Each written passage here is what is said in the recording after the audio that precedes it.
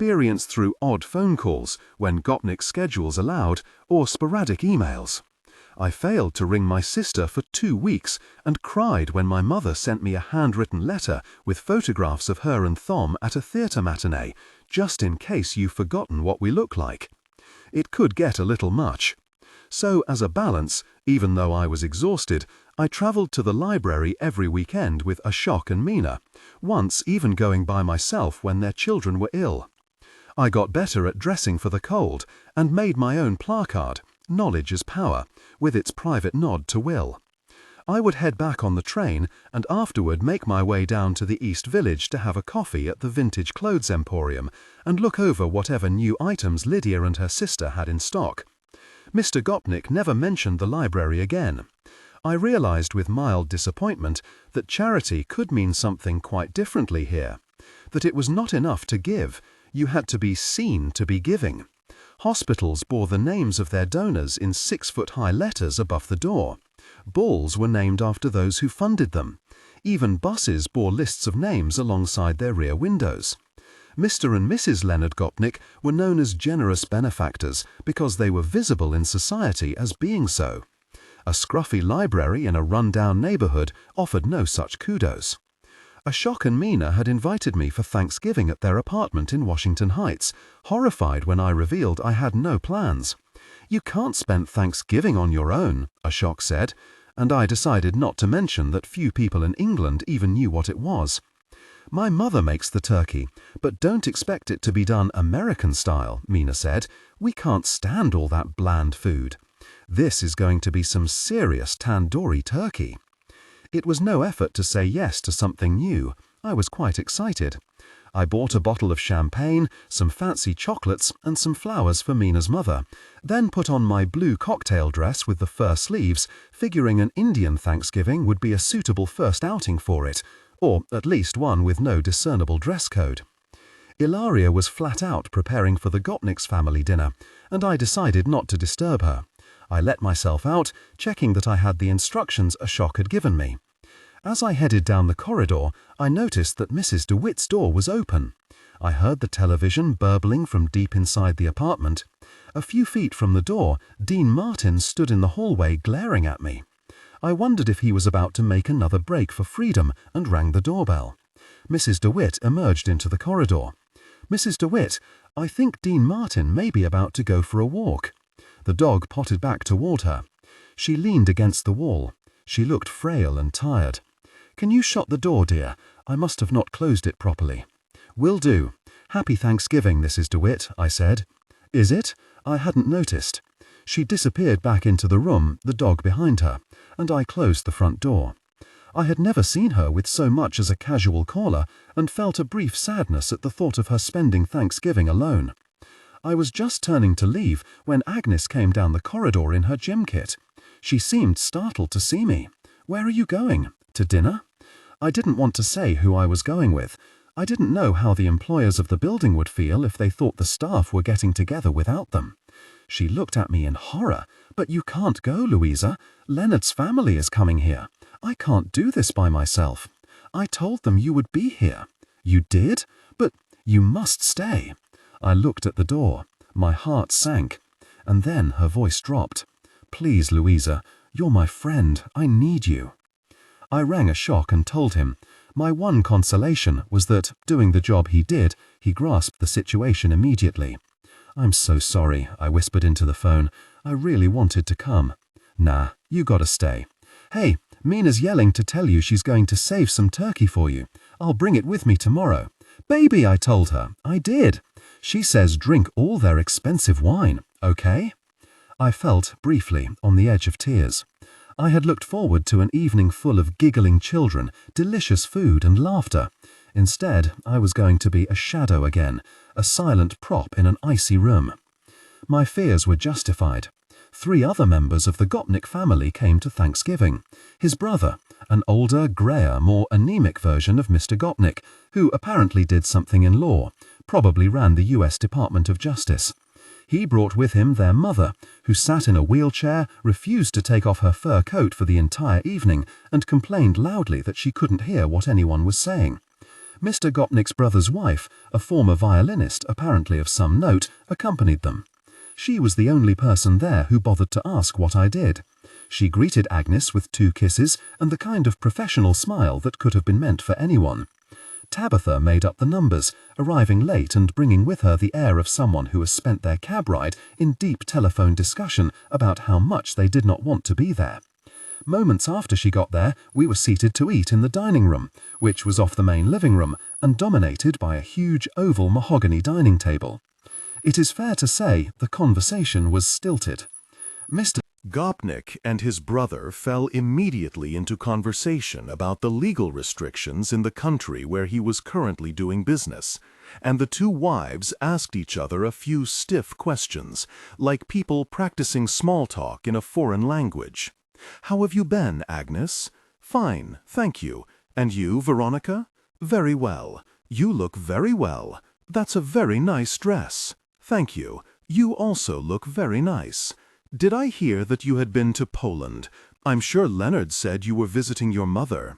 "I was there 2 weeks ago. It was lovely to see her, thank you." I sat between Tabitha and Agnes, watching Agnes drink too much white wine, and Tabitha flick mutinously through her phone and occasionally roll her eyes. I sipped at the pumpkin and sage soup, nodded, smiled, and tried not to think longingly of Ashok's apartment and the joyful chaos there. I would have asked Tabitha about her week, anything to move the stuttering conversation along, but she had made so many acid asides about the horror of having staff at family events that I didn't have the nerve. Ilaria brought out dish after dish. The Polish woman does not cook, so somebody has to give up their Thanksgiving, she muttered afterward. She had laid on a feast of turkey, roast potatoes, and a bunch of things I had never seen served as an accompaniment, but suspected were about to leave me with instantaneous type 2 diabetes. Candied sweet potato casserole with marshmallow topping, green beans with honey and bacon, roasted acorn squash with maple bacon drizzle, buttery cornbread, and carrots roasted with honey and spice. There were also popovers, a kind of Yorkshire pudding, and I peered at them surreptitiously to see if they were draped with syrup too. Of course, only the men ate much of it. Tabitha pushed hers around her plate. Agnes ate some turkey and almost nothing else. I had a little of everything, grateful for something to do, and also that Ilaria no longer slammed dishes down in front of me. In fact, she looked at me sideways a few times, as if to express silent sympathy for my predicament. The men kept talking business, unaware of or unwilling to acknowledge the permafrost at the other end of the table. Occasionally the silence was broken by the elderly Mrs. Gopnik demanding somebody help her to some potato, or asking loudly, for the 4th time, what on earth the woman had done to the carrots. Several people would answer her at once, as if relieved to have a focus, no matter how irrational. "That's an unusual dress, Louisa," said Veronica, after a particularly long silence. "Very striking. Did you buy it in Manhattan? One doesn't often see fur sleeves these days." "Thank you. I bought it in the East Village. Is it Marc Jacobs?" No, it's vintage." "Vintage?" snorted Tabitha. "What did she say?" said Mrs. Gopnik loudly. "She's talking about the girl's dress, Mother," said Mr. Gopnik's brother. "She says it's vintage." "Vintage what? What is problem with vintage, Tab?" said Agnes coolly. I shrank backward into my seat. "It's such a meaningless term, isn't it? It's just a way of saying second-hand, a way of dressing something up to pretend it's something it's not." I wanted to tell her that vintage meant a whole lot more than that, but I didn't know how to express it, and suspected I wasn't meant to. I just wanted the whole conversation to move forward and away from me. "I believe vintage outfits can be quite the fashion now," said Veronica, addressing me directly with a diplomat's skill. "Of course, I'm far too old to understand the young people's trends these days." "And far too polite to say such things," muttered Agnes. I'm sorry, said Tabitha. Oh, now you are sorry. I meant, what did you just say? Mr. Gopnik looked up from his plate. His eyes darted warily from his wife to his daughter. I mean, why you have to be so rude to Louisa? She is my guest here, even if she is staff. And you have to be rude about her outfit. I wasn't being rude. I was simply stating a fact. This is how being rude is these days. I tell it like I see it. I'm just being honest. The language of the bully. We all know how this is. What did you just call me, Agnes? Darling, Mr. Gopnik reached across and placed his hand over hers. What are they saying? Said Mrs. Gopnik. Tell them to speak up. I said Tab is being very rude to my friend. She's not your friend, for crying out loud. She's your paid assistant, although I suspect that's all you can get in the way of friends these days. Tab, her father said, that's a horrible thing to say. Well, it's true. Nobody wants anything to do with her. You can't pretend you don't see it wherever we go. You know this family is a laughingstock, Daddy. You have become a cliché. She is a walking cliché. And for what? We all know what her plan is. Agnes removed her napkin from her lap and screwed it into a ball. My plan? You want to tell me what my plan is? Like every other sharp-elbowed immigrant on the make, you've somehow managed to convince Dad to marry you. Now you're no doubt doing everything possible to pop out a baby or two. Then within 5 years you'll divorce him, and you're made for life. Boom! No more massages. Just Bergdorf Goodman, a driver, and lunch with your Polish coven all the way. Mr. Gopnik leaned forward over the table. Tabitha, I don't want you ever using the word immigrant in a derogatory manner in this house again. Your great-grandparents were immigrants. You are the descendant of immigrants. Not that kind of immigrant. What does this mean? Said Agnes, her cheeks flushed. Do I have to spell it out? There are those who achieve their goals through hard work, and there are those who do it by other means. Like you? Yelled Agnes. Like you who lives off trust fund allowance at age of 25? You who have barely held a job in your life? I am meant to take example from you? At least I know what hard work is. Yes, engaging in questionable activities. Quite the employment. That's enough. Mr. Gopnik was on his feet. You are quite wrong, Tabitha, and you must apologize. Why? Because I can see her without rose-colored spectacles? Daddy, I'm sorry to say this, but you are totally blind to what this woman really is. No, you are the one who was wrong. So she's never going to want children? She's 28 years old, Dad. Wake up. What are they talking about? Said old Mrs. Gopnik querulously. Veronica whispered something in her ear, but she said something about inappropriate behavior. I heard her. Not that it's any of your business, Tabitha, but there will be no more children in this house. Agnes and I agreed this point before I married her. Tabitha pulled a face. Ooh, she agreed. Like that means anything at all. A woman like her would say anything to marry you. Daddy, I hate to say it, but you are being hopelessly naive. In a year or so, there will be some little accident, and she'll persuade. There will be no accidents. Mr. Gopnik slammed his hand on the table so hard the glassware rattled. How can you know? Because I had a vasectomy. Mr. Gopnik sat down. His hands were shaking. 2 months before we got married, at Mount Sinai, with Agnes' full agreement. Are you satisfied now? The room fell silent. Tabitha gaped at her father. The old woman looked from left to right, and then said, peering at Mr. Gopnik, Leonard had an appendectomy? A low hum had started somewhere in the back of my head. As if in the distance, I heard Mr. Gopnik insisting that his daughter apologize, then watched her push back her chair and leave the table without doing so. I saw Veronica exchange looks with her husband and take a long, weary swig of her drink. And then I looked at Agnes, who was staring mutely at her plate, on which her food was congealing in honeyed, bacon-strewn portions. As Mr. Gopnik reached out a hand and squeezed hers, my heart thumped loudly in my ears. She didn't look at me.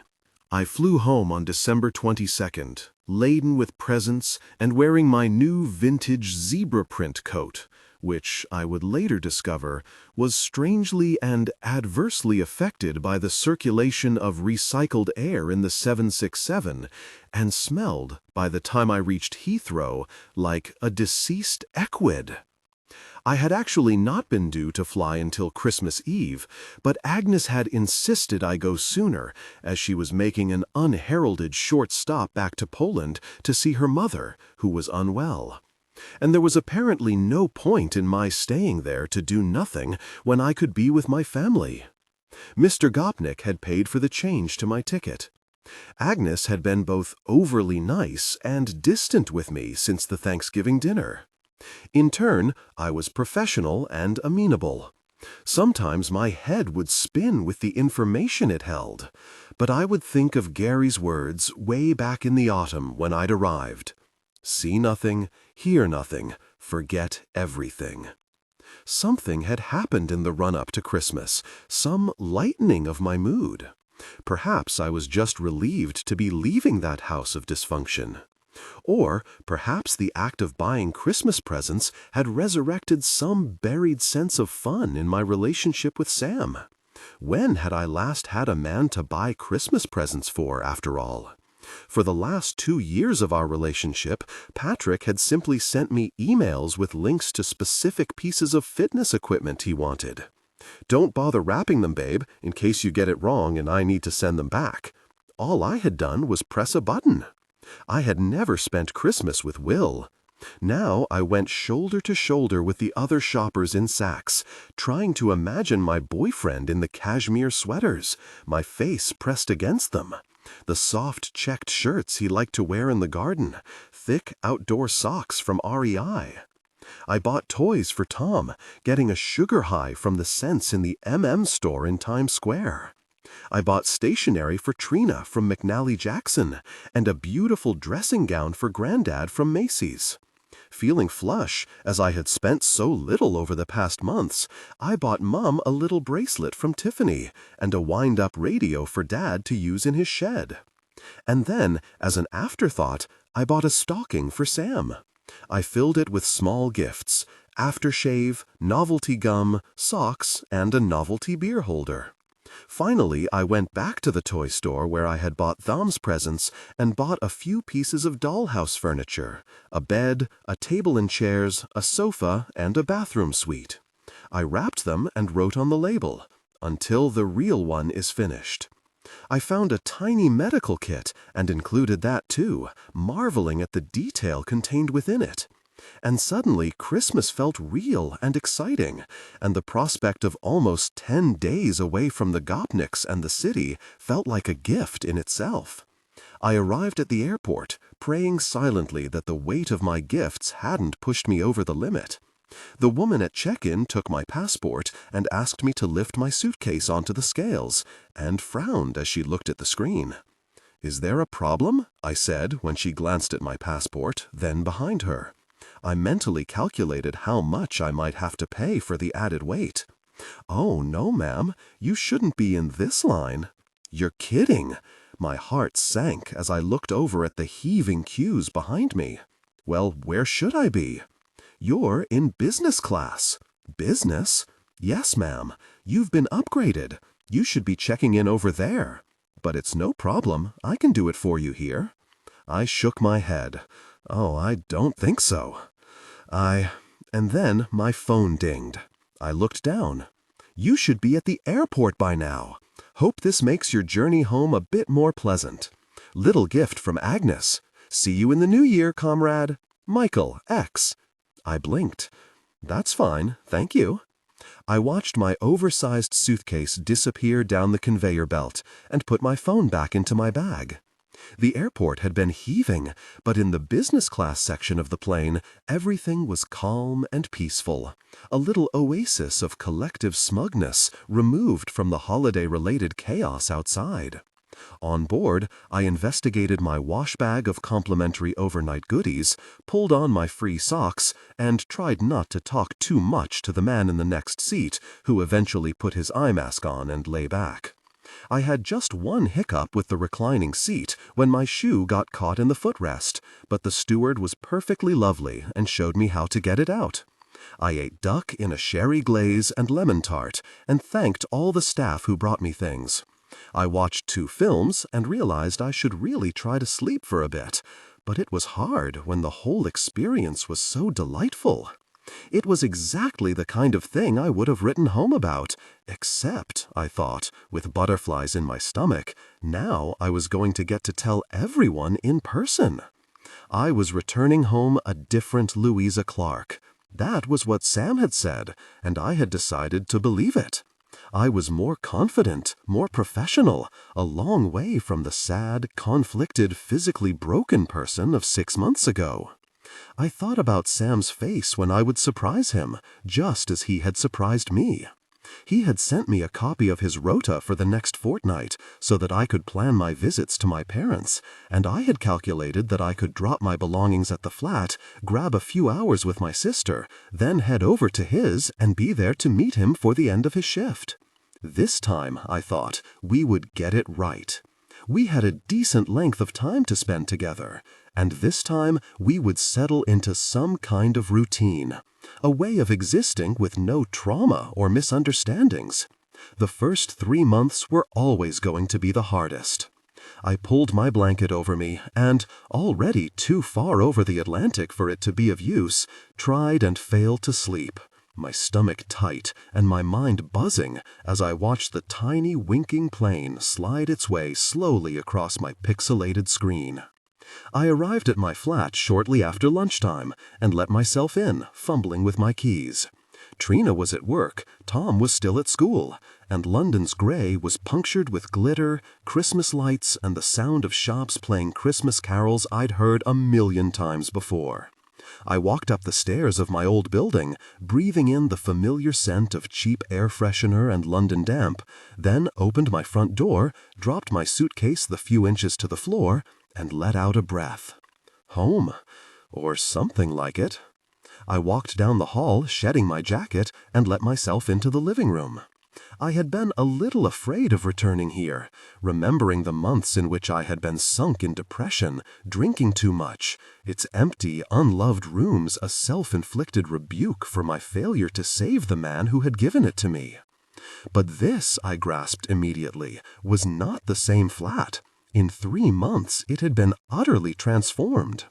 The once bare interior was now full of color, paintings by Tom pinned to every wall. There were embroidered cushions on the sofa, and a new upholstered chair and curtains, and a shelf bursting with DVDs. The kitchen was crammed with food packets and new crockery. A cereal bowl and Cocoa Pops on a rainbow placemat spoke of a hurriedly abandoned breakfast.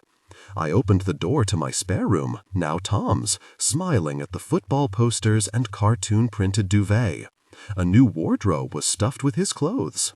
Then I walked through to my bedroom, now Trina's, and found a rumpled quilt, a new bookshelf, and blinds.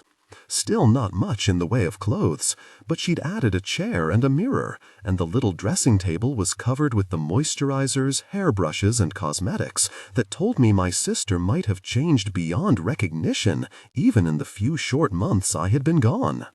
The only thing that told me it was Trina's room was the bedside reading, Tolly's capital allowances, and an introduction to payroll. I knew I was overtired, but I felt wrong-footed all the same. Was this how Sam had felt when he flew out and saw me the second time? Had I seemed so familiar and unfamiliar at the same time?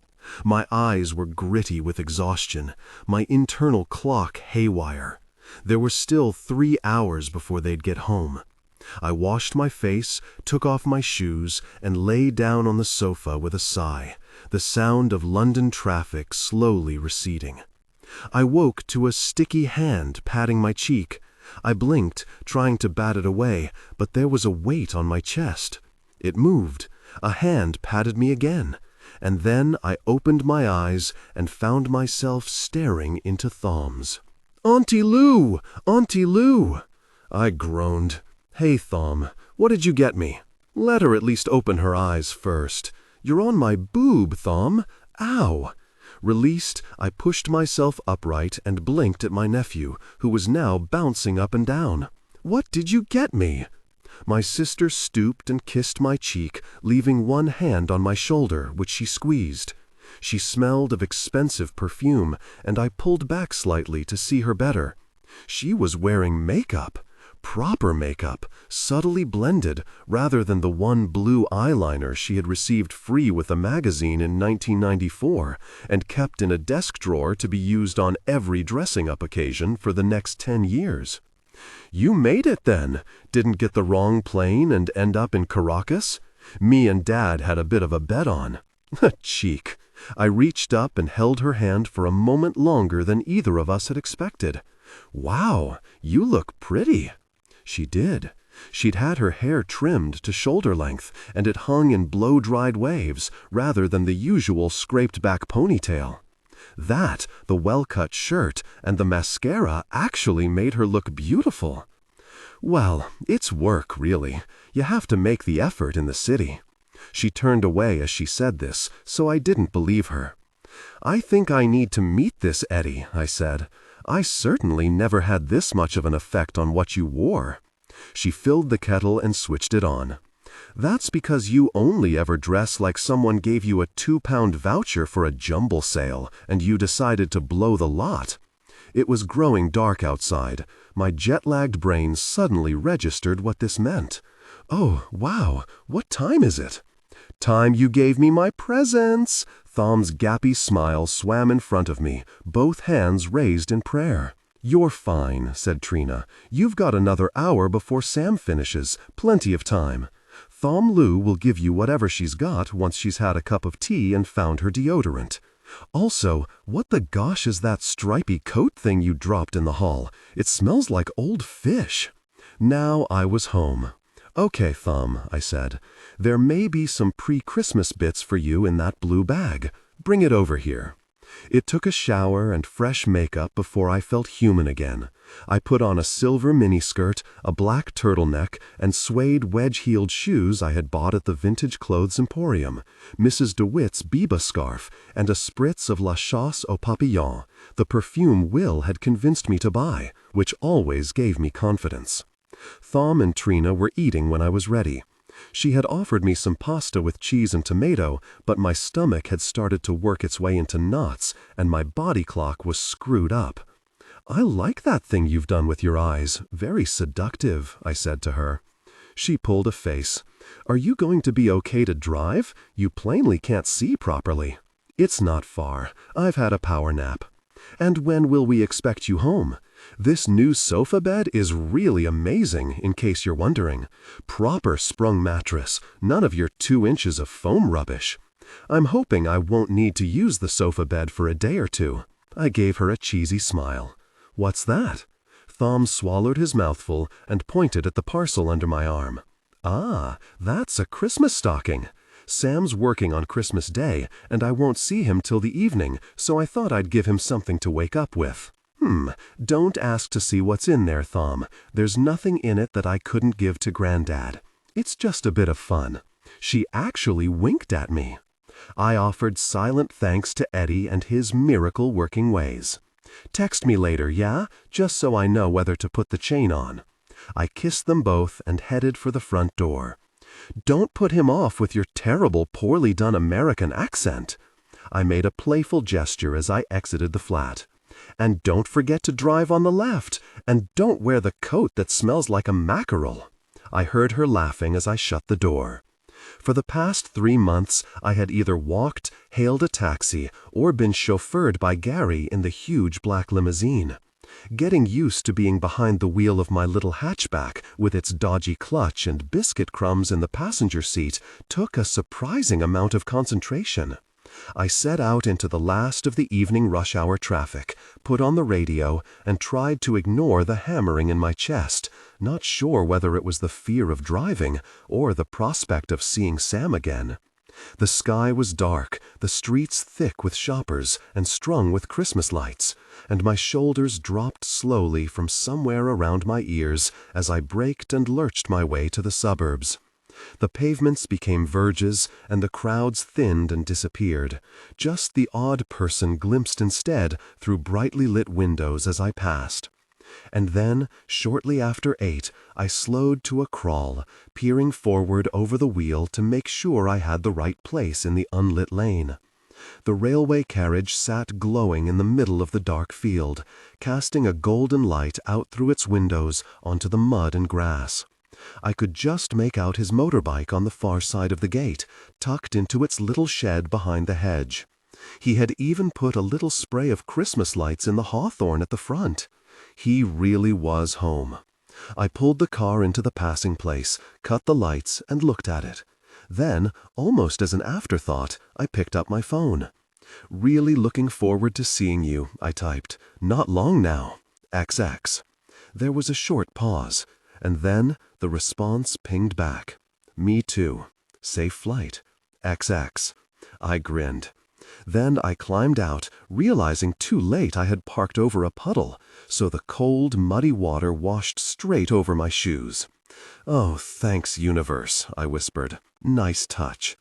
I placed my carefully purchased Santa hat on my head and pulled his stocking from the passenger seat, then shut the door softly, locking it manually so that it didn't beep and alert him to the fact that I was there. My feet squelched as I tiptoed forward, and I recalled the first time I had come here, how I had been soaked by a sudden shower and ended up in his clothes, my own steaming in the fuggy little bathroom as they dried. That had been an extraordinary night, as if he had peeled off all the layers that Will's death had built up around me. I had a sudden flashback to our first kiss, to the feel of his huge socks, soft on my chilled feet, and a hot shiver ran through me. I opened the gate, noting with relief that he had made a rudimentary path of paving slabs over to the railway carriage since I had last been there. A car drove past, and in the brief illumination of its headlights, I glimpsed Sam's partially built house ahead of me, its roof now on and windows already fitted. Where one was still missing, blue tarpaulin flapped gently over the gap, so that it seemed, suddenly, startlingly, a real thing, a place we might one day live. I tiptoed a few more paces, then paused just outside the door. The smell of something wafted out of an open window, a casserole of some sort, rich and tomatoey, with a hint of garlic. I felt unexpectedly hungry. Sam never ate packet noodles or beans out of a tin. Everything was made from scratch, as if he drew pleasure from doing things methodically. Then I saw him, his uniform still on, a tea towel slung over his shoulder as he stooped to see to a pan. And just for a moment I stood unseen, in the dark, and felt utterly calm. I heard the distant breeze in the trees, the soft cluck of the hens locked nearby in their coop, the distant hum of traffic headed toward the city. I felt the cool air against my skin and the tang of Christmassy anticipation in the air I breathed. Everything was possible. That was what I had learned these last few months. Life might have been complicated, but ultimately there was just me and the man I loved, and his railway carriage, and the prospect of a joyous evening ahead. I took a breath, letting myself savor that thought, stepped forward and put my hand on the door handle. And then I saw her. She walked across the carriage, saying something unclear, her voice muffled by the glass, her hair clipped up and tumbling in soft curls around her face. She was wearing a man's t-shirt and holding a wine bottle, and I saw him shake his head. And then, as he bent over the stove, she walked up behind him and placed her hands on his neck, leaning toward him and rubbing the muscles around it with small circular motions of her thumbs, a movement that seemed born of familiarity. Her thumbnails were painted deep pink. As I stood there, my breath stalled in my chest. He leaned his head back, his eyes closed, as if surrendering himself to her fierce little hands. And then he turned to face her, smiling, his head tilted to one side, and she stepped back, laughing, and raised a glass to him. I didn't see anything else. My heart thumped so loudly in my ears that I thought I might pass out. I stumbled backward, then turned and ran back down the path, my breath too loud, my feet icy in my wet shoes. Even though my car was probably 50 yards away, I heard her sudden burst of laughter echoed through the open window, like a glass shattering. I sat in my car in the car park behind my building until I could be sure Tom had gone to bed. I couldn't hide what I felt, and I couldn't bear to explain it to Trina in front of him. I glanced up periodically, watching as his bedroom light went on, and then, half an hour later, went off again. I turned off the engine and let it tick down. As it faded, so did every dream I had held on to for the past 6 months. I shouldn't have been surprised. Why would I? Katie Ingram had laid her cards on the table from the start. What had shocked me was that Sam had been complicit. He hadn't shrugged her off. He had answered me, and then he had cooked her a meal and let her rub his neck. And it was for what? Every time I pictured them, I found myself clutching my stomach, doubled over, as if I'd been punched. I couldn't shake the image of them from my head. The way he tilted his head back at the pressure of her fingers, the way she had laughed, confidently, teasingly, as if at some shared joke between them. The strangest thing was that I couldn't cry. What I felt was bigger than grief. I was numb, my brain humming with questions. How long? How far? Why? And then I would find myself doubled over again, wanting to be sick with it, this new knowledge, this hefty blow, this pain, this pain. I'm not sure how long I sat there, but at around 10 I walked slowly upstairs and let myself into the flat. I was hoping Trina had gone to bed, but she was in her pajamas watching the news, her laptop on her knee. She was smiling at something on her screen and jumped when I opened the door. "Jesus, you nearly frightened the life out of me, Lou." She pushed her laptop to one side. "Lou, oh no, it's always the kindnesses that finish you off." My sister, a woman who found adult physical contact more discomforting than dental treatment, put her arms around me, and from some unexpected place that felt like it was located in the deepest part of me, I began to sob. Huge, breathless, snotty tears. I cried in a way I hadn't cried since Will had died, sobs that contained the death of dreams and the dread knowledge of months of heartbreak ahead. We sank slowly down onto the sofa, and I buried my head in her shoulder and held her. And this time my sister rested her head against mine, and she held me and didn't let me go. Neither Sam nor my parents had expected to see me so for the next 2 days it was easy to hide in the flat and pretend I wasn't there. I wasn't ready to see anyone. I wasn't ready to speak to anyone. When Sam texted, I ignored it, reasoning that he would believe I was running around like a headless chicken back in New York. I found myself gazing repeatedly at his 2 messages. "What do you fancy doing Christmas Eve? Church service or too tired?" And, "Are we seeing each other Boxing Day?"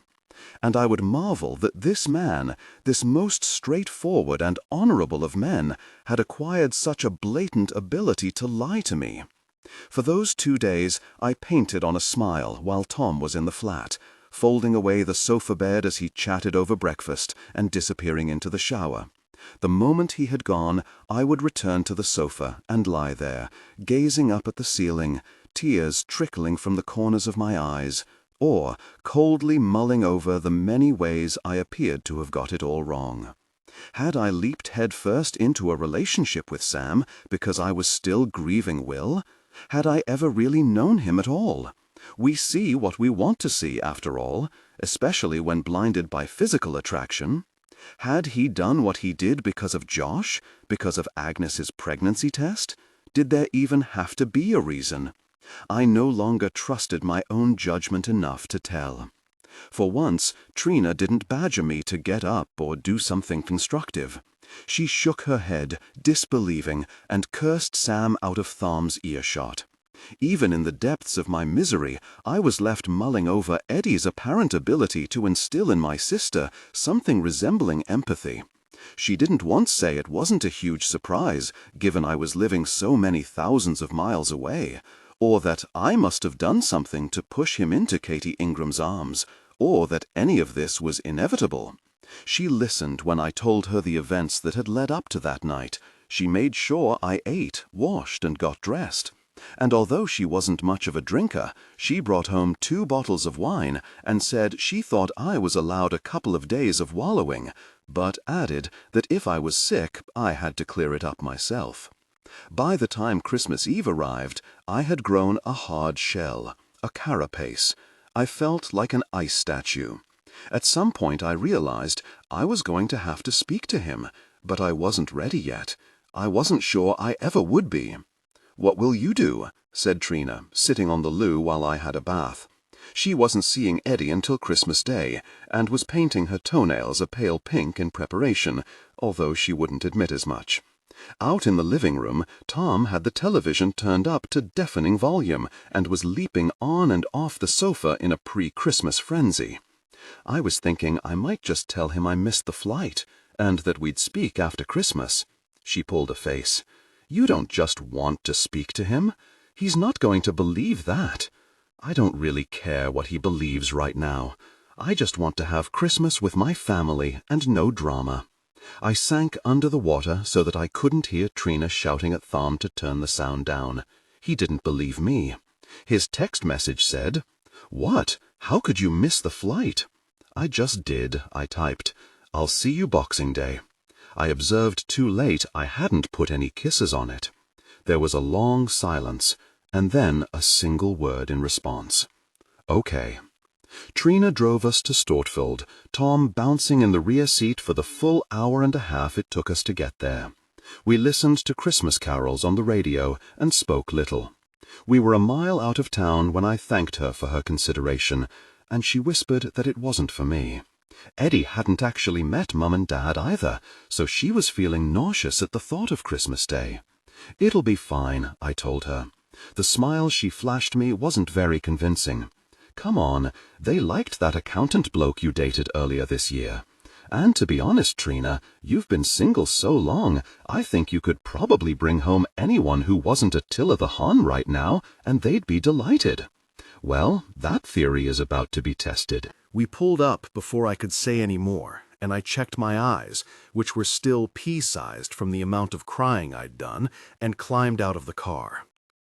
My mother burst out of the front door and ran down the path, like a sprinter out of the starting gates. She threw her arms around me, holding me so tightly I could feel her heart thumping. "Look at you!" she exclaimed, holding me at arm's length before pulling me in again. She pushed a lock of hair from my face and turned to my father, who stood on the step, his arms crossed, beaming. "Look how wonderful you look! Bernard, look how brand she looks! Oh, we've missed you so much! Have you lost weight? You look like you've lost weight. You look tired. You need to eat something. Come indoors. I've bet they didn't give you breakfast on that plane. I've heard it's all powdered egg anyhow." She hugged Tom, and before my father could step forward, she grabbed my bags and marched back up the path, beckoning us all to follow. "Hello, sweetheart," said Dad softly, and I stepped into his arms. As they closed around me, I finally allowed myself to exhale. Granddad hadn't made it as far as the step. He had had another small stroke, Mum whispered, and now had trouble standing up or walking, so spent most of his daylight hours in the upright chair in the living room. "We didn't want to worry you." He was dressed smartly in a shirt and pullover in honor of the occasion, and smiled lopsidedly when I walked in. He held up a shaking hand, and I hugged him, noting with some distant part of me how much smaller he seemed. But then everything seemed smaller. My parents' house, with its 20-year-old wallpaper, its artwork chosen less for aesthetic reasons than because it had been given by someone nice or covered certain dents in the wall, its sagging three-piece suite, its tiny dining area where the chairs hit the wall if you pushed them back too far, and a ceiling light that started only a few inches above my father's head. I found myself comparing it distantly to the grand apartment with its acres of polished floors, its huge, ornate ceilings, the clamorous sweep of Manhattan outside our door. I had thought I might feel comforted at being home. Instead, I felt untethered, as if suddenly it occurred to me that, at the moment, I belonged in neither place. We ate a light supper of roast beef, potatoes, Yorkshire puddings, and trifle, just a little something Mum had knocked together before tomorrow's main event.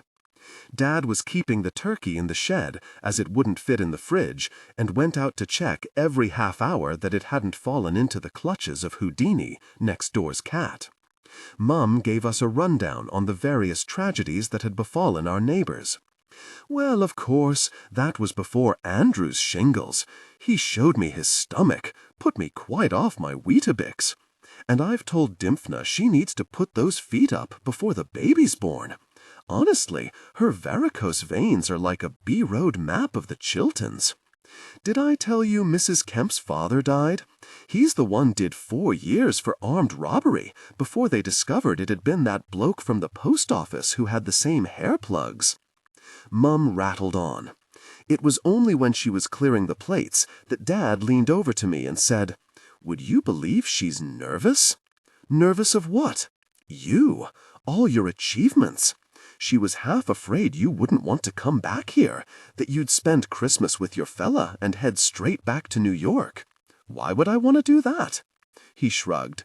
"I don't know. She thought you might have outgrown us. I told her she was being daft. Don't take that the wrong way, love. She's bloody proud of you.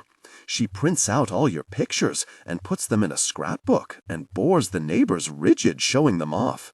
To be honest, she bores me rigid, and I'm related to you." He grinned and squeezed my shoulder. I felt briefly ashamed at how much time I'd intended spending at Sam's. I'd planned to leave Mum to handle all the Christmas stuff, my family and Granddad, like I always did. I left Trina and Tom with Dad and took the rest of the plates through to the kitchen, where Mum and I washed up in companionable silence for a while. She turned to me. "You do look tired, love. Have you the jet lag?" "A bit. You sit down with the others. I'll take care of this." I forced my shoulders back. "No, Mum, I haven't seen you for months. Why don't you tell me what's going on? How's your night school? And what's the doctor saying about Granddad?"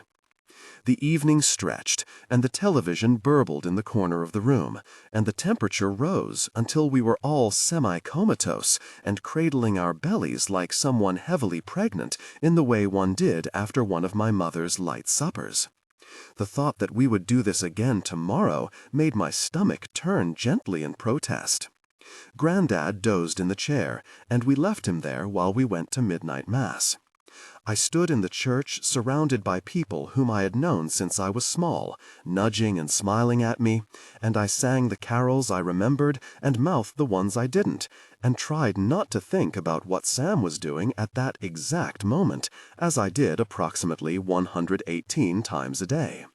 Occasionally, Trina would catch my eye from along the pew and give me a small, encouraging smile, and I gave one back, as if to say, "I'm fine, all good," even though I wasn't and nothing was. It was a relief to peel off to the box room when we got back. Perhaps it was because I was in my childhood home, or I was exhausted from 3 days of high emotion, but I slept soundly for the first time since I had arrived in England. I was dimly aware of Trina being wakened at 5 a.m. and some excited thudding, then Dad yelling at Thom that it was still the middle of the ruddy night, and if he didn't go back to bed, he would tell Father Ruddy Christmas to come and take all the ruddy presents back again. The next time I woke, Mum was putting a mug of tea on my bedside table and telling me that if I could get dressed, we were about to start opening the presents. It was 11:15. I picked up the little clock, squinted, and shook it. "You needed it," she said, stroked my head, then went off to see to the sprouts. I descended 20 minutes later in the comedy reindeer jumper with the illuminated nose I had bought in Macy's because I knew Tom would enjoy it. Everyone else was already down, dressed, and breakfasted. I kissed them all and wished them a happy Christmas, turned my reindeer nose on and off, then distributed my own gifts, all the while trying not to think of the man who should have been the recipient of a cashmere sweater and a really soft checked flannel shirt, which were languishing at the bottom of my case. I wouldn't think about him today, I told myself firmly. Time with my family was precious, and I wouldn't ruin it by feeling sad. My gifts went down a treat, apparently given an extra layer of desirability by having come from New York, even if I was pretty sure you could have got pretty much the same things from Argos. "All the way from New York," Mum would say in awe after every item was unwrapped, until Trina rolled her eyes and Tom started mimicking her. Of course, the gift that went down best was the cheapest, a plastic snow globe I had bought at a tourist stall in Times Square. I was pretty sure it would be leaking quietly into Tom's chest of drawers before the week was out. In return, I received socks from Granddad. 99% sure these had been chosen and bought by Mum. Soaps from Dad. Ditto. A small silver frame with a picture of our family already fitted into it. "So you can take us with you wherever you go." Mum, why the heck would she want to do that? She went to ruddy New York to get away from us all. Dad, a device that removed nostril hair. From Trina.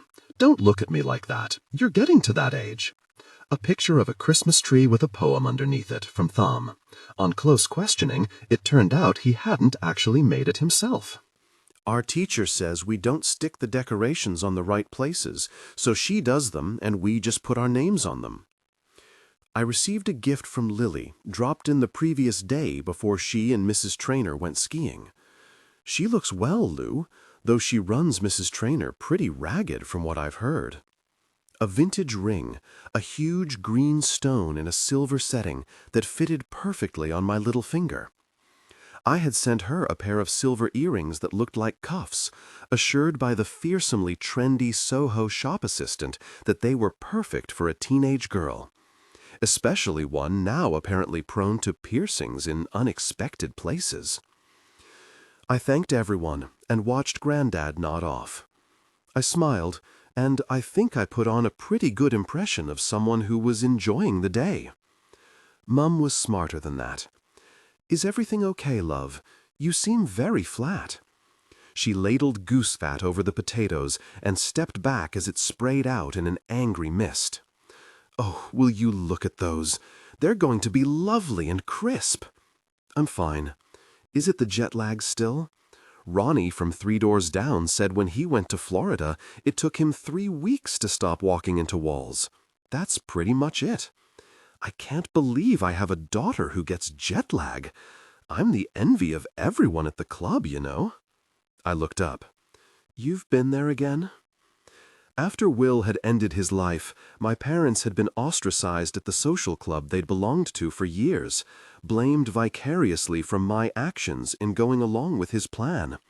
It was one of the many things I had felt guilty about. "Well, that Marjorie has moved to Cirencester. You know she was the worst for the gossip."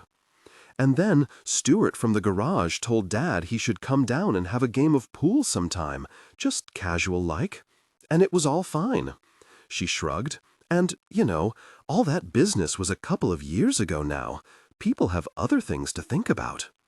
People have other things to think about. I don't know why that innocent statement caught me by the throat, but it did. As I was trying to swallow a sudden wave of grief, Mum shoved the tray of potatoes back into the oven. She shut the door with a satisfied clunk, then turned to me, pulling the oven gloves from her hands. "I almost forgot. The strangest thing. Your man called this morning to say what were we going to do about your flight Boxing Day, and did we mind if he picked you up himself?" I froze. What? She lifted a lid on a pan, released a burp of steam, and put it down again. Well, I told him he must have been mistaken, and you were here already, so he said he'd pop over later. Honestly, the shifts must be taking it out of him. I heard a thing on the radio where they said working nights can be awful bad for your brain. You might want to tell him. What? When's he coming?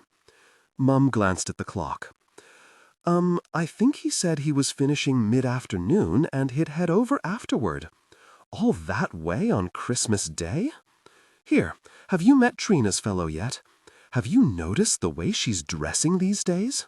She glanced behind her at the door, and her voice was full of wonder. It's almost like she's becoming a normal person. I sat through Christmas lunch on high alert, outwardly calm, but flinching every time someone passed our door. Every bite of my mother's cooking turned to powder in my mouth. Every bad cracker joke my father read out went straight over my head. I couldn't eat, couldn't hear, couldn't feel. I was locked in a bell jar of miserable anticipation. I glanced at Trina, but she seemed preoccupied too, and I realized she was waiting on Eddie's arrival. How hard could it be, I thought grimly. At least her boyfriend wasn't cheating on her. At least he wanted to be with her. It began to rain, and the drops spat meanly on the windows, the sky darkening to fit my mood. Our little house, strung with tinsel and glitter-strewn greeting cards, shrank around us, and I felt alternately as if I couldn't breathe in it and terrified of anything that lay beyond it. Occasionally, I saw Mum's eyes slide toward me, as if she was wondering what was going on, but she didn't say anything, and I didn't volunteer it. I helped clear the dishes and chatted, I thought convincingly, about the joys of grocery delivery in New York. And finally the doorbell went, and my legs turned to jelly. Mum turned to look at me. "Are you okay, Louisa? You've gone quite pale." "I'll tell you later, Mum." My mother stared at me hard, then her face softened. "I'll be here." She reached out and tucked a strand of hair behind my ear. "Whatever this is all about, I'll be here." Sam stood on the front step in a soft cobalt jumper I hadn't seen before. I wondered who had given it to him. He gave me a half smile, but didn't stoop to kiss me or throw his arms around me like in our previous meetings. We gazed warily at each other. "Do you want to come in?" My voice sounded oddly formal. "Thanks." I walked in front of him down the narrow corridor, waited while he greeted my parents through the living room door, then led him into the kitchen, closing the door behind us. I felt acutely aware of his presence, as if we were both mildly electrified. "Would you like some tea?" "Sure. Nice jumper." "Oh, thanks. You've left your nose on." "Right." I reached down and turned it off, not willing to indulge anything that might soften the mood between us. He sat down at the table, his body somehow too big for our kitchen chairs, his eyes still on me, and clasped his hands on its surface, like someone awaiting a job interview. In the living room, I could hear Dad laughing at some film, and Tom's shrill voice demanding to know what was funny. I busied myself making tea, but I could feel his eyes burning into my back the whole time. "So," Sam said when I handed him a mug and sat down, "you're here." I nearly buckled then. I looked across the table at his handsome face, at the broad shoulders and the hands wrapped gently around the mug, and a thought popped into my head. I cannot bear it if he leaves me. But then I found myself standing again on that chilly step, her slim fingers on his neck, my feet icy in my wet shoes, and I grew cold again. "I got back," I said. The briefest of pauses. "Okay, I thought I'd come and surprise you. Thursday evening." I scratched at a mark on the tablecloth.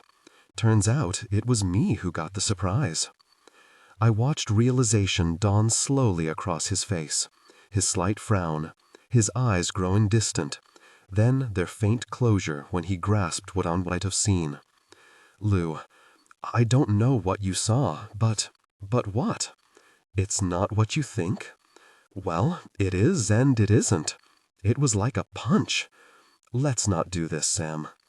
He looked up. I'm pretty clear about what I saw. If you try and convince me it wasn't what I think, I'll want to believe you, so I might actually do it. And what I've realized these last 2 days is that this isn't good for me. It isn't good for either of us. Sam put his mug down. He dragged his hand over his face and looked off to the side. I don't love her, Lou. I don't really care what you feel about her. Well, I want you to know. Yes, you were right about Katie. I may have misread the signals. She does like me. I let out a bitter laugh. And you like her? I don't know what I think about her. You're the person who's in my head. You're the person I wake up thinking about. But the thing is, you're not here. Don't you blame this on me. Don't you dare blame this on me. You told me to go. You told me to go. We sat in silence for a few moments. I found myself staring at his hands. The strong, battered knuckles. The way they looked so hard, so powerful, but were capable of such tenderness. I stared determinedly at the mark on the cloth. You know, Lou, I thought I'd be fine by myself. I've been on my own a long time, after all. But you cracked something open in me. Oh, so it's my fault? He burst out. I'm trying to explain. I'm saying I'm no longer as good at being on my own as I thought I was. After my sister died, I didn't want to feel anything for anyone again, okay? I had room to care for Jake, but nobody else. I had my job and my half-built house and my chickens, and that was fine. I was just getting on with it all. And then you came along and fell off that freaking building, and literally, the first time you held on to my hand, I felt something give in me. And suddenly, I had someone I looked forward to talking to. Someone who understood how I felt. Really, really understood. I could drive past your flat and know that at the end of a gosh day, I was going to be able to call up to you or pop in later and feel better. And yes, I know we had some issues, but it just felt, deep down, like there was something right in there, you know? His head was bowed over his tea, his jaw clenched. And then, just as we were closer than I've ever felt to another living soul, you were just gone. And I felt like someone had given me this gift, this key to everything with one hand, then snatched it away with the other. Then why did you let me go? His voice exploded into the room. Because I'm not that man, Lou. I'm not the man who's going to insist that you stay. I'm not the man who's going to stop you having the adventures and growing and doing all the stuff that you're doing out there. I'm not that guy. No, you're the guy who hooks up with someone else as soon as I've gone. Someone in the same zip code. It's a postcode. You're in England, for goodness sake. Yup, and you have no idea how much I wasn't. Sam turned away from me, clearly struggling to contain himself. Beyond the kitchen doors, although the television was still on, I was dimly aware of silence in the front room. After a few minutes, I said quietly, I can't do this, Sam. You can't do what? I can't be worrying about Katie Ingram and her attempts to seduce you. Because whatever happened that night, I could see what she wanted, even if I don't know what you wanted. It's making me crazy, and it's making me sad, and worse, I swallowed hard, it's making me hate you. And I can't imagine how, in 3 short months, I've got to that point. Louisa. There was a discreet knock at the door. My mother's face appeared. I'm sorry to disturb you both, but would you mind very much if I quickly made some tea? Grandad's gasping. Sure. I kept my face turned away. She bustled in and filled the kettle, her back to us. They're watching some film about aliens, not very Christmassy. I remember when Christmas Day was all Wizard of Oz or The Sound of Music or something that everyone could watch together. Now they're watching all this whiz-bam shooting nonsense, and Grandad and I can't understand a word anyone's saying." My mother rattled on, plainly mortified at having to be there, tapping the work surface with her fingers as she waited for the kettle to boil. "You know, we haven't even watched the Queen's speech. Daddy put it on the old recording box thing, but it's not the same. Leave you to it." She smiled awkwardly, loaded a fruitcake the size of a tractor wheel onto the tray, and hurried out. Sam got up and closed the door behind her. We sat in silence, listening to the kitchen clock ticking, the air leaden. I felt crushed under the weight of the things unsaid between us. Sam took a long swig of his tea. I wanted him to leave. I thought I might die if he did. "I'm sorry," he said finally. "About the other night. I never wanted to. Well, it was badly judged." I shook my head. I couldn't speak anymore. "I didn't sleep with her. If you won't hear anything else, I do need you to hear that. You said," he looked up, "you said nobody would ever hurt me again. You said that when you came to New York." My voice emerged from somewhere in my chest. "I never thought for a moment you would be the one to do it. Louisa, I think I'd like you to go now." He stood heavily and hesitated, both hands on the table in front of him. I couldn't look at him. I couldn't see the face I loved about to disappear from my life forever. He straightened up, let out an audible breath, and turned away from me. He pulled a package from his inside pocket and placed it on the table. "Merry Christmas," he said. And then he walked to the door. I followed him back down the corridor, 11 long steps, and then we were on the front porch. I couldn't look at him, or I would be lost. I would plead with him to stay, promise to give up my job, beg him to change his job, not to see Katie Ingram again. I would become pathetic, the kind of woman I pitied, the kind of woman he had never wanted. I stood, my shoulders rigid, and I refused to look any farther than his stupid, oversized feet. A car pulled up, a door slammed somewhere down the street, birds sang, and I stood, locked in my own private misery, in a moment that stubbornly refused to end. And then, abruptly, he stepped forward, and his arms closed around me. He pulled me to him, and in that embrace I felt everything that we had meant to each other, the love and the pain and the bloody impossibility of it all. And my face, unseen by him, crumpled. I don't know how long we stood there, probably only seconds, but time briefly stopped, stretched, disappeared. It was just him and me and this awful dead feeling creeping from my head to my feet, as if I were turning to stone. Don't touch me," I said when I couldn't bear it anymore. My voice was choked and unlike itself, and I pushed him back, away from me. "Lou?" Except it wasn't his voice, it was my sister's. "Lou, could you just— Sorry, get out of the way, please. I need to get past." I blinked and turned my head. My sister, her hands raised, was trying to edge past us from the narrow doorway to the path. "Sorry," she said, "I just need to." Sam released me, quite abruptly, and walked away with long strides, his shoulders hunched and rigid, just pausing as the gate opened. He didn't look back. "Is that Aunt Trina's new bloke?" said Mum behind me. She was wrenching off her apron and straightening her hair in one fluid movement. "I haven't even put my lippy on. Are you all right?" Trina turned, and through the blur of my tears I could just make out her face as she gave a small, hopeful smile. "Mum, Dad, this is Eddie," she said, and a slim black woman in a short flowery dress gave us a hesitant wave. "As it turns out, as a distraction from losing the second great love of your life, I can highly recommend your sister coming out on Christmas Day, especially with a young woman of color called Edwina."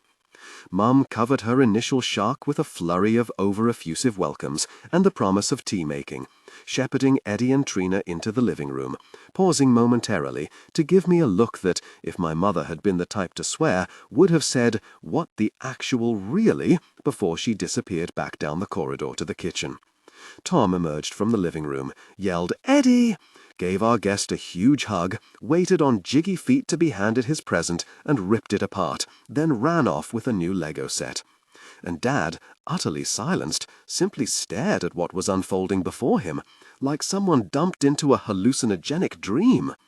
I saw Trina's uncharacteristically anxious expression, felt the rising sense of panic in the air, and knew I had to act.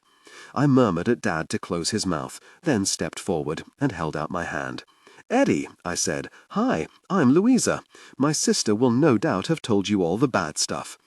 "Actually," Eddie said, "she's only told me wonderful things." You live in New York, don't you? Mostly, I hoped my smile didn't look as forced as it felt. I lived in Brooklyn for 2 years after I left college. I still miss it. She shed her bronze-colored coat, waiting while Trina wedged it onto our overstacked pegs. She was tiny, a porcelain doll with the most exquisitely symmetrical features I'd ever seen, and eyes that slanted upward with extravagant black lashes. She chatted away as we went into the living room, perhaps too polite to acknowledge my parents' barely concealed shock, and stooped to shake hands with Granddad, who smiled his lopsided smile at her, then went back to staring at the television. I had never seen my sister like this. It was as if we had just been introduced to 2 strangers rather than one. There was Eddie, impeccably polite, interesting, engaged, steering us with grace through these choppy conversational waters. And there was new Trina, her expression faintly unsure, her smile a little fragile, her hand occasionally reaching across the sofa to squeeze her girlfriend's, as if for reassurance. Dad's jaw dropped a full 3 inches the first time she did it, and Mum jabbed his rib repeatedly with her elbow until he closed it again. "So, Edwina," said Mum, pouring the tea, "Trina's told us, so little about you. How did you 2 meet?" Eddie smiled. "I run an interiors shop near Katrina's flat, and she just popped in a few times to get cushions and fabric, and we started talking. We went for a drink, and later to the cinema, and, it turned out we had a lot in common." I found myself nodding, trying to work out what my sister could possibly have in common with the polished, elegant creature in front of me. Things in common! How lovely! Things in common are a great thing, yes.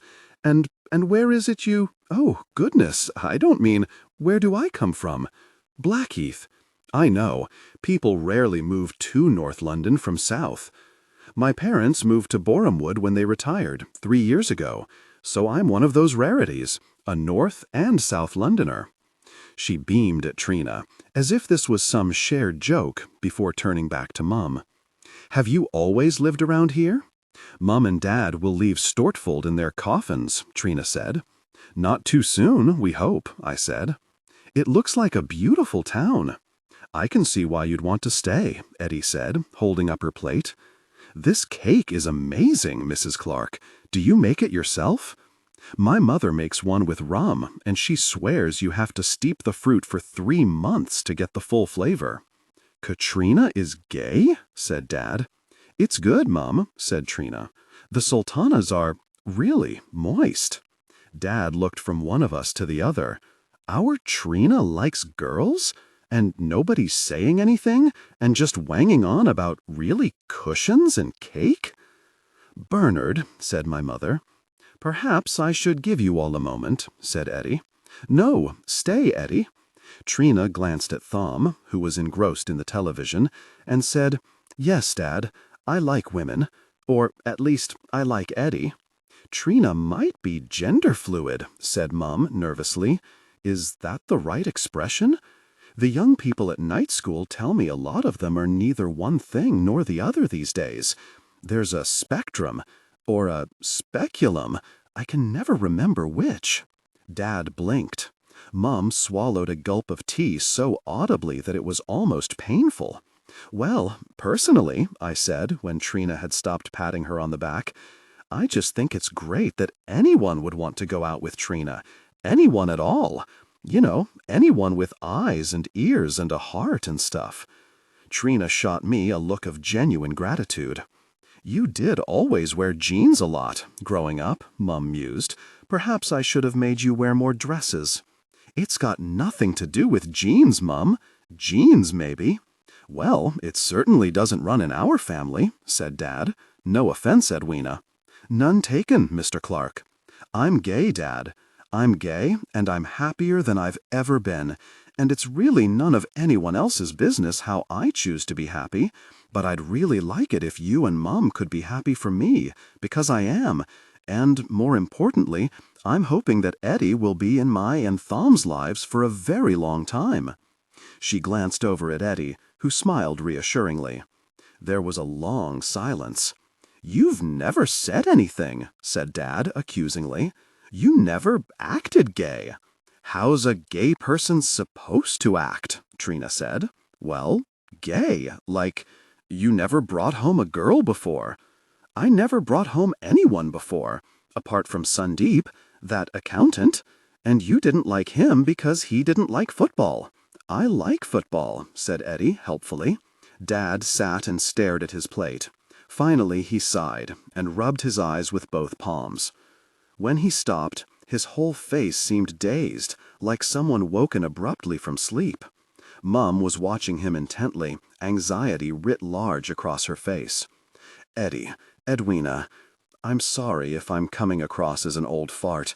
I'm not a homophobic, really, but— Oh, God, said Trina, there's a but. Dad shook his head. But I'll probably say the wrong thing anyway and cause all sorts of offense because I'm just an all fella who doesn't understand all the new lingo and the way things are done. My wife will tell you that. All this being said, even I know that all that matters in the long run is that these two girls of mine are happy. And if you make her happy, Eddie, like Sam makes our Lou happy, then good on you. I'm very glad to know you. He stood and reached a hand across the coffee table, and after a moment, Eddie leaned forward and shook it. Right, now let's have a bit of that cake. Mom gave a little sigh of relief and reached for the knife. And I did the best I could, then hurriedly left the room. There is a definite hierarchy to heartbreak. I worked it out. Top of the list is the death of the person you love. There is no situation likely to elicit more shock and outright sympathy. Faces will fall, a caring hand reach out to squeeze your shoulder. Oh God, I'm so sorry. After that, it's probably being left for someone else. The betrayal, the wickedness of the two people concerned, bringing forth affirmations of outrage, of solidarity. Oh, that must have been such a shock for you. You could add forced separation, religious obstacles, serious illness. But we drifted apart because we were living on separate continents is, while true, unlikely to prompt more than a nod of acknowledgement, a pragmatic shrug of understanding. Yeah, these things happen. I saw that reaction, albeit dressed up in maternal concern, in my mother's response to my news, and then my father's. Well, that's an awful shame. But I suppose it's not a huge surprise, and felt faintly stung in a way I couldn't express. What do you mean, not a huge surprise? I loved him. Boxing Day slid by slowly, the hours turgid and sad. I slept fitfully, glad of the distraction that Eddie created so that I didn't have to be the focus of attention. I lay in the bath and on the bed in the little box room, wiped away the odd tear, and hoped nobody would notice. Mum brought me tea and tried not to talk too much about the radiant happiness of my sister. And it was lovely to see. Or it would have been had I not been so heartbroken.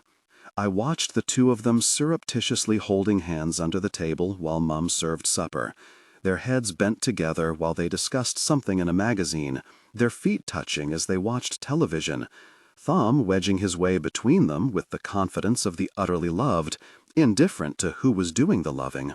Once we were past the huge surprise, it made perfect sense to me. Trina was so happy, relaxed, in this woman's company in a way I had never seen. Occasionally she would cast me fleeting glances that were shy and quietly triumphant, and I would smile back, hoping it didn't look as fake as it felt. Because all I felt was a second, gigantic hole where my heart had been. Without the anger that had fueled me for the past 48 hours, I was a void. Sam had gone, and I had as good as sent him away. To other people, the end of my relationship might have been comprehensible, but to me, it somehow made no sense at all. On Boxing Day afternoon, as my family dozed on the sofa, I had forgotten how much time in our household was spent either discussing, eating, or digesting food. I roused myself and walked to the castle. It was empty, bar a brisk woman in a windbreaker with her dog. She nodded hello in a way that suggested she wanted no part in any further conversation, and I made my way up the ramparts and onto a bench where I could look out over the maze and the southern half of Stortfold. I let the stiff breeze sting the tips of my ears and my feet grow cold, and I told myself that I wouldn't always feel so sad. I let myself think about Will, and how many afternoons we had spent around this castle, and how I had survived his death, and I told myself firmly that this new pain was a lesser one. I was not facing months of sadness so deep it made me feel nauseous. I would not think about Sam. I would not think about him with that woman. I would not look at Facebook. I would return to my exciting, eventful, rich new life in New York, and once I was fully away from him, the parts of me that felt scorched, destroyed, would eventually heal. Perhaps we had not been the thing I'd thought we were. Perhaps the intensity of our first meeting, who could resist a paramedic after all, had made us believe the intensity was ours. Maybe I had just needed someone to stop me grieving. Maybe it had been a rebound relationship, and I would feel better sooner than I thought. I told myself this over and over again, but some part of me stubbornly refused to listen. And finally, when I got tired of pretending it was all going to be fine, I closed my eyes, put my head into my hands, and cried. At an empty castle, on a day when everyone else was at home, I let grief course through me, and I sobbed without inhibition or fear of discovery. I cried in a way that I couldn't cry in the little house on Renfrew Road, and wouldn't be able to once I got back to the Gopniks, with anger and sadness, a kind of emotional bloodletting. "You really—" I sobbed into my knees. "I was only gone 3 months." My voice sounded strange, strangled, and like Tom, who used to look at his own reflection deliberately when crying, and then cry even harder, the sound of those words was so sad and horribly final that I made myself cry even harder. "Very you, Sam. Very you for making me think it was worth the risk." "So, can I sit down too, or is this like a private grief fest?" My head shot up. In front of me stood Lily, wrapped in a huge black parka and a red scarf, her arms folded over her chest, looking as if she might have been standing there studying me for some time. She grinned, as if somehow the sight of me in my darkest hour was actually quite amusing, then waited while I pulled myself together. "Well, I guess I don't need to ask what's going on in your life," she said, and punched me hard in the arm. "How did you know I was here?" "I walked round to your house to say hi, as I've been home from skiing 2 days, and you haven't even bothered to call." "I'm sorry," I said. It's been hard. Because you got dumped by sexy Sam. Was it that blonde witch?" I blew my nose instead at her. "I had a few days in London before Christmas, so I went to the ambulance station to say hi, and she was there, hanging off him like some kind of human mildew," I sniffed. "You could tell. God, yes. I was going to warn you, but then I thought, what's the point? It's not like you could do anything about it from New York. Ugh, men are so stupid, though. How could he not see through that? Oh, Lily, I have missed you.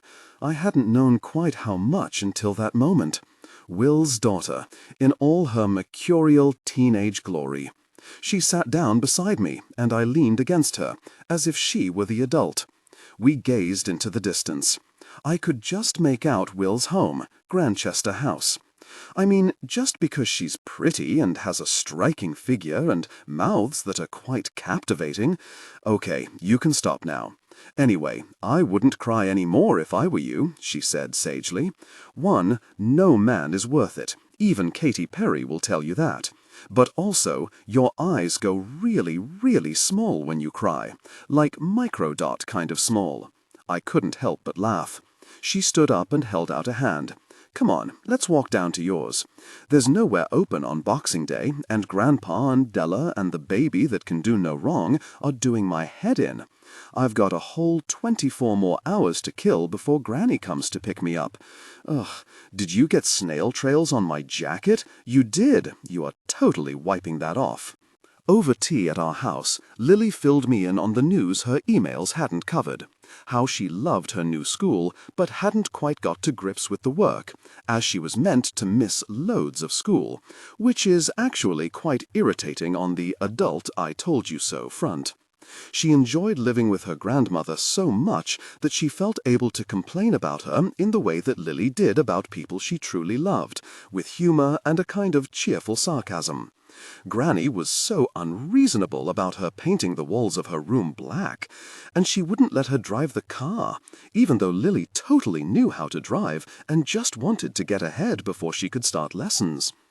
It was only when talking about her own mother that her upbeat demeanor fell away. Lily's mother had finally left her stepfather, of course, but the architect down the road whom she had planned to make her next husband had not played ball, refusing to leave his wife. Her mother was now living a life of hysterical misery in rented accommodation in Holland Park with the twins, and making her way through a succession of Filipina nannies, who, despite an astonishing level of tolerance, were rarely tolerant enough to survive Tanya Hoftenmiller for more than a couple of weeks. I never thought I'd feel sorry for the boys, but I do, she said. Ugh, I really want a cigarette. I only ever want one when I'm talking about my mum. You don't have to be Freud to work that out, right? I'm sorry, Lily. Don't be. I'm fine. I'm with Granny and at school. My mother's drama doesn't really touch me anymore. Well, she leaves long messages on my voicemail, weeping or telling me I'm selfish for not moving back to be with her, but I don't care. She shuddered briefly. Sometimes I think if I'd stayed there I would have gone completely mental. I thought back to the figure who had appeared on my doorstep all those months ago, drunk, unhappy, isolated, and felt a brief burst of quiet pleasure that by taking her in I had helped Will's daughter build this happy relationship with her grandmother. Mum came in and out, replenishing the tray with cuts of ham, cheese, and warmed mince pies, and seemed delighted that Lily was there, especially when Lily, her mouth full, gave her the full rundown on goings-on in the big house. Lily didn't think Mr. Traynor was very happy. Della, his new wife, was finding motherhood a challenge, and fussed over the baby incessantly, flinching and weeping whenever it squawked, which was, basically, all the time. Grandpa spends most of his time in his study, which just makes her even crosser. But when he tries to help, she just shouts at him and tells him he's doing everything wrong. Stephen, don't hold her like that. Stephen, you've got that matinee jacket completely back to front. I'd tell her to do one, but he's too nice. He's the generation that would have had very little to do with babies, Mum said kindly. I don't think your father would have changed a single nappy. He always asks after Granny, so I told him she had a new man. Mrs. Traynor has a boyfriend? My mother's eyes rounded like saucers. No, of course she doesn't. Granny says she's enjoying her freedom. But he doesn't need to know that, does he? I told Grandpa that a silver fox with an Aston Martin and all his own hair comes to take her out twice a week, and I don't know his name, but it's nice to see Granny looking so happy again. I can tell he really wants to ask questions, but he doesn't dare while Della's there, so he just nods and smiles, this really fake smile, and says, "Very good," and goes off to his study again. "Lily," said my mother, "you can't tell lies like that." "Why not?" "Because, well, it's not true.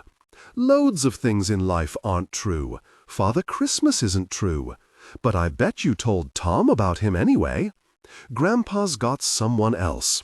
It's good for him and for Granny if he thinks she's having lovely mini breaks in Paris with a hot, rich pensioner. And they never speak to each other, so what's the harm? As logic went, it was pretty impressive. I could tell because Mum's mouth was working like someone feeling a loose tooth, but she couldn't come up with any other reason why Lily was wrong. Anyway, said Lily, I'd better get back. Family dinner. Ho, ho, ho. It was at this moment that Trina and Eddie walked in, having been out to the play park with Tom. I saw Mum's sudden look of barely concealed anxiety and thought, "Oh, Lily, don't say something awful." I gestured toward them. "This is Lily, Eddie. Eddie, Lily. Lily is the daughter of my old employer, Will. Eddie is—" "My girlfriend," said Trina. "Oh, nice." Lily shook Eddie's hand, then turned back to me. "So, I'm still planning on making Granny bring me out to New York. She says she won't do it while it's this cold, but she will in the spring. So be prepared to take a few days off. April totally qualifies as spring, yes? Up for it?" "Can't wait," I said. To the side of me, Mum deflated quietly with relief. Lily hugged me hard, then ran from the front step. I watched her go and envied the robustness of the young. From busybgmail.com to KatrinaClarkScottSherwinBarker.com. Great picture, Trine. Really lovely. I liked it almost as much as the 4 you sent yesterday. No, my favorite is still the one you sent Tuesday, the 3 of you at the park. Yes, Eddie has got really nice eyes. You definitely look happy. I'm really glad. Re your other point, I do think it might be a little early to frame one and send it to Mum and Dad, but hey, you know best. Love to Tomo, LX. P.S. I'm fine, thanks for asking. I arrived back in the kind of New York blizzard that you see on the news, where only the tops of cars are visible and children sledge down normally traffic-filled streets, and even the weather forecasters can't quite hide their childish glee. The wide avenues were clear, forced into compliance by the mayor, the city's huge snowplows chugging dutifully up and down the major thoroughfares like gigantic beasts of burden. I might normally have been thrilled to see snow like that, but my personal weather front was gray and damp, and it hung over me like a chill weight, sucking the joy from any situation. I had never had my heart broken before, at least not by someone living. I had walked away from Patrick knowing deep down that for both of us, our relationship had become a habit, a pair of shoes you might not really love but wore because you couldn't be bothered to get new ones. When Will had died, I had thought I would never feel anything again. It turned out there was little comfort to be had in knowing the person you'd loved and lost was still breathing. My brain, sadistic organ that it was, insisted on returning to Sam again and again throughout my day. What was he doing now? What was he thinking? Was he with her? Did he regret what had passed between us? Had he thought of me at all? I had a dozen silent arguments with him a day, some of which I even won. My rational self would butt in, telling me there was no point in thinking about him. What was done was done. I had returned to a different continent. Our futures lay thousands of miles apart. And then, occasionally, a slightly manic self would intervene with a kind of forced optimism. I could be whoever I wanted. I was tied to nobody. I could go anywhere in the world without feeling conflicted. These 3 selves could jostle for space in my mind over a few minutes, and frequently did. It was a kind of schizophrenic existence and completely exhausting. I drowned them. I ran with George and Agnes at dawn, not slowing when my chest hurt and my shins felt like hot pokers. I whizzed around the apartment, anticipating Agnes's needs, offering to help Michael when he looked particularly overworked, peeling potatoes alongside Ilaria and ignoring her when she harumphed. I even offered to help Ashok shovel snow off the walkway, anything to stop me having to sit and contemplate my own life. He pulled a face and told me not to be a crazy person. Did I want to see him out of a job? Josh texted me on my third day home while Agnes was holding up individual shoes in a children's shop and talking in Polish to her mother on the phone, apparently trying to work out which size she should be purchasing and whether her sister would approve. I felt my phone vibrate and looked down. Hey, Louisa Clark, the first. Long time no hear. Hope you had a good Christmas. Want to grab a coffee sometime? I stared. I had no reason not to, but somehow it felt wrong. I was too raw, my senses still full of a man 3,000 miles away. Hey Josh, bit busy right now. Agnes runs me off my feet, but maybe sometime soon. Hope you're well. L. He didn't respond, and I felt strangely bad about him. Gary loaded Agnes's shopping into the car, and then her phone buzzed.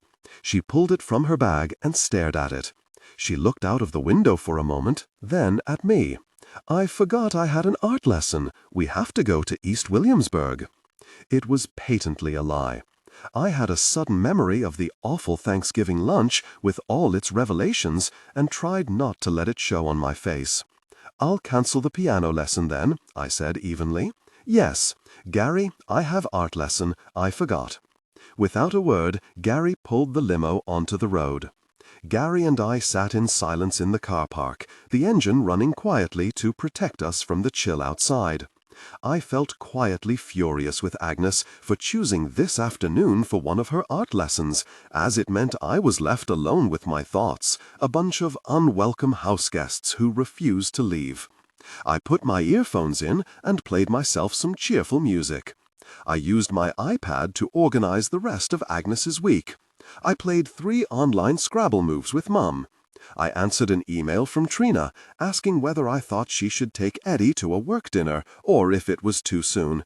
I thought she should probably just get on with it. I gazed outside at the glowering snow-laden sky and wondered if more was going to fall.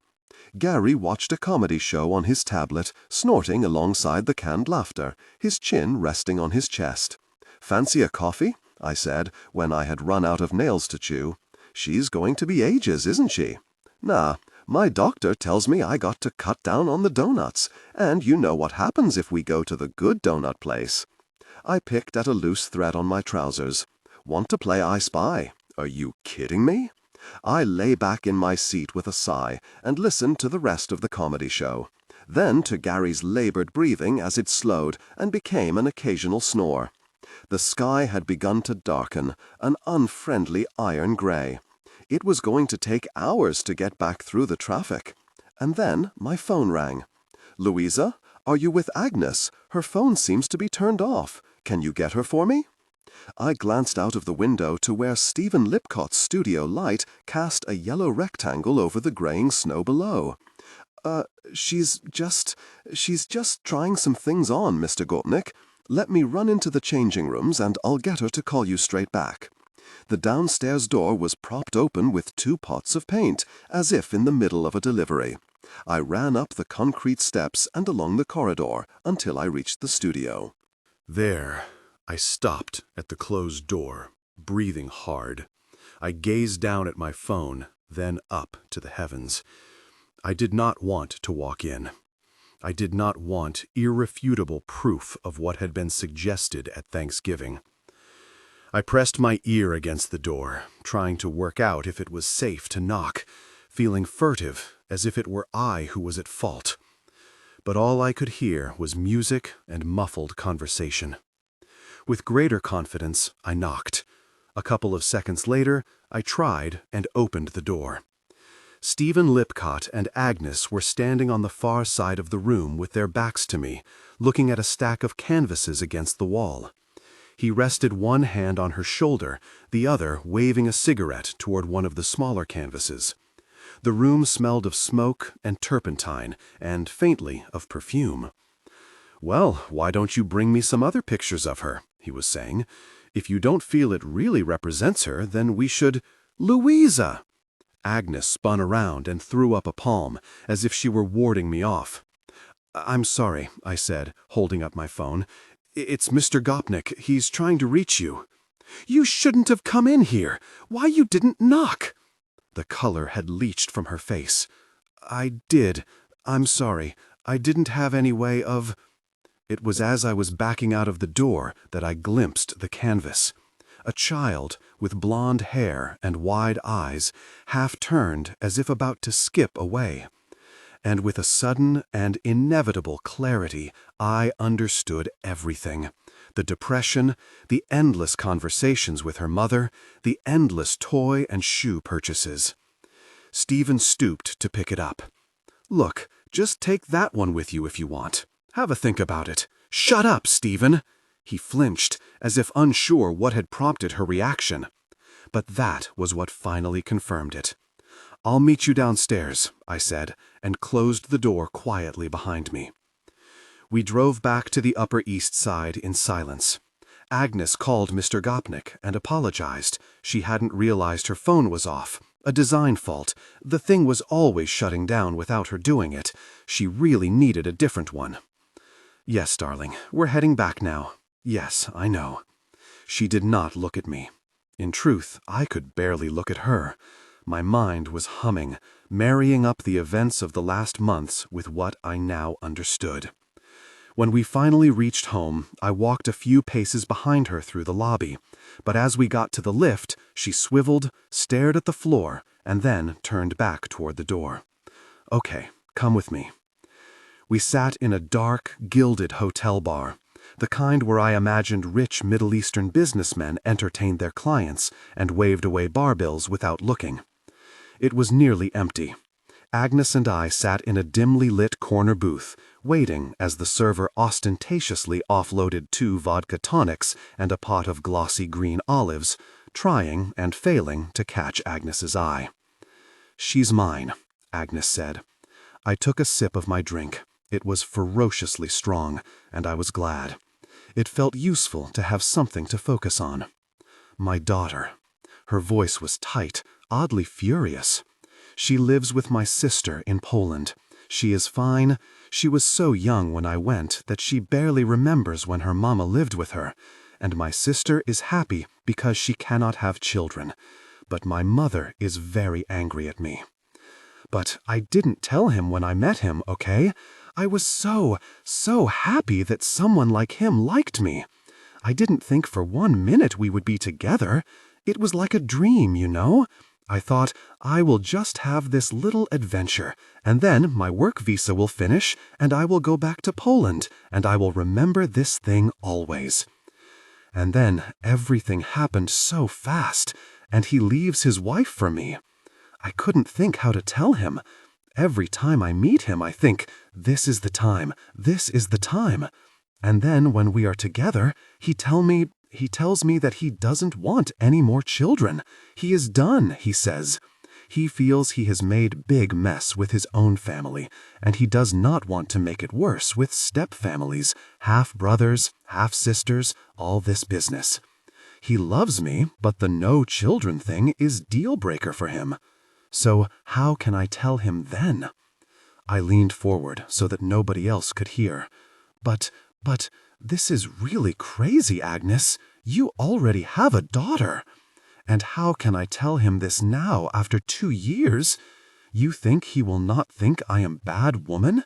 You think he will not see this as terrible, terrible deceit?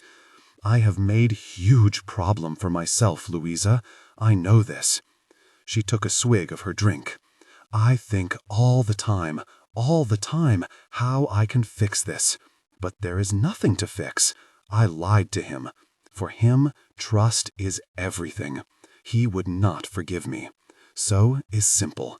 This way he is happy, I am happy, I can provide for everyone. I try to convince my sister to come to live in New York one day. Then I can see Zofia every day. But you must miss her terribly. Her jaw tightened. I am providing for her future. She spoke as if reading from a long-rehearsed mental list. Before, our family had not so much. My sister now lives in very good house, 4 bedrooms, everything new. Very nice area. Zofia will go to best school in Poland, play best piano, she will have everything. But no mother. Her eyes suddenly brimmed. No. I have to leave Leonard, or I have to leave her. So is my penance to live without her. Her voice cracked a little. I sipped my vodka. I didn't know what else to do. We both stared at our glasses. I am not bad person, Louisa. I love Leonard very much. I know. I had this idea that maybe when we had been married, when we had been together a while, I could tell him, and he would be a little bit upset, but maybe he could come round. Or I could go backward and forward to Poland, or maybe she could come stay for a bit.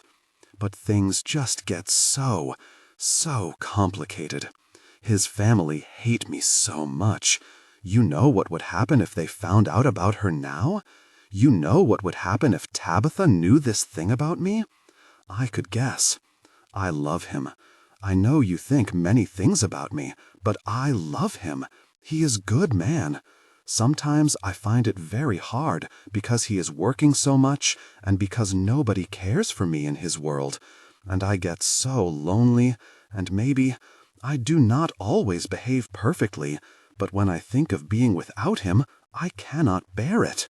He is truly my soulmate. From first day I knew this. She traced a pattern on the table with a slim finger. But then I think of my daughter, growing up for next 10, 15 years without me, and She let out a shuddering sigh, loud enough to draw the attention of the barman. I reached into my bag, and when I couldn't find a handkerchief, I passed her a cocktail napkin. When she looked up, there was a softness to her face. It was an expression I hadn't seen before, radiant with love and tenderness. She is so beautiful, Louisa. She is nearly 4 years old now, and so clever, and so bright. She knows days of the week, and she can point out countries on the globe, and she can sing. She knows where New York is. She can draw a line on map between Krakow and New York without anybody showing her. And every time I visit, she hangs on to me and says, "Why do you have to go, Mama? I don't want you to go." And a little bit of my heart, it breaks. Oh, God, it breaks. Sometimes now I don't even want to see her because the pain when I have to leave is. Agnes hunched over her drink, her hand lifting mechanically to wipe the tears that fell silently onto the shiny table. I handed her another cocktail napkin. "Agnes," I said softly, "I don't know how long you can keep this up." She dabbed at her eyes, her head bowed. When she looked up, it was impossible to tell she had been crying. "We are friends, yes? Good friends." "Of course." She glanced behind her and leaned forward over the table. "You and I, we are both immigrants. We both know it is hard to find your place in this world. You want to make your life better, work hard in a country that is not your own. You make new life, new friends, find new love. You get to become new person. But is never a simple thing, never without cost." I swallowed and pushed away a hot, angry image of Sam in his railway carriage. I know this. Nobody gets everything. And we immigrants know this more than anyone. You always have one foot in two places. You can never be truly happy because from the moment you leave, you are two selves.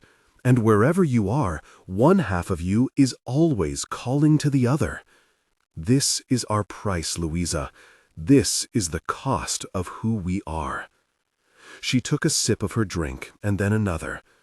Then she took a deep breath and shook her hands out across the table, as if she were ridding herself of excess emotion through her fingertips. When she spoke again, her voice was steely. "You must not tell him. You must not tell him what you see today. Agnes, I don't know how you can hide this forever. It's too big. She reached out a hand and laid it on my arm. Her fingers closed firmly around my wrist. Please, we are friends, yes?" I swallowed. There are no real secrets among the rich, it turns out, just people paid to keep them. I walked up the stairs, this new burden unexpectedly heavy on my heart. I thought of a little girl across the world with everything but the thing she wanted most in the world, and a woman who probably felt the same, even if she was only just beginning to realize it. I thought about calling my sister, the only person left with whom I might be able to discuss it, but knew without speaking to her what her judgment would be. She would no more have left Tom in another country than she would have cut off her own arm. I thought about Sam and the bargains we make with ourselves to justify our choices. I sat in my room that evening until my thoughts hung low and black around my head, and I pulled out my phone. "Hey, Josh, is that offer still open? But for like a drink instead of coffee?" Within 30 seconds, the answer pinged back. "Just say where and when, Louisa." In the end, I met Josh at a dive bar he knew off Times Square. It was long and narrow, covered with photographs of boxers, and the floor was tacky underfoot. I wore black jeans and scraped my hair into a ponytail. Nobody looked up as I squeezed my way past the middle-aged men and autographed pictures of flyweights and men whose necks were wider than their heads. He was seated at a tiny table at the end of the bar, in a waxed dark brown jacket, the kind you buy to look like you belong in the countryside. When he saw me, his smile was sudden and infectious, and made me briefly glad that someone uncomplicated was pleased to see me, in a world that felt impossibly messy. "How you doing?" He stood and looked like he wanted to step forward and hug me, but something, perhaps the circumstances of our last meeting, prevented him. He touched my arm instead. "I've had a bit of a day, a bit of a week, actually, and I really need a friendly face to have a drink or two with. And guess what? Yours was the first name I pulled out of my New York hat. What do you want? Bear in mind they do about 6 drinks here. Vodka tonic? I'm pretty sure that's one of them." He was back within minutes with a bottled beer for himself and a vodka tonic for me. I had shed my coat and was oddly nervous to be opposite him. "So, this week of yours, what happened?" I took a sip of my drink. It sat too comfortably on top of the one I'd had that afternoon. I found out something today. It's kind of knocked me sideways. I can't tell you what it is, not because I don't trust you, but because it's so big that it would affect all sorts of people, and I don't know what to do about it. I shifted in my seat. I think I just need to kind of swallow it and learn how not to let it give me indigestion. Does that make sense? So I was hoping I could see you and have a couple of drinks and hear a bit about your life, a nice life without big dark secrets, assuming you don't have any big dark secrets, and remind myself that life can be normal. But I really don't want you to try and get me to talk about mine. Like, if I happen to drop my defenses and stuff." He put his hand on his heart. "Louisa, I do not want to know about your thing. I'm just happy to see you. I honestly would tell you if I could. I have no curiosity about this gigantic, life-altering secret whatsoever. You're safe with me." He took a swig of his drink and smiled his perfect smile at me, and for the first time in 2 weeks, I felt a tiny bit less lonely. 2 hours later, the bar was overheated and 3 deep with exhausted tourists, marveling at $3 beers, and regulars rammed along its narrow length, the vast majority focused on a boxing match on the TV in the corner. They cried out in unison at a swift uppercut, and roared as one when their man, his face pulped and misshapen, went down against the ropes. Josh was the only man in the whole place not watching it, leaning quietly over his bottle of beer, his eyes on mine. I, in turn, was slumped over the table and telling him at length the story of Trina and Edwina on Christmas Day, one of the few stories I could legitimately share, along with that of Granddad's stroke, the story of the grand piano, I said it was for Agnes's niece, and, in case I sounded too gloomy, my lovely upgrade from New York to London. I don't know how many vodkas I'd had by then. Josh tended to magic them in front of me before I'd realized I was done with the last one. But some distant part of me was aware that my voice had acquired a weird sing-songy quality, sliding up and down, not always in accordance with what I was saying. "Well, that's cool, right?" he said, when I reached Dad's speech about happiness. I may have made it a little more Lifetime movie than it had been. In my latest version, Dad had become Atticus Finch delivering his closing speech to the courtroom in To Kill a Mockingbird. "It's all good," Josh went on. "He just wants her to be happy. When my cousin Tim came out to my uncle, he didn't speak to him for like a year." "They're so happy," I said, stretching my arms across the table, just so I could feel the cool bits on my skin, trying to not mind that it was sticky. "It's great. It really is." I took another sip of my drink.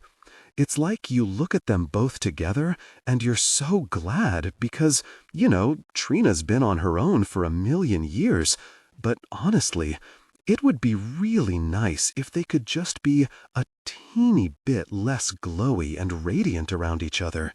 Like, not always gazing into each other's eyes, or doing that secret smile which is all about the private shared jokes, or the one that means they just had a really wonderful time together.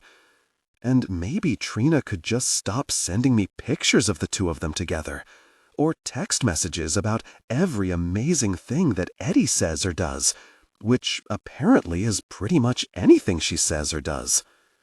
Ah, come on, they're newly in love, right? People do that stuff. I never did. Did you do that stuff? Seriously, I have never sent anyone pictures of me kissing someone. If I'd sent a picture of me snuggling with a boyfriend to Trina, she would have reacted like I'd sent her something highly inappropriate. I mean, this is the woman who found all displays of emotion disgusting. Then it's the first time she's been in love, and she'll be delighted to get the next picture you sent her of you being nauseatingly happy with your boyfriend. He looked like he was laughing at me. Maybe not that kind of picture. You think I'm a terrible person? I don't think you're a terrible person, just a fairly refreshed one.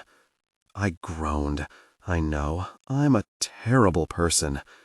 I'm not asking them not to be happy, just to be a teeny bit sensitive to those of us who might be. I'd run out of words. Josh had settled back in his chair and was now watching me.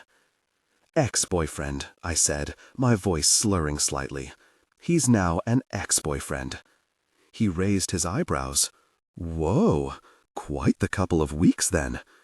Oh man, I rested my forehead on the table. "You have no idea." I was conscious of a silence falling gently between us. I wondered briefly if I might just take a little power nap right there. It felt so nice. The sounds of the boxing match briefly receded. My forehead was only a little bit wet. And then I felt his hand on mine. "Okay, Louisa, I think it's time we got you out of here." I said goodbye to all the nice people on my way out, high-fiving as many as I could. Some seemed to miss my hand. Idiots. For some reason, Josh kept apologizing out loud. I think maybe he was bumping into them as we walked. He put my jacket on me when we got to the door, and I got the giggles because he couldn't get my arms into my sleeves. And when he did, it was the wrong way round, like a straitjacket. "I give up," he said eventually. "Just wear it like that." I heard someone shout, "Take a little water with it, lady." "I am a lady," I exclaimed, "an English lady. I am Louisa Clark the First, aren't I, Joshua?" I turned to face them and air-punched. I was leaning against the wall of photographs and brought a few clattering down on top of me. We're going, Josh said, raising his hands toward the barman. Someone started shouting. He was still apologizing to everyone. I told him it wasn't good to apologize. Will had taught me that. You had to hold your head up. And suddenly we were out in the brisk, cold air. Then, before I knew it, I tripped on something, and suddenly I was on the icy pavement, my knees smacking onto the hard concrete. I swore. "Oh boy," said Josh, who had his arm firmly round my waist and was hauling me upright. "I think we need to get you some coffee." He smelled so nice. He smelled like Will had, expensive, like the men's section of a posh department store. I put my nose against his neck and inhaled as we staggered along the pavement. "You smell lovely. Thank you very much. Very expensive. Good to know. I might lick you, if it makes you feel better." I licked him. His aftershave didn't taste as nice as it smelled, but it was kind of nice to lick someone. "It does make me feel better," I said, with some surprise. "It really does." "Okay, here's the best spot to get a cab."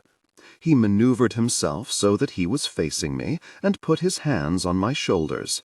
Around us, Times Square was blinding and dizzying, a glittering neon circus, its Leviathan images looming down at me with impossible brightness. I turned slowly, gazing up at the lights and feeling like I might fall over. I went round and round while they blurred, then staggered slightly. I felt Josh catch me. "I can put you in a cab home, because I think you might need to sleep this off. Or we can walk to mine and get some coffee down you. Your choice." It was after 1 in the morning, yet he had to shout to be heard over the noise of the people around us. He was so handsome in his shirt and jacket, so clean-cut and crisp-looking. I liked him so much. I turned in his arms and blinked at him. It would have been helpful if he'd stopped swaying. "That's very kind of you," he said. "Did I say all that out loud?" "Yup. Sorry. But you really are terrifically handsome. Like American handsome. Like an actual movie star." "Josh?" "Yeah. I think I might sit down. My head has gone kind of fuzzy." I was halfway to the ground when I felt him sweep me up again. And there we go. I really want to tell you the thing, but I can't tell you the thing. "Then don't tell me the thing." "You'd understand. I know you would. You know, you look so like someone I loved, really loved. Did you know that? You look just so like him." "That's nice to know." "It is nice. He was terrifically handsome, just like you. Movie star handsome. Did I say that already? He died. Did I tell you he died? I'm sorry for your loss, but I think we need to get you out of here." He walked me down 2 blocks, hailed a cab, and with some effort helped me in. I fought my way upright on the back seat and held on to his sleeve. He was half in, half out of the taxi door. "Where to, lady?" The driver looked behind him. I looked at Josh. "Can you stay with me?" "Sure. Where are we going?" I saw the wary glance of the driver in his rearview mirror. A television blared from the back of his seat, and a television studio audience burst into applause. Outside, everyone started to honk their horns at once. The lights were too bright. New York was suddenly too loud, too everything. "I don't know. Your house," I said. "I can't go back. Not yet." I looked at him and felt suddenly tearful. "Do you know I have 2 legs in 2 places?" He tilted his head toward me. His face was kind. Louisa Clark. That doesn't surprise me. I let my head rest on his shoulder and felt his arm slide gently around me. I woke to the sound of a phone ringing, shrill and insistent. The blessed relief of it stopping, then a man's voice murmuring, The welcome, bitter smell of coffee. I shifted, trying to lift my head from the pillow. The resulting pain through my temples was so intense and unforgiving that I let out a little animal sound, like a dog whose tail had just been trapped in a door. I closed my eyes, took a breath, then opened them again. This was not my bed. It was still not my bed when I opened them a third time. This indisputable fact was enough to prompt me to attempt to lift my head again, this time ignoring the thumping pain long enough. Nope, this was definitely not my bed. This was also not my bedroom. In fact, it was no bedroom I had ever seen before. I took in the clothes out of clothes, folded neatly over the back of a chair, the television in the corner, the desk and the wardrobe, and became aware of the voice growing nearer. And then the door opened, and Josh walked in, fully suited, holding a mug with one hand, his phone pressed to his ear with the other. He caught my eye, raised an eyebrow, and placed the mug on the bedside table, still talking. "Yeah, there's been a problem with the subway. I'm going to grab a cab and I'll be there in 20. Sure, no problem. No, she's on that already." I pushed myself upright, discovering as I did so that I was in a man's t-shirt. The ramifications of this took a couple of minutes to seep in, and I felt the blush start from somewhere around my chest. No, we already talked about that yesterday. He's got all the paperwork ready to go. He turned away, and I wriggled back down so that the duvet was around my neck. I was wearing knickers. That was something. Yeah, it'll be great. Yup, lunch sounds good. Josh rang off and shoved his phone into his pocket. "Good morning. I was just going to get you a side order of Advil. Want me to find you a couple?" "I'm afraid I have to go." Go? My mouth tasted rank, as dry as if it had been lightly powdered. I opened and closed it a couple of times, noting it made a faintly disgusting smacking sound. To work. It's Friday. Oh, God, what time is it? 7:15. I have to shoot, already running late. Will you be okay letting yourself out? He rummaged in a drawer and withdrew a blister pack, which he placed beside me. There, that should help. I pushed my hair back from my face. It was slightly damp with sweat and astonishingly matted. What happened? We can talk about it later. Drink your coffee. I took a sip obediently. It was strong and restorative. I suspected I would need another 6. "Why am I in your t-shirt?" He grinned. "That would be the dance." The dance? My stomach lurched. He stooped and kissed my cheek. He smelled of soap and cleanliness and citrus and all things wholesome. I was aware that I was giving off hot waves of stale sweat and alcohol and shame. It was a fun night. Hey, just make sure you give the door a really good slam when you leave, okay? Sometimes it doesn't catch properly. I'll call you later. He saluted from the doorway, turned and was gone, patting his pockets as if to reassure himself of something as he left. "Hold on, where am I?" I yelled a minute later, but he was already gone. I was in Soho, it turned out, one giant angry traffic jam away from where I was meant to be. I caught the subway from Spring Street to 59th Street, trying not to sweat gently into yesterday's crumpled shirt, and grateful for the small mercy that I was not in my usual glittery evening clothes. I had never really understood the term grubby until that morning. I could remember almost nothing from the previous evening, and what I did remember came to me in unpleasant, hot flashbacks. Me sitting down in the middle of Times Square. Me licking Josh's neck. I had actually licked his neck. What was that about dancing? If I hadn't been hanging on to the subway pole for dear life, I would have held my head in my hands. Instead, I closed my eyes, lurched my way through the stations, shifted to avoid the backpacks and the grumpy commuters locked into their earphones, and tried not to throw up. Just get through today, I told myself. If life had taught me one thing, it was that the answers would come soon enough. I was just opening the door to my room when Mr. Gopnik appeared. He was still dressed in his workout gear, unusual for him after 7, and lifted a hand when he saw me, as if he had been trying to locate me for some time. "Ah, Louisa, I'm sorry, I'd like to talk to you in my study, now." Of course you would, I thought, of course. He turned and walked back up the corridor. I cast an anguished look at my room, which held my clean clothes, deodorant, and toothpaste. I thought longingly about a second coffee. But Mr. Gopnik was not the kind of man you kept waiting. I glanced down at my phone, then jogged after him. I walked into the study to find him already seated. "I'm really sorry I was 10 minutes late. I'm not normally late. Mr. Gopnik was behind his desk, his expression unreadable. Agnes was on the upholstered chair by the coffee table, in her workout gear. Neither of them asked me to sit down. Something in the atmosphere made me feel suddenly horribly sober. Is everything okay? I'm hoping you can tell me.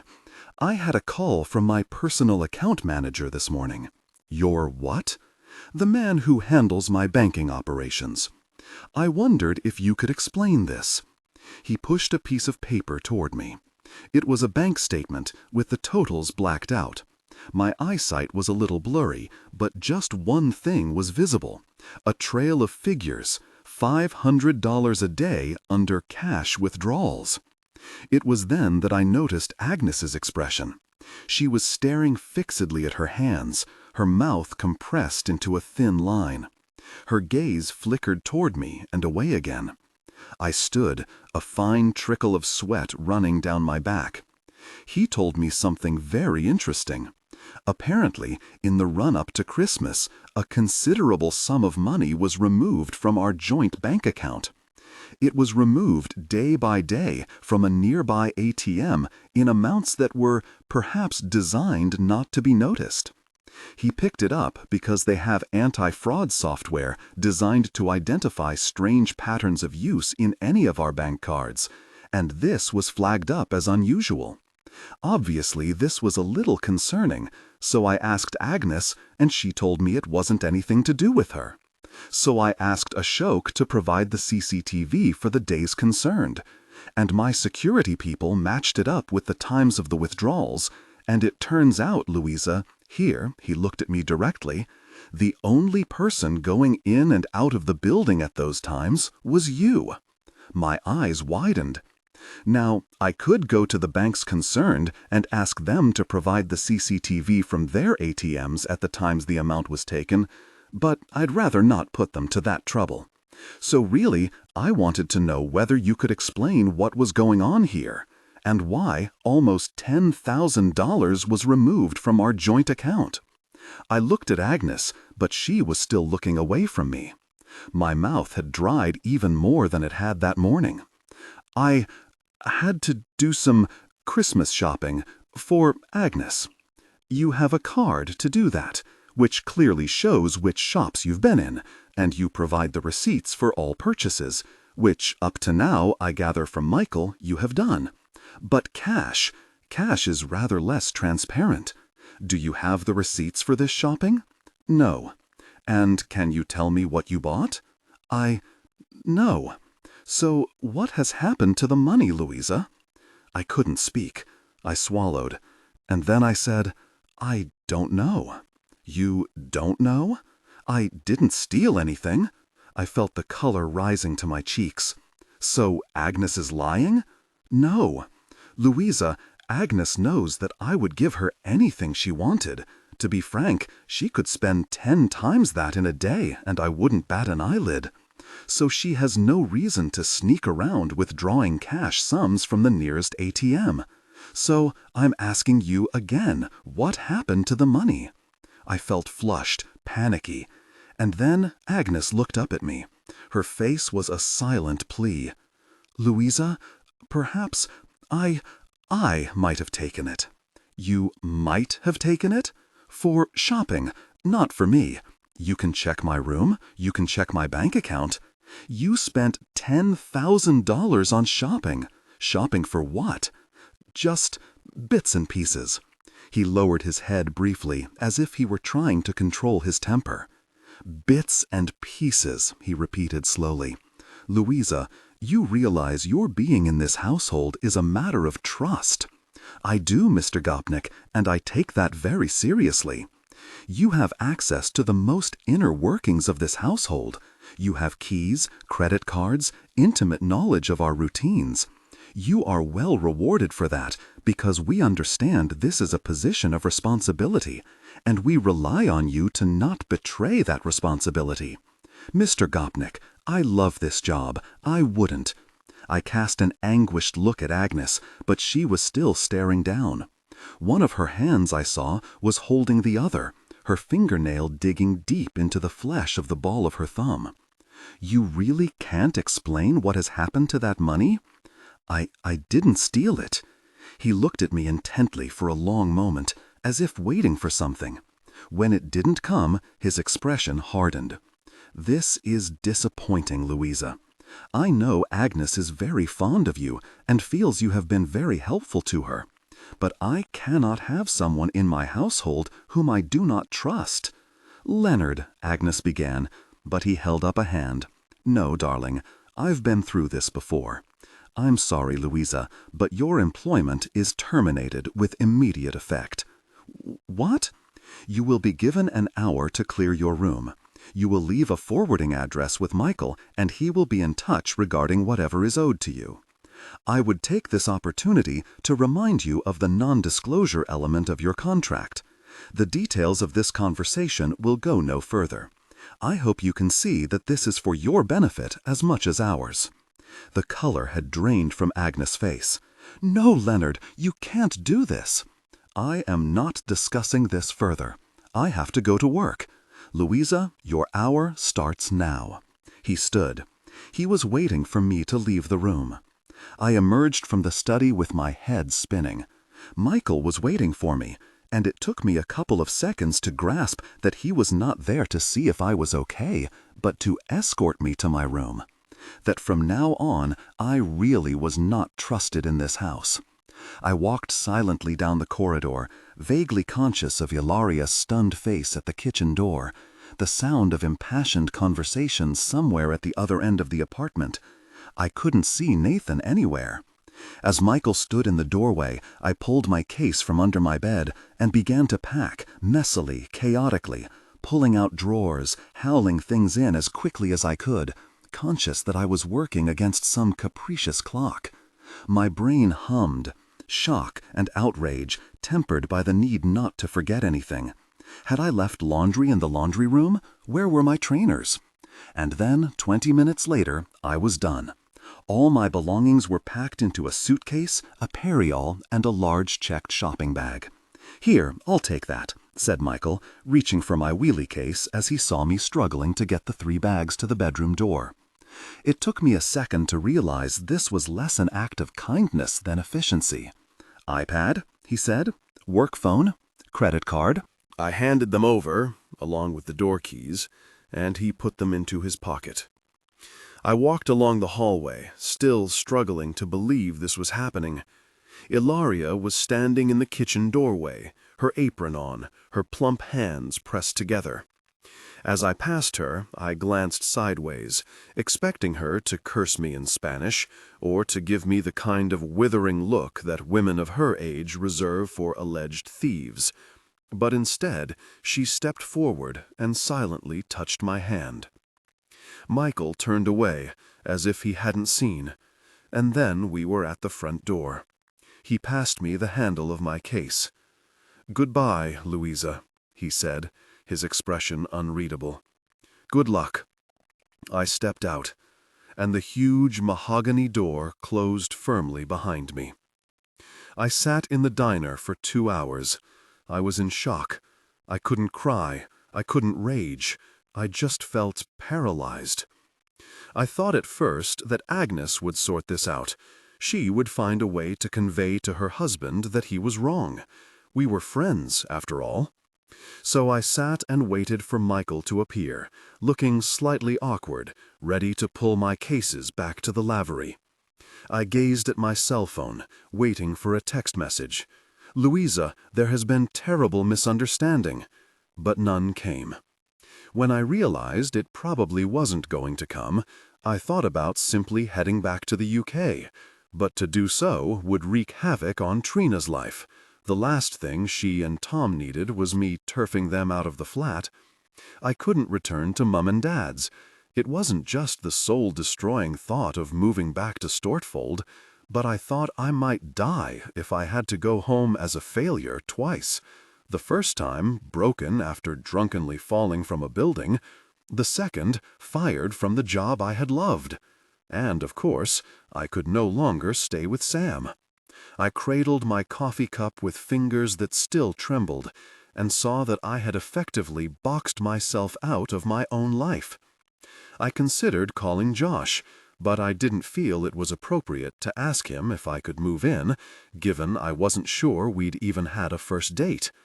And if I did find accommodation, what was I going to do? I had no job. I didn't know if Mr. Gopnik could revoke my work permit. Presumably that only existed as long as I worked for him. Worst of all, I was haunted by the way he had looked at me, his expression of utter disappointment and faint contempt when I had failed to come up with a satisfactory answer. His quiet approval had been one of the many small satisfactions of my life there.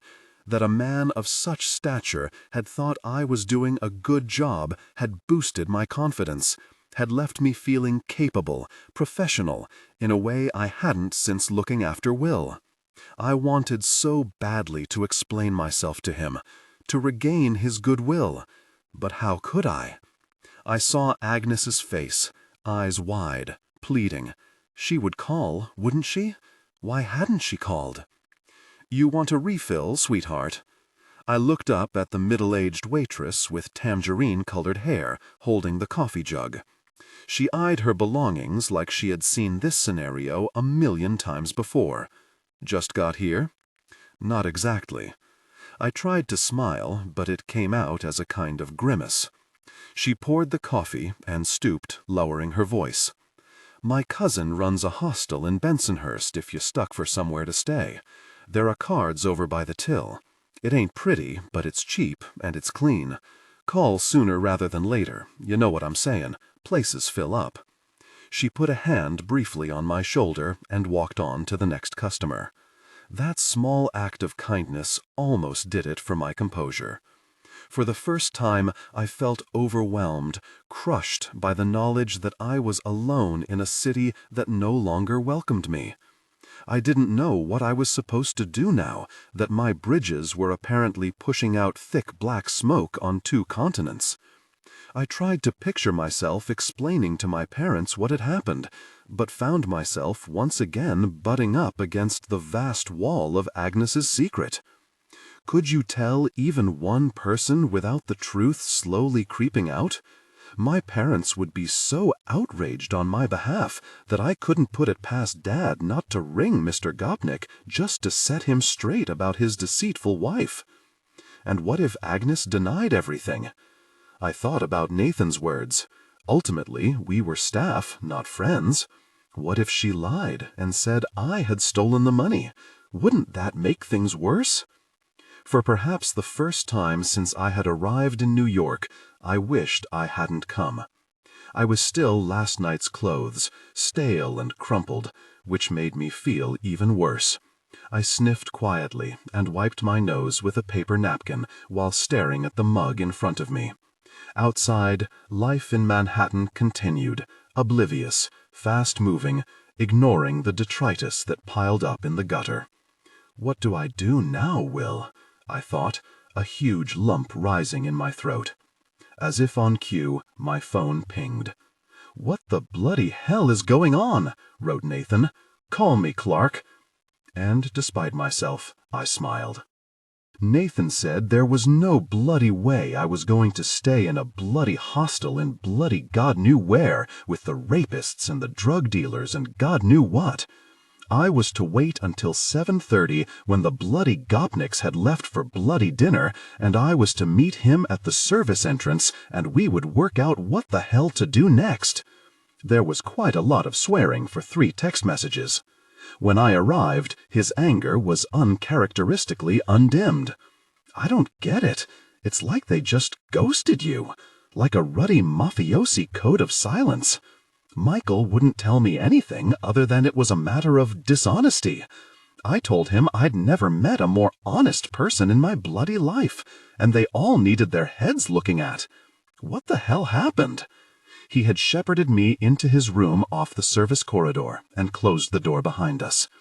It was such a relief to see him, it was all I could do not to hug him. I didn't, though. I thought I'd probably clutched enough men in the last 24 hours. For Christ's sakes, people. You want a beer? Sure.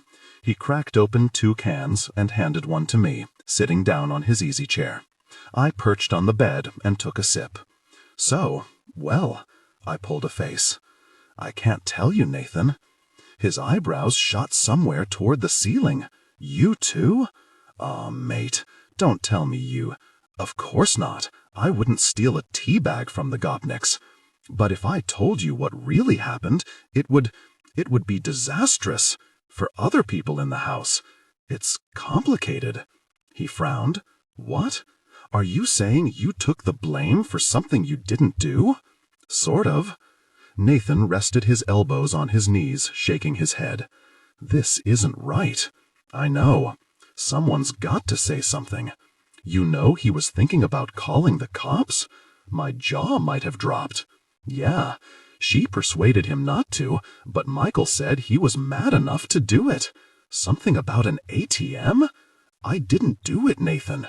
I know that, Clark. You'd make a crap criminal. Worst poker face I ever saw. He took a swig of his beer. Damn it. You know, I love my job. I like working for these families. I like Old Man Gopnik. But every now and then it's like they remind you, you know? You're basically just expendable. Doesn't matter how much they say you're their mate and how great you are, how much they depend on you, yada yada yada. The moment they don't need you anymore, or you've done something they don't like, bang, you're out the door. Fairness doesn't even come into it. It was the longest thing I'd heard Nathan say since I got to New York. I hate this, Lou. Even knowing so little, it's clear to me you're being wronged, and it stinks. It's complicated. Complicated? He gazed at me steadily, shook his head again, and took a long swig of his beer. Mate, you're a better person than I am. We were going to order takeout, but just as Nathan was climbing into his jacket to head off to the Chinese restaurant, there was a knock at the door. We looked at each other in horror, and he motioned me into the bathroom. I skidded in and closed the door silently behind me. But as I stood wedged up against his towel rack, I heard a familiar voice. "Clark, it's okay. It's Ilaria," said Nathan a moment later. She was in her apron, holding a pot with a lid on it. "For you. I hear you talking." She held the pot toward me. "I made it for you. You need to eat. It's the chicken you like with the pepper sauce." "Oh, mate." Nathan clapped Ilaria on the back. She stumbled forward, recovered, and placed the pot carefully on Nathan's desk. "You made this for me?" Ilaria was prodding Nathan in the chest. "I know she does not do this thing they say. I know plenty that goes on this apartment." She tapped her nose. "Oh, yes." I briefly lifted the lid. Delicious smells seeped out. I suddenly remembered I had barely eaten all day. "Thanks, Ilaria. I don't know what to say." "Where you go now?" "I haven't got a clue." "Well, you're not staying in a hostel in bloody Bensonhurst," Nathan said. "You can stay here for a night or two to sort yourself out. I'll lock my door. You won't say anything, will you, Ilaria?" She pulled an incredulous face, like it was stupid of him even to ask. "She's been cursing your woman out all afternoon like you wouldn't believe. Says she sold you down the river. She made them a fish thing for dinner that she knows they both hate. I tell you, mate, I've learned a whole new bunch of swear words today." Ilaria muttered something under her breath. I could only make out the word difficult person. The easy chair was too small for Nathan to sleep in, and he was too old-fashioned to countenance me sleeping in it, so we agreed to share his double bed, with an arrangement of cushions down the middle to protect us from accidentally touching each other in the night. I'm not sure who was more ill at ease.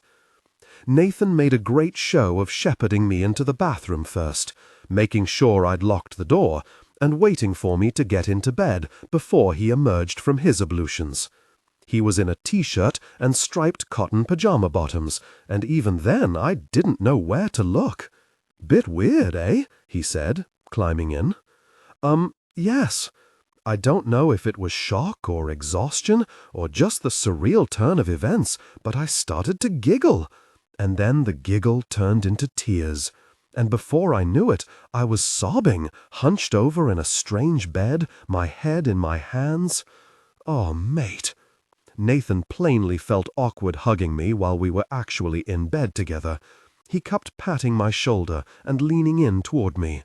"It'll all right." How can it be? I've lost my job and my place to live and the man I loved. I'll have no references because Mr. Gopnik thinks I'm a thief, and I don't even know which country I belong in. I wiped my nose on my sleeve. I've messed up everything again, and I don't know why I even bother trying to be something more than I was, because every time I do, it ends in disaster. You're just tired. It'll all right. It will. Like it was with Will? Oh, that was completely different. Come on. Nathan hugged me then, pulling me into his shoulder, his big arm around me. I cried until I couldn't cry any more. And then, just as he said, exhausted by the day's and night's events, I must have fallen asleep. I woke 8 hours later to find myself alone in Nathan's room. It took me a couple of minutes to work out where I was, and then the previous day's events hit me. I lay under the duvet for a while, curled up in a fetal ball, wondering idly if I could just stay there for a year or two until my life had somehow sorted itself out. I checked my phone. 2 missed calls and a series of messages from Josh that seemed to have come through in a clump late the previous evening. "Hey, Louisa, hope you're feeling okay. Kept thinking about your dance and bursting out laughing at work. What a night. JX. You okay? Just checking you did make it home and didn't take another nap in Times Square, JX. Okay, so it's now gone 10:30. I'm going to guess you headed to bed to sleep it off. Hope I didn't offend you. I was just kidding around. Give me a call." That night, with its boxing match and the glittering lights of Times Square, already seemed a lifetime ago. I climbed out of bed, showered, and dressed, setting my belongings in the corner of the bathroom. It limited the space somewhat, but I thought it was safer, just in case a stray Gopnik happened to poke a head around Nathan's door. I texted him to ask when it would be safe for me to go out, and he sent back, "Now," both in study. I slipped out of the apartment and down the service entrance, walking swiftly past Ashok with my head low. He was talking to a delivery man, but I saw his head spin and heard his, "Hey, Louisa!" but I had already gone. Manhattan was frozen and gray, one of those bleak days when ice particles seem to hang in the air. The chill pierces your bones, and only eyes, occasionally noses, are visible. I walked with my head down and my hat rammed low over my head, not sure where I was going. I ended up back at the diner, reasoning that everything looked better after breakfast. I sat in a booth by myself and looked out at the commuters with somewhere to go, and forced down a muffin because it was the cheapest, most filling thing on the menu, trying to ignore the fact that it was claggy and tasteless in my mouth. At 9:40 a text arrived. "Michael." My heart leaped. "Hi, Louisa. Mr. Gopnik will pay you to the end of the month in lieu of notice. All your healthcare benefits cease at that point. Your green card is unaffected. I'm sure you understand this is obviously beyond what he was required to do, given the violation of your contract, but Agnes intervened on your behalf. Best, Michael. Nice of her, I muttered. Thank you for letting me know, I typed. He didn't respond further. And then my phone pinged again. Okay, Louisa, now I'm worried I did do something to upset you. Or maybe you got lost headed back to Central Park. Please give me a call. I met Josh near his office, one of those buildings in Midtown that are so tall that if you stand on the sidewalk and look up, a little part of your brain suggests you should probably topple over. He came striding toward me, a soft gray scarf wrapped around his neck. As I climbed off the small wall I had been sitting on, he walked straight up and gave me a hug. I can't believe this. Come on. Ah, boy, you're freezing. Let's go grab something warm for you to eat. We sat in a steamy, cacophonic taco bar 2 blocks away, while a constant stream of office workers filed through, and servers barked orders. I told him, as I had Nathan, the bare bones of the story. I can't really say any more, just that I didn't steal anything. I wouldn't. I've never stolen anything. Well, apart from once when I was 8. Mum still brings it up occasionally, if she needs an example of how I nearly ended up on a path to a life of crime. I tried to smile. He frowned. So does this mean you're going to have to leave New York? I don't really know what I'm going to do, but I can't imagine the Gopniks are going to give me a reference, and I don't know how I can support myself here. I mean, I don't have a job, and Manhattan hotels are a little out of my price range. I had looked online in the diner at local rentals and nearly spat out my coffee. The tiny room I had felt so ambivalent about when I had first arrived with the Gopniks turned out to be affordable only with an executive salary. No wonder that cockroach hadn't wanted to move. Would it help you to stay at mine? I looked up from my taco. Just temporarily. It doesn't have to mean a whole boyfriend-girlfriend thing. I have a sofa bed in the front room. You probably don't remember. He gave me a small smile. I had forgotten how Americans actually genuinely invite people into their homes. Unlike English people, who would issue an invitation but emigrate at short notice if you said you were going to take them up on it. That's really kind, but, Josh, it would complicate things. I think I might have to go home, for now at least. Just till another position comes up. Josh stared at his plate. Timing sucks, huh? Yup. I was looking forward to more of those dances. I pulled a face. Oh, God, the dance thing. Do I want to ask you what happened the other night? You really don't remember? Only the Times Square bits, maybe getting into a taxi. He raised his eyebrows. Oh, Louisa Clark. It's pretty tempting to start teasing you here, but nothing happened, like that anyway, unless licking my neck is really your thing. But I wasn't wearing my clothes when I woke up. That's because you insisted on removing them during your dance. You announced, once we got to my building, that you would like to express your last few days through the medium of free-form dance. And while I followed on behind, you shed items of clothing from the lobby to the living room. I took my own clothes off, and very charmingly, too. There were flourishes. I had a sudden image of myself twirling, a coy leg thrust out from behind a curtain, the feel of cool window glass on my backside. I didn't know whether to laugh or cry. My cheeks a furious red, I covered my face with my hands. I have to say, as a drunk, you make a highly entertaining one. And when we got into your bedroom, oh, by that stage you were down to your underwear. And then you sang a crazy song, something about a monkey or a molahonky or something. Then you fell asleep very abruptly in a little heap on the floor. So I put a t-shirt on you and put you in my bed, and I slept on the sofa bed. I'm so sorry, and thank you. My pleasure. He smiled, and his eyes twinkled. Most of my dates are not half that entertaining. I dipped my head over my mug. You know, these last few days I've felt like I'm permanently about 2 degrees from either laughing or crying, and right now I slightly want to do both. Are you staying at Nathan's tonight? I think so. Okay, well, don't do anything hasty. Let me put a few calls in before you book that ticket. See if there are any openings anywhere. You really think there might be? He was always so confident. It was one of the things that most reminded me of Will. There's always something. I'll call you later. And then he kissed me.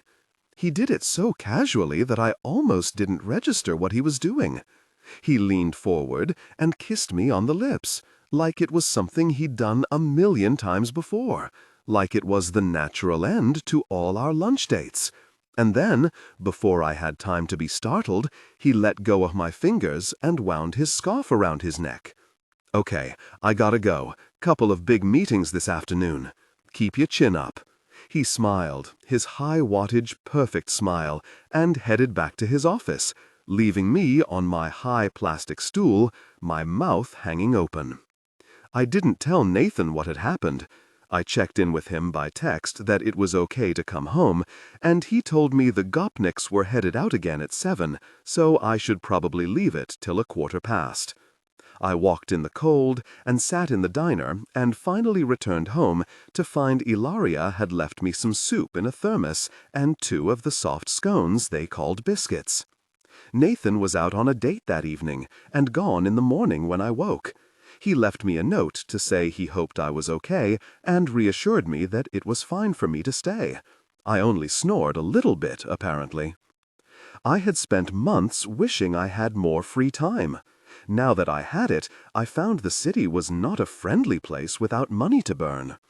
I left the building when it was safe to do so and walked the streets until my toes grew too cold, then had a cup of tea in a Starbucks, stretching that out for a couple of hours and using the free Wi-Fi to search for jobs. There wasn't much for someone with no references, unless I was experienced in the food industry. I began to layer up, now that my life did not involve mere minutes spent in the open air between heated lobbies and warm limousines. I wore a blue fisherman's jumper, my workman's dungarees, heavy boots, and a pair of tights and socks underneath. Not elegant, but that was no longer my priority. At lunchtime, I headed for a fast food joint where the burgers were cheap and nobody noticed a solitary diner eking out a bun for another hour or 2. Department stores were a depressing no-no, as I no longer felt able to spend money, although there were good ladies and Wi-Fi. Twice I headed down to the vintage clothes emporium, where the girls commiserated with me, but exchanged the slightly tense looks of those who suspect they are going to be asked a favor.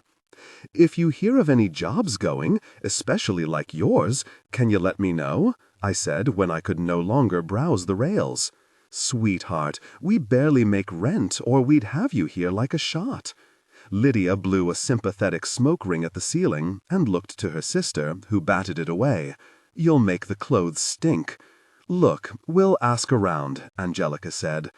She said it in a way that made me think I was not the first person who had asked. I trudged out of the shop feeling despondent. I didn't know what to do with myself. There was nowhere quiet where I could just sit for a while, nowhere that offered space where I could work out what to do next. If you didn't have money in New York, you were a refugee, unwelcome anywhere for too long. Perhaps, I mused, it was time to admit defeat and buy that plane ticket. And then it hit me. I took the subway up to Washington Heights and got off a short walk from the library.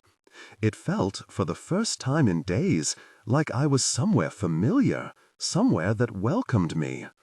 This would be my refuge, my springboard to a new future. I headed up the stone steps. On the first floor, I found an unoccupied computer terminal. I sat down heavily, took a breath, and, for the first time since the Gopnik debacle, I closed my eyes and just let my thoughts settle.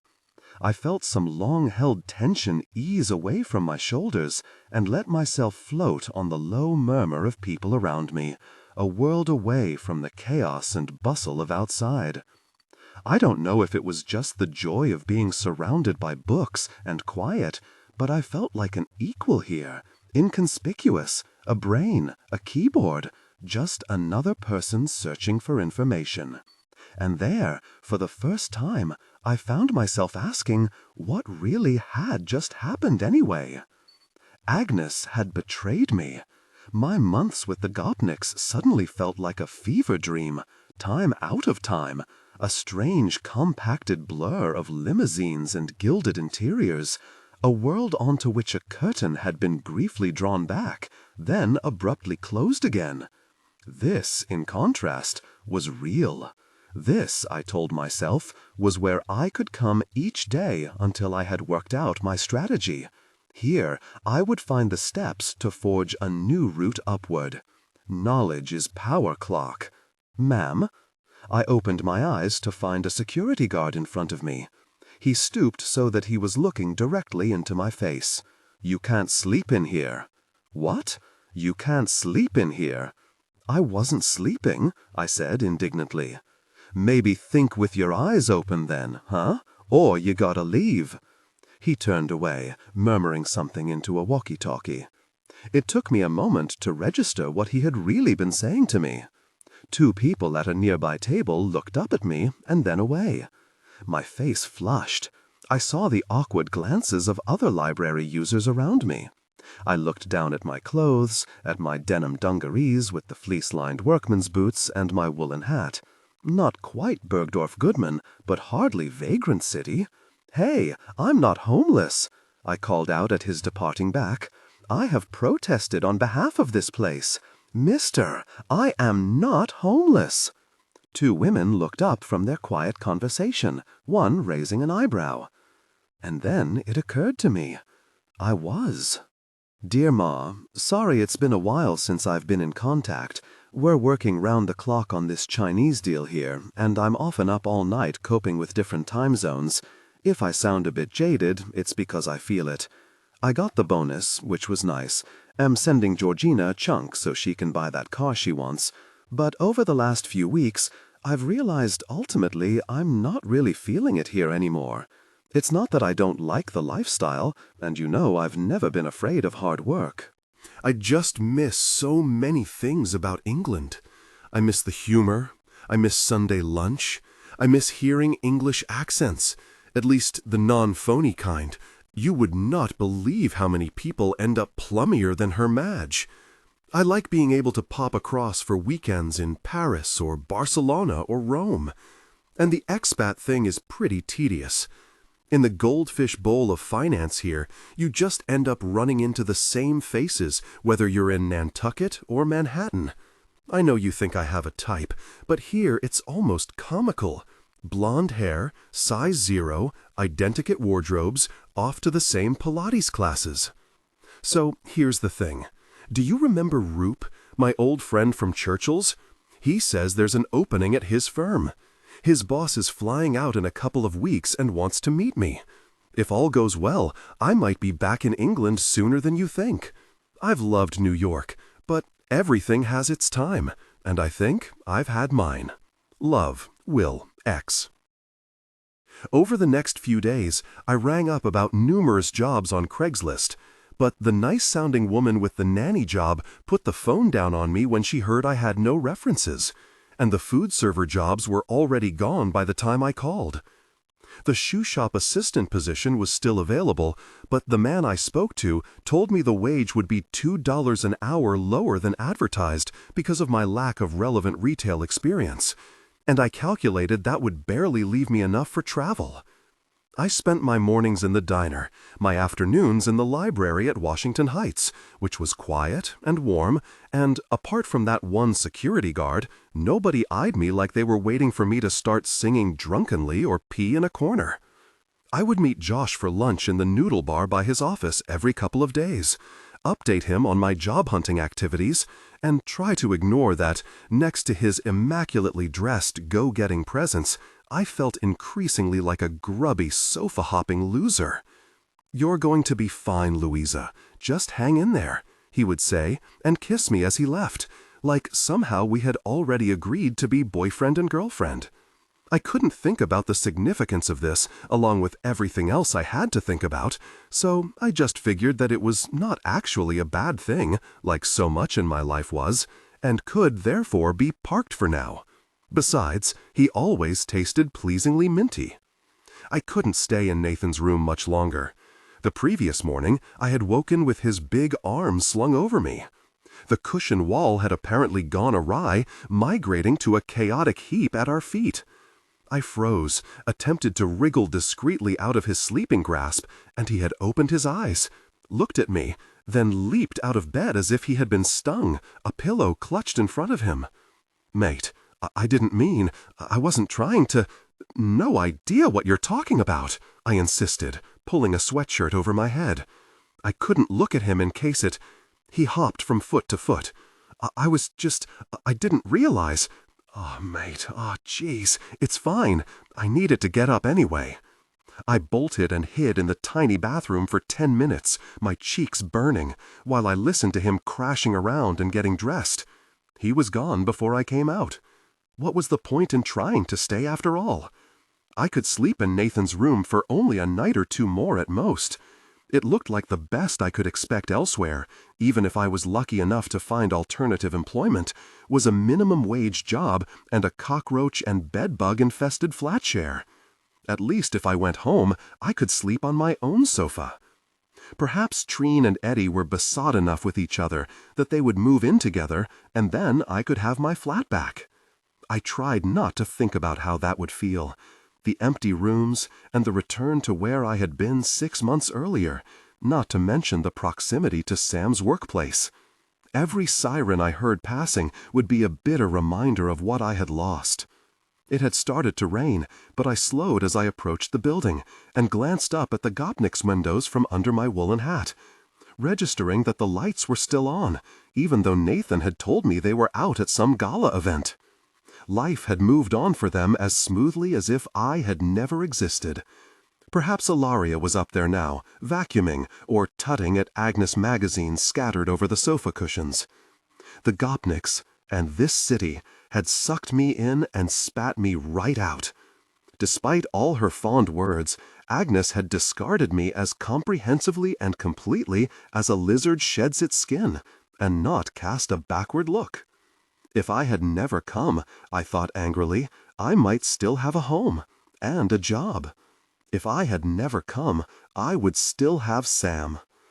The thought caused my mood to darken further, and I hunched my shoulders and thrust my freezing hands into my pockets, prepared to head back to my temporary accommodation, a room I had to sneak into, and a bed I had to share with someone who was terrified of touching me.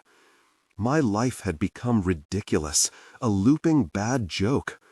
I rubbed my eyes, feeling the cold rain on my skin. I would book my ticket tonight, and I would go home on the next available flight. I would suck it up and start again. I didn't really have a choice. Everything has its time. It was then that I spotted Dean Martin. He was standing on the covered carpet that led up to the apartment building, shivering without his coat on and glancing around as if deciding where to go next. I took a step closer, peering into the lobby, but the nightman was busy sorting through some packages and hadn't seen him. I couldn't see Mrs. DeWitt anywhere. I moved swiftly, leaned down, and scooped him up before he had time to grasp what I was doing. Holding his wriggling body at arm's length, I ran in and swiftly up the back stairs to take him back to her, nodding at the nightman as I went. It was a valid reason for being there, but I emerged from the stairs onto the Gopnik's corridor with trepidation. If they returned unexpectedly and saw me, would Mr. Gopnik conclude I was up to no good? Would he accuse me of trespass? Did it count if I was on their corridor? These questions buzzed around my head as Dean Martin writhed furiously and snapped at my arms. "Mrs. DeWitt," I called softly, peering behind me. Her front door was ajar again, and I stepped inside, lifting my voice. "Mrs. DeWitt, your dog got out again." I could hear the television blaring down the corridor and took a few steps further inside. "Mrs. DeWitt?" When no answer came, I closed the door gently behind me and put Dean Martin on the floor, keen not to hold him for any longer than I had to. He immediately trotted off toward the living room. "Mrs. DeWitt." I saw her leg first, sticking out on the floor beside the upright chair. It took me a second to register what I was seeing. Then I ran to the front of the chair and threw myself to the floor, my ear to her mouth. "Mrs. DeWitt," I said, "can you hear me?" She was breathing, but her face was the blue white of marble. I wondered briefly how long she had been there. "Mrs. DeWitt, wake up! Oh, God, wake up!" I ran around the apartment looking for the phone. It was in the hallway, situated on a table that also housed several phone books. I rang 911 and explained what I had found. "There's a team on its way, ma'am," came the voice. "Can you stay with the patient and let them in?" "Yes, yes, yes, but she's really old and frail, and she looks like she's out cold. Please come quickly."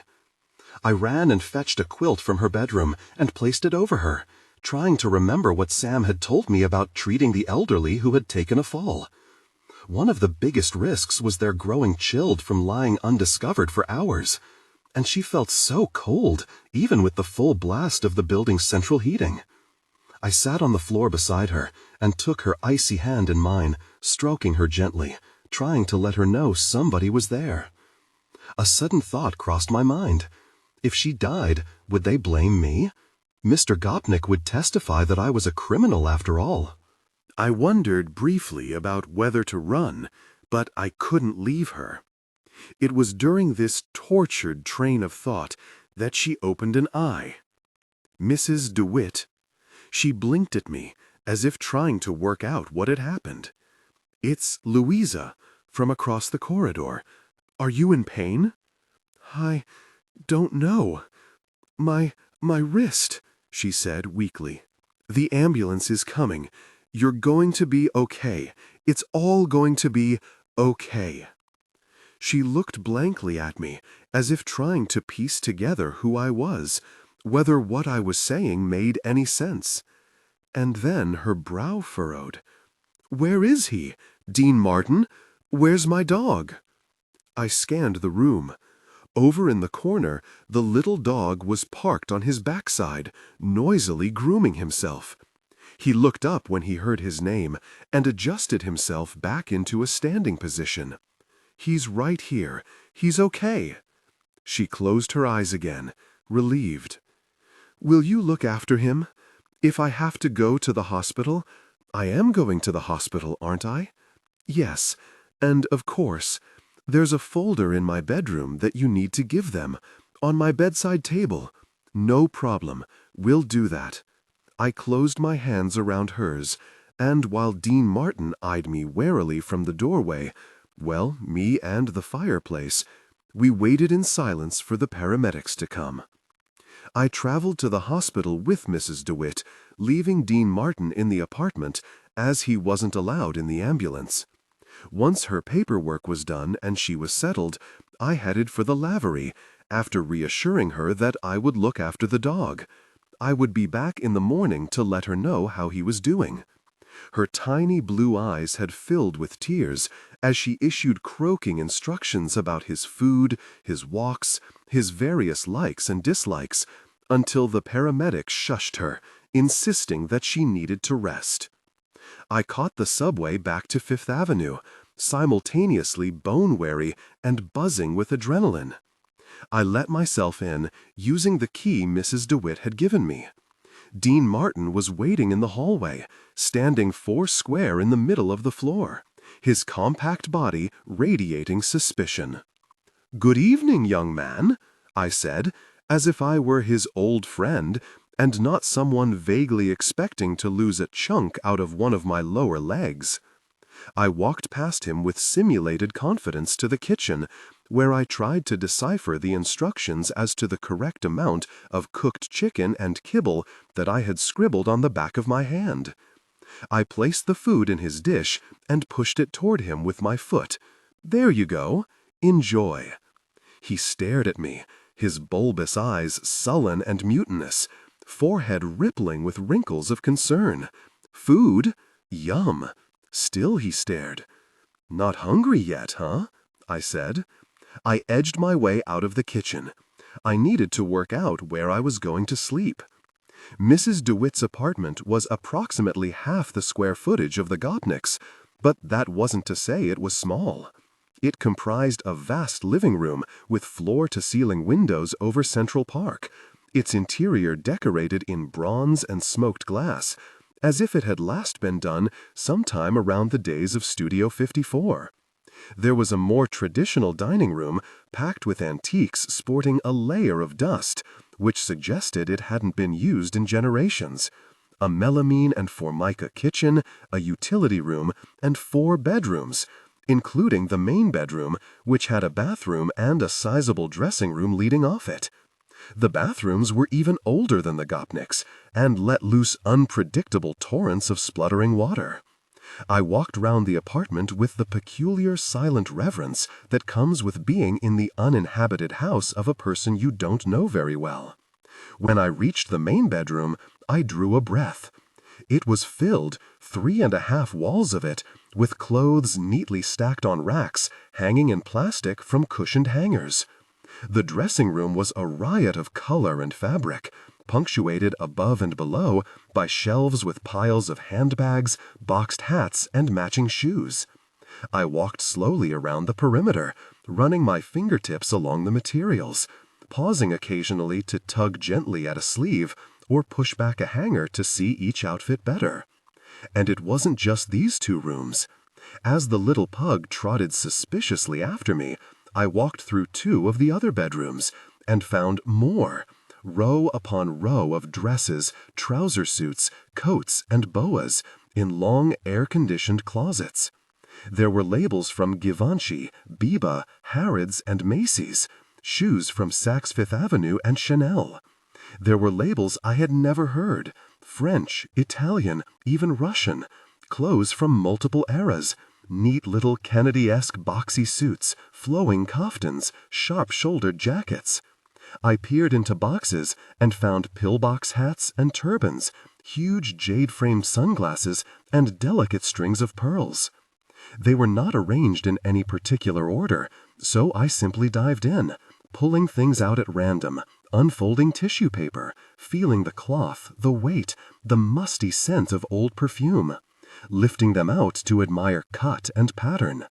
On what wall space was still visible above the shelves, I could just make out framed clothes designs, magazine covers from the 50s and 60s, with beaming, angular models in psychedelic shift dresses or impossibly trim shirtwaisters.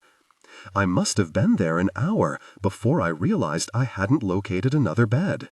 But in the 4th bedroom, there it was, covered with discarded items of clothing, a narrow single, possibly dating back to the 50s, with an ornate walnut headboard, a matching wardrobe, and a chest of drawers. And there were 4 more racks, of the more basic kind you would find in a changing room, and alongside them, boxes and boxes of accessories, costume jewelry, belts, and scarves. I moved some carefully from the bed and lay down, feeling the mattress give immediately, as exhausted mattresses do, but I didn't care. I would basically be sleeping in a wardrobe. For the first time in days, I forgot to be depressed. For one night at least, I was in Wonderland. The following morning, I fed and walked Dean Martin, trying not to be offended by the way he traveled the whole way down Fifth Avenue at an angle, one eye permanently trained on me as if waiting for some transgression. And then I left for the hospital, keen to reassure Mrs. DeWitt that her baby was fine, if permanently braced for savagery. I decided I probably wouldn't tell her that the only way I'd been able to persuade him to eat was to grate Parmigiano Reggiano onto his breakfast. When I arrived at the hospital, I was relieved to find her a more human pink, although oddly unformed without her familiar makeup and set hair.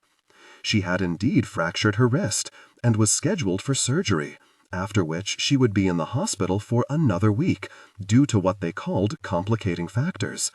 When I revealed that I wasn't a member of her family, they declined to say more. "Can you look after Dean Martin?" she said, her face creased with anxiety. He had plainly been her main concern in the hours I had been gone. "Perhaps they could let you pop in and out to see him in the day. Do you think Ashok could take him for walks? He'll be terribly lonely. He's not used to being without me." I had wondered whether it was wise to tell her the truth. But truth had been in short supply in our building lately. and I wanted everything out in the open. "Mrs. DeWitt," I began, "I have to tell you something. I, I don't work for the Gopniks anymore. They fired me." Her head moved back against her bentho a little. She mouthed the word as if it were unfamiliar. "Fired?" I swallowed. "They thought I had stolen money from them. All I can tell you is that I didn't, but I feel it's only right to tell you, because you may decide that you don't want my help." "Well," she said weakly. And again, "Well." We sat there in silence for a while. Then she narrowed her eyes. "But you didn't do it." "No, ma'am." "Do you have another job?" "No, ma'am. I'm trying to find one." She shook her head. "Gopnik is a fool." "Where are you living?" I'm actually staying in Nathan's room for now, but it's not ideal." Were not you, romantically involved? And obviously the Gopniks don't exactly know. Well, it sounds like an arrangement that might suit us both rather well. Would you look after my dog, and perhaps conduct your job hunting from my side of the corridor, just till I come home? Mrs. DeWitt, I'd be delighted. I couldn't hide my smile. You'll have to look after him better than you did before, of course. I'm going to give you notes. I'm sure he's terribly unsettled. I'll do whatever you say. And I'll need you to come here daily to let me know how he is. That's very important. Of course." With that decided, she seemed to subside a little with relief. She closed her eyes. "No fool like an old fool," she murmured. I wasn't sure if she was talking about Mr. Gopnik, herself, or someone else entirely, so I waited until she had fallen asleep, then headed back to her apartment. All that week I devoted myself to the care of a boggle-eyed, suspicious, cranky 6-year-old pug. We walked 4 times a day, I grated Parmesan onto his breakfast, and several days in, he ceased his habit of standing in any room I was in and staring at me with his brow furrowed, as if waiting for me to do something unmentionable, and simply lay down a few feet away, panting gently. I was still a little wary of him, but I felt sorry for him too. The only person he loved had vanished abruptly, and there was nothing I could do to reassure him that she would be coming home again. And, besides, it was kind of nice to be in the building without feeling like a criminal. Ashok, who had been away for a few days, listened to my description of this turn of events with shock, outrage, then delight. "Man, it's lucky you found him. He could have just wandered off and then nobody would have known she was even on the floor." He shuddered theatrically. "When she's back, I'm going to start checking in on her every day, making sure she's okay." We looked at each other. "Nothing would make her more furious," I said. "Yup, she'd hate it," he said, and went back to work. Nathan pretended to be sad that he had his room back to himself and brought my stuff over with almost unseemly haste to save me a journey of approximately 6 yards. I think he just wanted to be sure I was really going. He dropped my bags and peered around the apartment, gazing in amazement at the walls of clothes. "What a load of junk!" he exclaimed. "It's like the world's biggest Oxfam shop. Boy, I'd hate to be the house clearance company having to go through this lot when the old lady pops her clogs." I kept my smile fixed and level. He told Ilaria, who knocked on my door the next day for news of Mrs. DeWitt, then asked me to take her some muffins she had baked. "The food in these hospitals would make you sick," she said, patted my arm, and left at a brisk trot before Dean Martin could bite her. I heard Agnes playing the piano from across the hall, once a beautiful piece that sounded relaxed and melancholy, once something impassioned and anguished. I thought of the many times Mrs. DeWitt had hobbled across and furiously demanded an end to the noise. This time the music ended abruptly, without her intervention, Agnes seemingly slamming her hands down on the keys. Occasionally I would hear raised voices, and it took me a few days to convince my body that my own adrenaline didn't need to rise with them, that they no longer had anything to do with me. I passed Mr. Gopnik just once in the main lobby. He didn't see me, then performed a double-take, apparently primed to object to my presence there. I lifted my chin and held up the end of Dean Martin's lead. "I'm helping Mrs. DeWitt," I said, with as much dignity as I could manage. He glanced down at Dean Martin, set his jaw, then turned away, as if he hadn't heard me. Michael, at his side, glanced at me, then turned back to his cell phone. Josh came on Friday night, after work, bringing takeout and a bottle of wine. He was still in his suit, working late all week, he said. He and a colleague were competing for a promotion, so he was there for 14 hours a day, and planned to go in on Saturday, too. He peered around the apartment, raising his eyebrows at the decor. "Well, dog-sitting was one job opening I certainly hadn't considered," he observed, as Dean Martin trailed suspiciously at his heels. He walked around the living room slowly, picking up the onyx ashtray and the sinuous African woman sculpture, putting them down, peering intently at the gilded artwork on the walls. It wasn't top of my list either. I laid a trail of Dovey treats to the main bedroom and shut the little dog in until he'd calmed down. But I'm really okay with it. "So, how you doing?" "Better," I said, heading to the kitchen. I had wanted to show Josh I was more than the scruffy, intermittently drunk job seeker he had been meeting the past week, so I had dressed up in my black Chanel-style dress with the white collar and cuffs and my emerald fake crocodile Mary Janes, my hair sleek and blow-dried into a neat bob. "Well, you look cute," he said, following me. He put his bottle and bag on the side in the kitchen, then walked over to me, standing just a couple of inches away, so that his face filled my vision. And, not homeless, which is always a good look. Temporarily, anyway. "So does this mean you'll be sticking around a little longer? Who knows?" He was mere inches from me. I had a sudden sensory memory of burying my face in his neck a week previously. "You're going pink, Louisa Clark. That's because you're extremely close to me." "Do that to you?" His voice dropped, his eyebrow lifted. He took a step closer, then put his hands on the worktop, at either side of my hips. "Apparently," I said, but it came out as almost a cough. And then he dropped his lips to mine and kissed me. He kissed me, and I leaned back against the kitchen units and closed my eyes, absorbing the mint taste of his mouth, the slightly strange feel of his body against mine, the unfamiliar hands closing over my own. I wondered if this was what it would have been like to kiss Will before his accident. And then I thought that I would never kiss Sam again.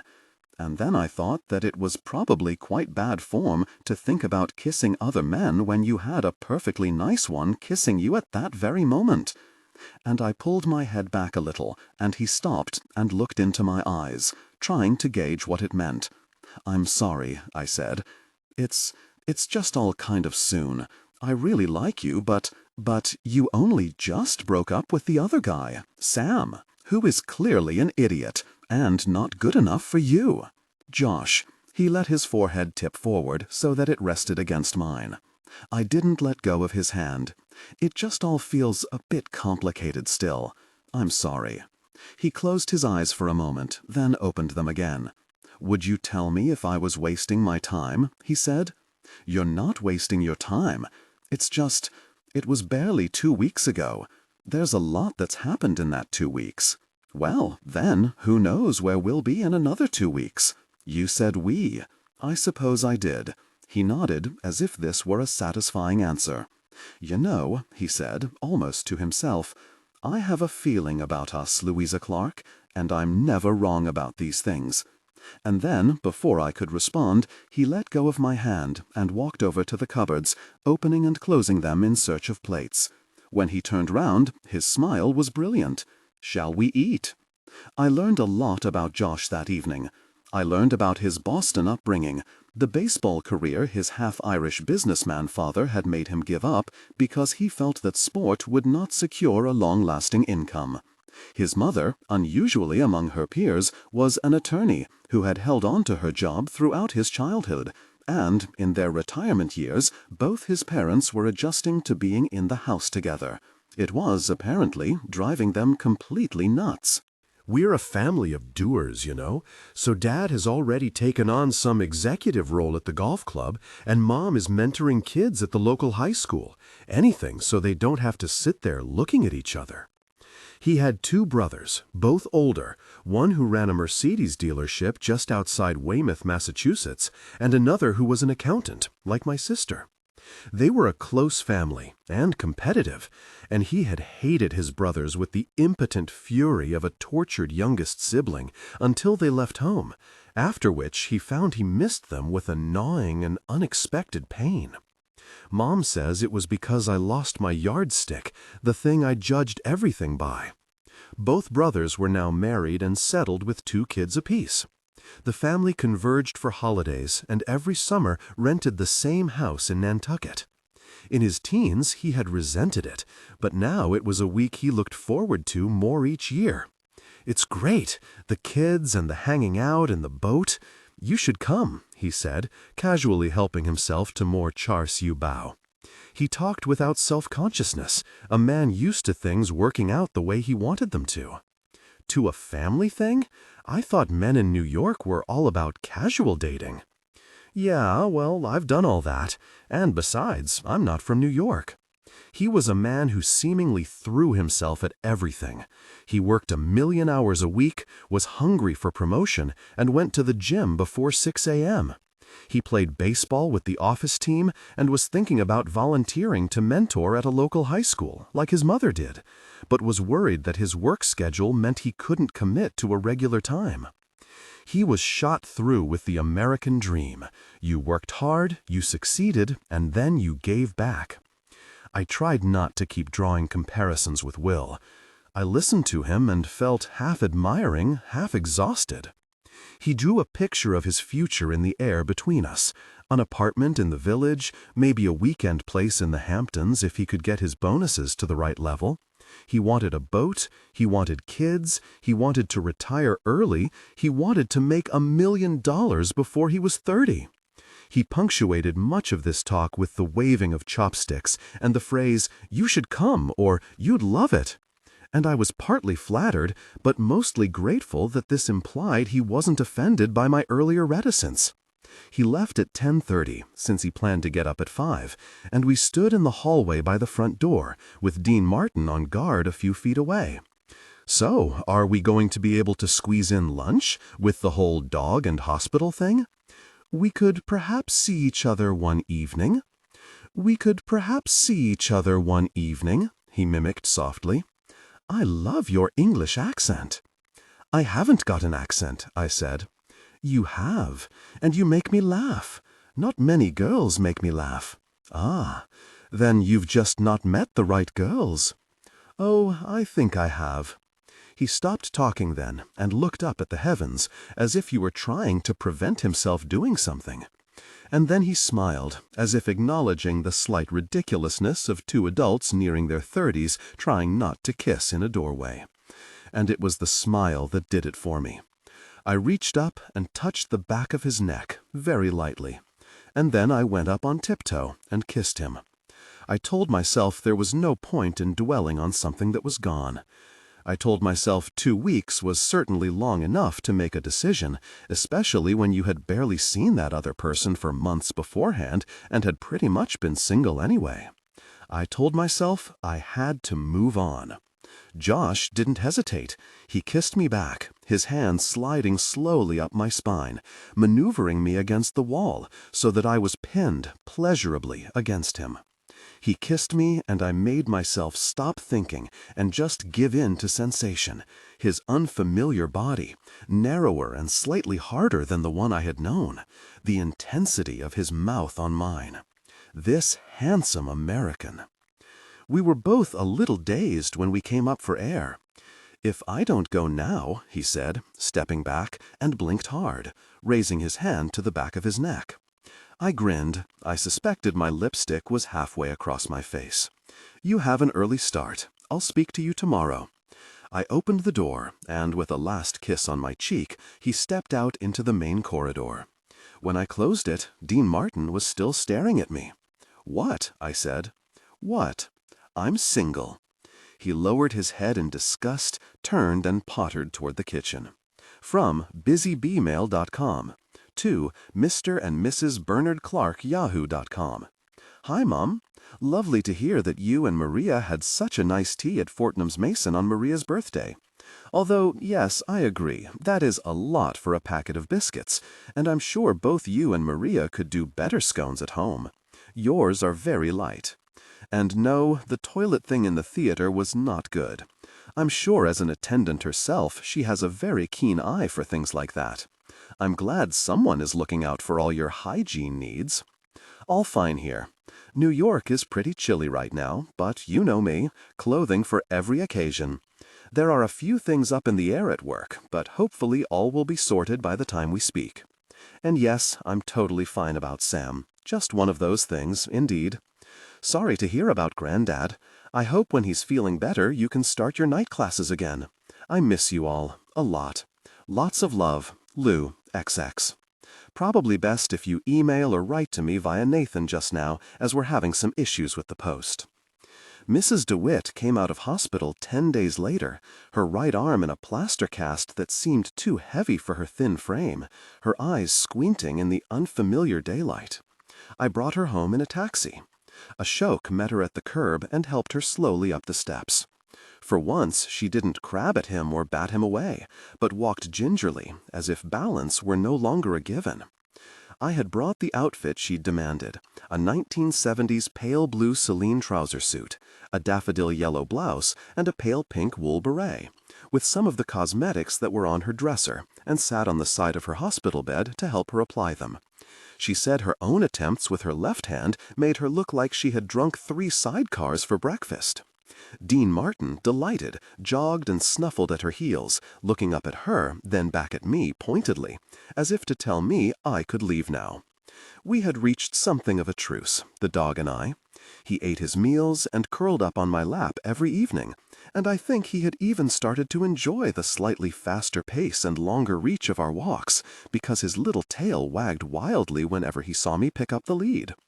Mrs. DeWitt was overjoyed to see him, if joyousness could be conveyed by a series of complaints about my obvious mismanagement of his care, by the fact that within a space of 12 hours she had deemed him both over and underweight, and by an ongoing crooning apology to him for leaving him in my inadequate hands. "My poor baby, did I leave you with a stranger? I did? And she didn't care for you properly? It's okay. Mama's home now. It's all okay." She was plainly delighted to be home, but I can't pretend I wasn't anxious. She seemed to require a prodigious number of pills, even by American standards, and I wondered if she had some kind of brittle bone syndrome. It seemed an awful lot just for a broken wrist. I told Trina, who said in England you would have been prescribed a couple of painkillers and told not to lift anything heavy, and laughed heartily. But Mrs. DeWitt, I felt, had been left even frailer by her time in hospital. She was pale and coughed repeatedly, and her tailored clothes gapped in odd places around her body. When I cooked her macaroni and cheese, she ate 4 or 5 neat mouthfuls and pronounced it delicious, but declined to eat any more. I think my stomach shrank in that awful place, probably trying to shut itself off from their abysmal food. She took half a day to reacquaint herself fully with her apartment, tottering slowly from room to room, reminding and reassuring herself that everything was as it should be. I tried not to view this as her checking that I hadn't stolen anything. Finally, she sat down on her tall, upholstered chair and let out a little sigh. "I can't tell you how good it is to be home," she said, as if she had half expected not to make it back. And then she nodded off. I thought for the 100th time about Granddad and how lucky he was to have Mum caring for him. Mrs. DeWitt was plainly too frail to be left alone, and apparently in no hurry to see me go. So, with no actual discussion between us, I simply stayed on. I helped her wash and dress and cooked her meals, and, for the first week at least, walked Dean Martin several times a day. Toward the end of that week, I found she had cleared me a little space in the fourth bedroom, moving books and items of clothing one at a time to reveal a bedside table that was usable, or a shelf on which I could put my things. I commandeered her guest bathroom for myself, scrubbing it thoroughly and running the taps until the water was clear. Then, discreetly, I set about cleaning all those areas of her own bathroom and kitchen that her failing eyesight had begun to miss. I took her to the hospital for her follow-up appointments and sat outside with Dean Martin until I was asked to return for her. I booked her an appointment at her hairdresser and waited while her thin, silvery hair was returned to its former neat waves, a small act that seemed to be more restorative than any of the medical attention she had received. I helped her with her makeup and located her various pairs of glasses. She would thank me quietly and emphatically for my help in the way you might a favored guest. Conscious that, as she'd lived alone for years, she might often go out for a few hours in the day, sit in the library and look for jobs, but without the urgency I had felt previously, and, in truth, there was nothing I wanted to do. She would usually be either sleeping or propped in front of her television when I returned. "Now, Louisa," she would say, pushing herself upright, as if we had been mid-conversation, "I'd been wondering where you were. Would you be kind enough to take Dean Martin for a little stroll? He's been looking rather concerned." On Saturdays, I went with Mina to the library protests. The crowds had grown thinner now, the library's future dependent not just on public support, but a crowd-funded legal challenge. Nobody seemed to hold out much hope for it. We stood, less chilled as each week passed, waving our battered placards and accepting with thanks the hot drinks and snacks that still arrived from neighbors and local shopkeepers. I'd learned to look out for familiar faces, the grandmother I'd met on my first visit, whose name was Martine, and now greeted me with a hug and a broad smile. A handful of others waved or said hi, the security guard, the woman who brought pakoras, the librarian with the beautiful hair. I never saw the old woman with the ripped epaulets again. I had been living in Mrs. DeWitt's apartment for 13 days when I bumped into Agnes. Given our proximity to each other, I suppose it was surprising that it hadn't happened earlier. It was raining heavily, and I was wearing one of Mrs. DeWitt's old raincoats, a yellow and orange 1970s plastic one with bright circular flowers all over it, and she had put a little mackintosh with an elevated hood on Dean Martin, which made me snort with laughter every time I looked at it. We ran along the corridor, me giggling at the sight of his bulbous little face under the plastic hood, and I stopped suddenly as the lift doors opened, and Agnes stepped out, tailed by a young woman with an iPad, her hair scraped back into a tight ponytail. She stopped and stared at me. Something not quite readable passed across her face, something that might have been awkwardness, a mute apology, or even suppressed fury at my being there. It was hard to tell.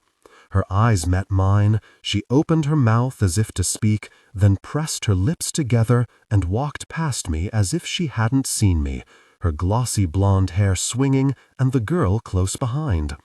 I stood watching as the front door closed emphatically after them, my cheeks burning like a spurned lover's. I had a vague memory of us laughing in a noodle bar. We are friends, yes? And then I took a deep breath, called the little dog to me to fasten his lead, and headed out into the rain. In the end, it was the girls at the vintage clothes emporium who offered me paid employment. A container of stuff was arriving from Florida, several wardrobes worth, and they needed an extra pair of hands to go over each item before it hit the shelves, sew on missing buttons, and make sure everything that went out on the rails was steam-pressed and clean in time for a vintage clothes fair at the end of April. Articles that didn't smell fresh were the most commonly returned. The pay was minimum wage, but the company was good, the coffee free, and they would give me a 20% discount on anything I wanted to buy. My appetite for purchasing new clothes had diminished, along with my lack of accommodation, but I said yes gladly, and once I was sure Mrs. DeWitt was stable enough to walk Dean Martin at least to the end of the block and back by herself, I would head to the store every Tuesday at 10 a.m. and spend the day in their back room, cleaning, sewing, and chatting to the girls during their cigarette breaks, which seemed to happen every 15 minutes or so. Margot, I was forbidden to call her Mrs. DeWitt anymore. You're living in my home, for goodness sake. Listened carefully when I told her of my new role, then asked what I was using to repair the clothes. I described the huge plastic box of old buttons and zippers, but added that the whole thing was such a chaotic mess that I often couldn't find a match and rarely more than 3 of the same type of button. She rose heavily from her chair and motioned to me to follow. I walked very close to her these days. She didn't seem completely steady on her feet and frequently listed to one side, like a badly loaded ship in high seas. But she made it, her hand trailing the wall for extra stability. Under that bed, dear. No, there are 2 chests. That's it. I knelt and wrenched out 2 heavy wooden boxes with lids. Opening them, I found them filled to the brim with rows of buttons, zippers, tapes, and fringes. There were hooks and eyes, fastenings of every type, all neatly separated and labeled. Brass navel buttons and tiny Chinese ones, covered with bright silk, bone, and shell, sewn neatly onto little strips of card. In the cushioned lid sat sprays of pins, rows of different-sized needles, and an assortment of silk threads on tiny pegs. I ran my fingers across them reverently. I was given those for my 14th birthday. My grandfather had them shipped from Hong Kong. If you get stuck, you can check in there. I used to take the buttons and zippers from everything I didn't wear anymore, you know. That way, if you lose a button on something nice and can't replace it, you always have a full set that you can sew on instead. But won't you need them? She waved her good hand. Oh, my fingers are far too clumsy for sewing now. Half the time I can't even work the buttonholes. And so few people bother with fixing buttons and zippers these days. They just throw their clothes in the trash and buy something awful from one of those discount stores. You take them, dear. It would be nice to feel they were useful. So, by luck, and perhaps a little by design, I now had 2 jobs that I loved, and with them I found a kind of contentment. Every Tuesday evening, I would bring home a few items of clothing in a checkered laundry bag of plastic webbing, and while Margot napped or watched television, I would carefully remove all the remaining buttons on each item and sew on a new set, holding them up afterward for her approval. "You sew quite nicely," she remarked, peering at my stitches through her spectacles as we sat in front of Wheel of Fortune. "I thought you'd be as dreadful at it as you are at everything else." At school, needlework was pretty much the only thing I was any good at. I smoothed out the creases on my lap and prepared to refold a jacket. "I was just the same," she said. "By 13, I was making all my own clothes. My mother showed me how to cut a pattern, and that was it. I was away. I became obsessed with fashion." "What was it you did, Margot?" I put down my stitching. "I was fashion editor of the Ladies' Look. It doesn't exist now, never made it into the 90s, but we were around for 30 years or more, and I was fashion editor for most of that." "Is that the magazine in the frames? The ones on the wall?" "Yes, those were my favorite covers. I was rather sentimental and kept a few." Her face softened briefly, and she tilted her head, casting me a confiding look. It was quite the job back then, you know. The magazine company wasn't terribly keen on having women in senior roles, but there was the most dreadful man in charge of the fashion pages, and my editor, a wonderful man, Mr. Aldridge, argued that having an old fuddy-duddy who still wore suspenders to hold up his socks, dictating what fashion meant, simply wouldn't work with the younger girls. He thought I had an eye for it, promoted me, and that was that. So that's why you have so many beautiful clothes. Well, I certainly didn't marry rich. Did you marry at all? She looked down and picked at something on her knee. Goodness, you do ask a lot of questions. Yes, I did. A lovely man. Terence. He worked in publishing. But he died in 1962, 3 years after we married, and that was it for me. You never wanted children? I had a son, dear, but not with my husband. Is that what you wanted to know? I flushed. No, I mean, not like that. Gosh, having children is... I wouldn't presume to... Stop flapping, Louisa. I fell in love with someone unsuitable when I was grieving my husband, and I became pregnant. I had the baby, but it caused a bit of a stir, and in the end it was considered better for everyone if my parents brought him up in Westchester. Where is he now? Still in Westchester, as far as I know. I blinked. You don't see him? Oh, I did. I saw him every weekend and vacation for the whole of his childhood. But once he reached adolescence, he grew rather angry with me for not being the kind of mother he thought I should be. I had to make a choice, you see. In those days, it wasn't common to work if you married or had children, and I chose work. I honestly felt I would die without it. And Frank, my boss, supported me. She sighed. Unfortunately, my son has never really forgiven me. There was a long silence. I'm so sorry. Yes, so am I. But what's done is done, and there's no point dwelling. She began to cough, so I poured her a glass of water and handed it to her. She motioned toward a bottle of pills that she kept on the sideboard, and I waited while she swallowed one. She settled herself again, like a hen that had ruffled her feathers. What was his name? I asked when she had recovered. More questions. Frank Jr. So his father was... My editor at the magazine, yes, Frank Aldridge. He was significantly older than I was, and married, and I'm afraid that was my son's other great resentment. It was rather hard for him at school. People were different about these things then. When did you last see him? Your son, I mean. That would be 1987, the year he married. I found out about it after the event, and wrote him a letter telling him how hurt I was that he hadn't included me, and he told me in no uncertain terms that I had long since relinquished any right to be included in anything to do with his life. We sat in silence for a moment. Her face was perfectly still, and it was impossible to tell what she was thinking, or even if she was now simply focused on the television. I didn't know what to say to her.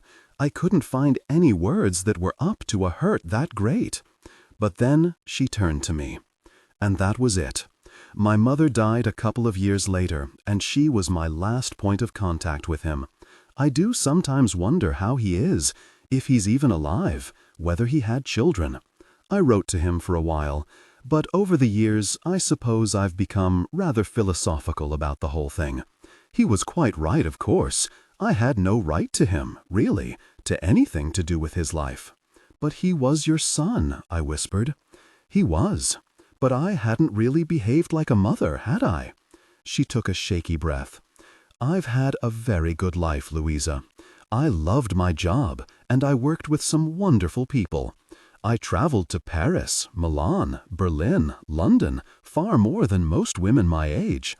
I had my beautiful apartment and some excellent friends. You mustn't worry about me. All this nonsense about women having it all. We never could and we never shall. Women always have to make the difficult choices. But there is a great consolation in simply doing something you love. We sat in silence, digesting this. Then she placed her hands squarely on her knees. Actually, dear girl, would you help me to my bathroom? I'm feeling quite tired, and I think I might take myself to bed." That night, I lay awake, thinking about what she had told me.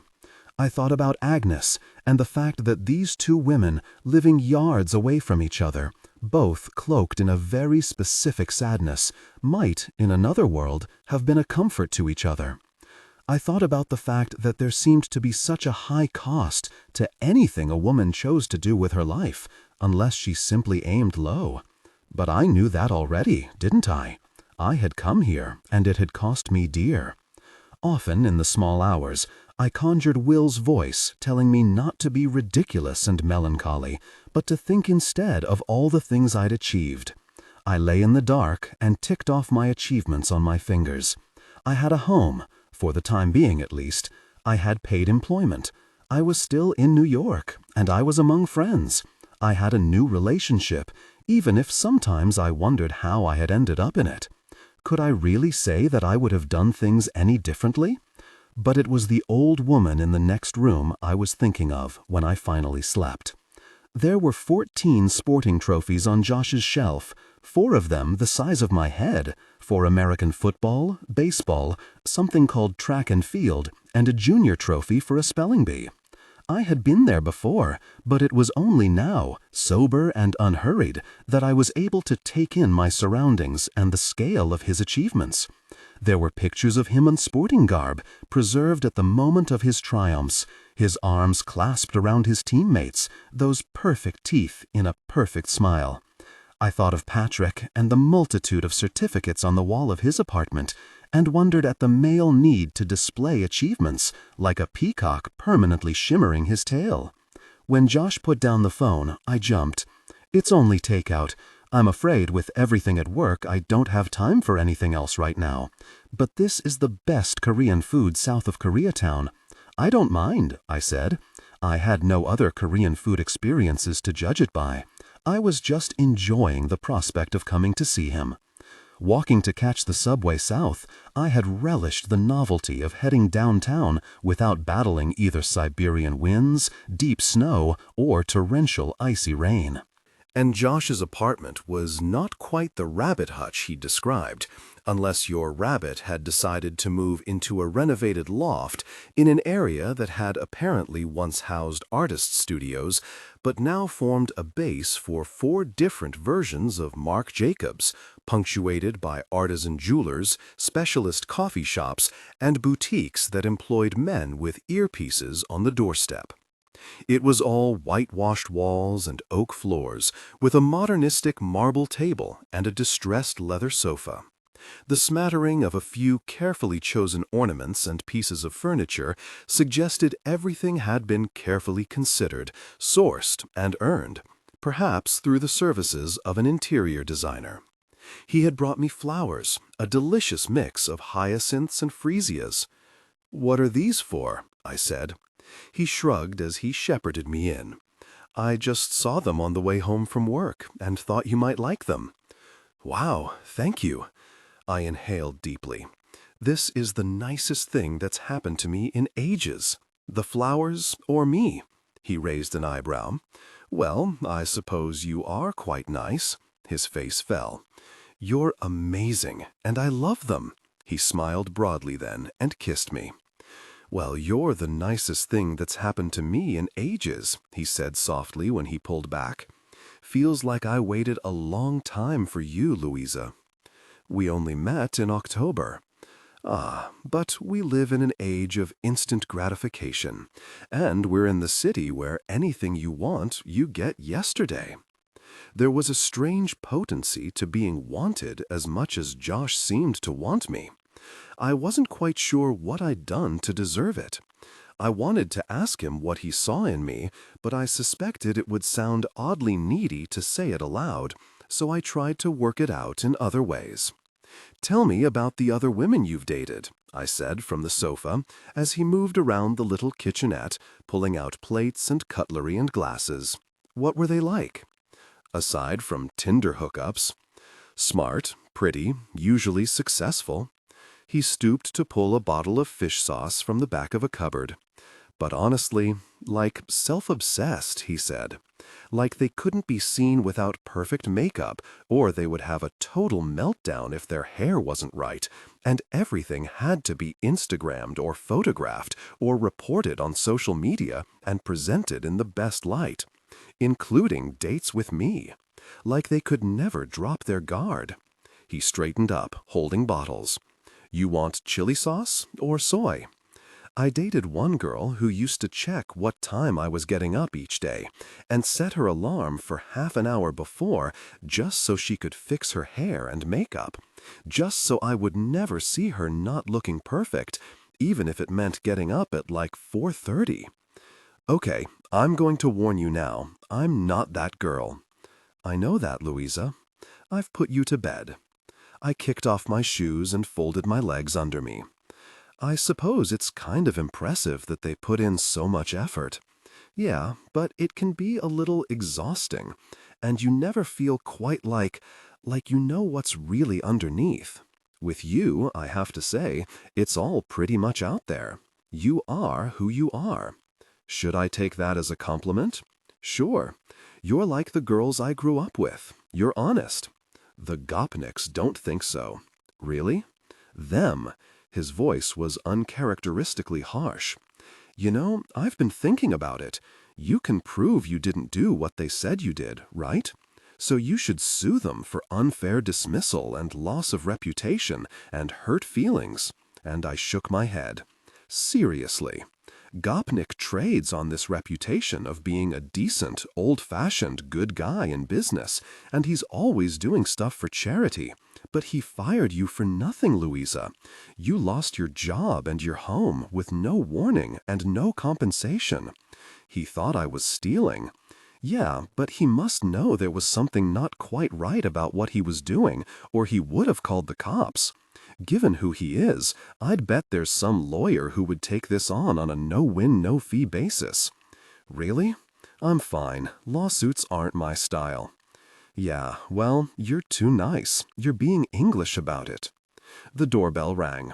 Josh held up a finger as if to say we would continue this conversation. He disappeared into the narrow hallway, and I heard him paying the delivery boy while I finished laying the little table. And you know what, he said, bringing the bag into the kitchen. Even if you didn't have evidence, I'd bet Gopnik would pay a lump sum just to stop the whole thing getting into the papers. Think what that could do for you. I mean, a couple of weeks ago you were sleeping on someone's floor. I hadn't told him about sharing Nathan's bed. This could get you a decent deposit on a rental. Hell, you get a good enough lawyer, this could buy you an apartment. You know how much money Gopnik has? Like, he is famously rich in a city of seriously rich people. Josh, I know you mean well, but I just want to forget it. Louisa, No, I put my hands down on the table. I'm not suing anybody. He waited for a minute, perhaps frustrated by his inability to push me further, and then he shrugged and smiled. Okay, well, dinner time. You don't have any allergies, right? Have some chicken. Here, you like eggplant. They do this eggplant chili dish that's just the greatest. I slept with Josh that night. I wasn't drunk, and I wasn't vulnerable, and I wasn't breathless with need for him. I think I just wanted my life to feel normal again, and we had eaten and drunk and talked and laughed until late into the night, and he had pulled the drapes and turned down the lights, and it seemed like a natural progression, or at least I could think of no reason not to. He was so beautiful. He had skin without a blemish and cheekbones you could actually see, and his hair was soft and chestnut-colored and tinged with tiny flecks of gold, even after the long winter. After their night, afterward he kissed me tenderly, then asked me if I was happy, then murmured that he had to get some sleep, and I lay there and tried to ignore the tears that inexplicably trickled from the corners of my eyes into my ears. What was it Will had told me? You had to seize the day. You had to embrace opportunities as they came. You had to be the kind of person who said yes. If I had turned Josh away, wouldn't I have regretted it forever? I turned silently in the unfamiliar bed and studied his profile as he slept. the perfect straight nose, and the mouth that looked like Will's. I thought of all the ways Will would have approved of him. I could even picture them together, joking with each other, a competitive edge to their jokes. They might have been friends, or enemies. They were almost too similar.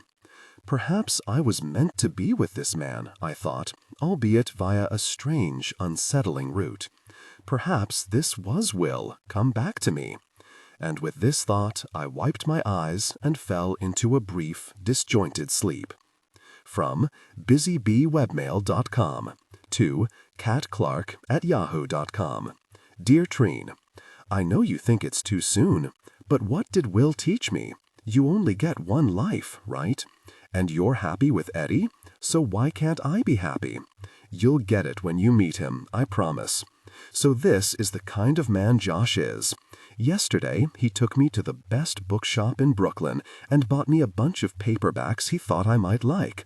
Then, at lunchtime, he took me to a posh Mexican restaurant on East 46th and made me try fish tacos. Don't pull a face, they were absolutely delicious. Then he told me he wanted to show me something. No, not that. We walked to the Grand Central Terminal, and it was packed, as usual, and I was thinking, okay, bit weird, are we going on a trip? Then he told me to stand with my head in the corner of this archway, just by the oyster bar.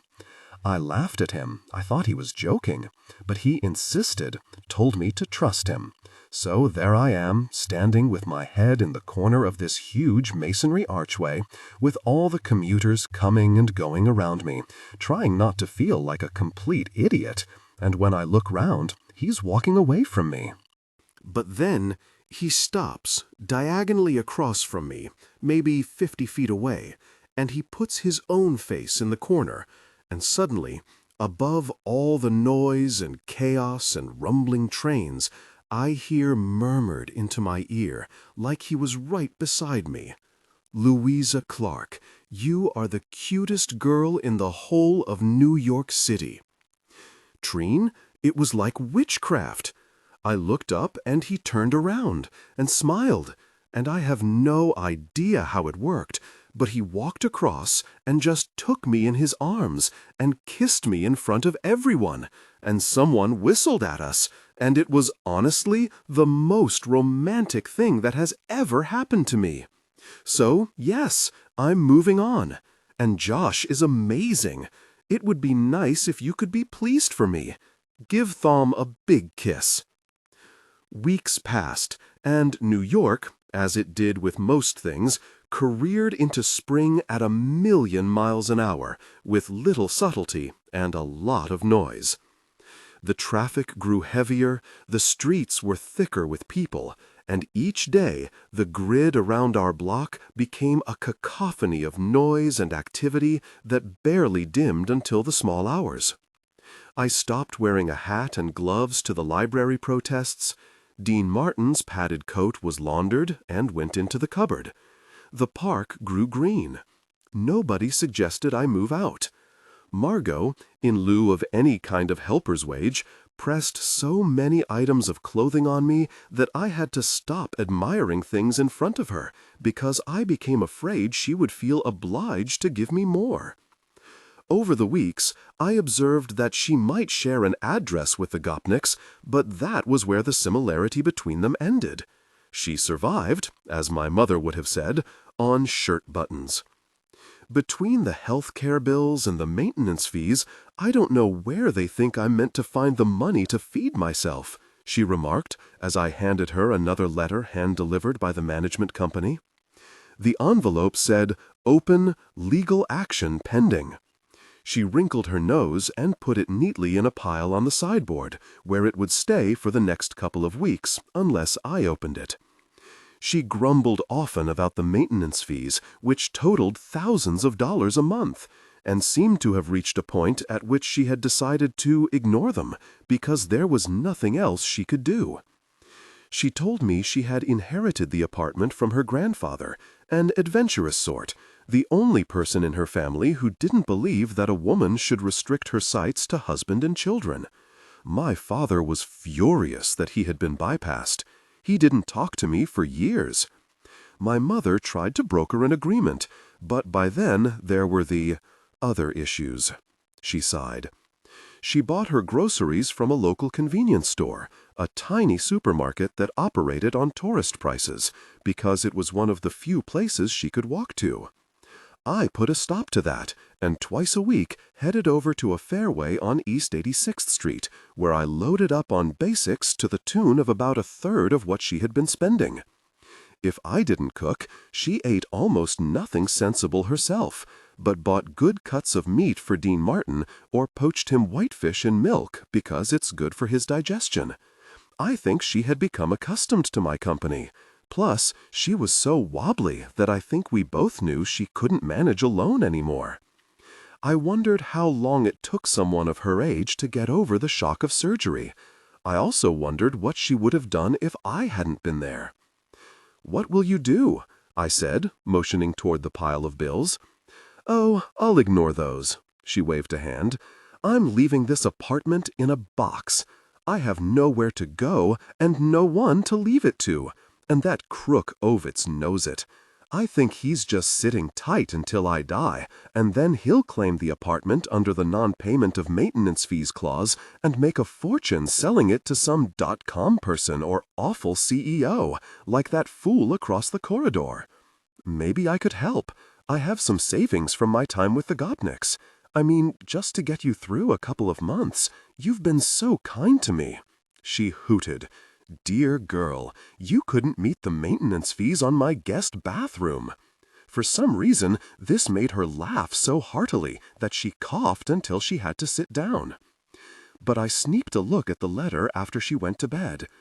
Its late payment charges, its direct contravention of the terms of your lease, and threat of compulsory eviction made me think that Mr. Ovitz might not be as beneficent or patient as she seemed to think. I was still walking Dean Martin 4 times a day, and during those trips to the park, I tried to think what could be done for Margot. The thought of her being evicted was appalling. Surely the managing agent wouldn't do that to a convalescent elderly woman.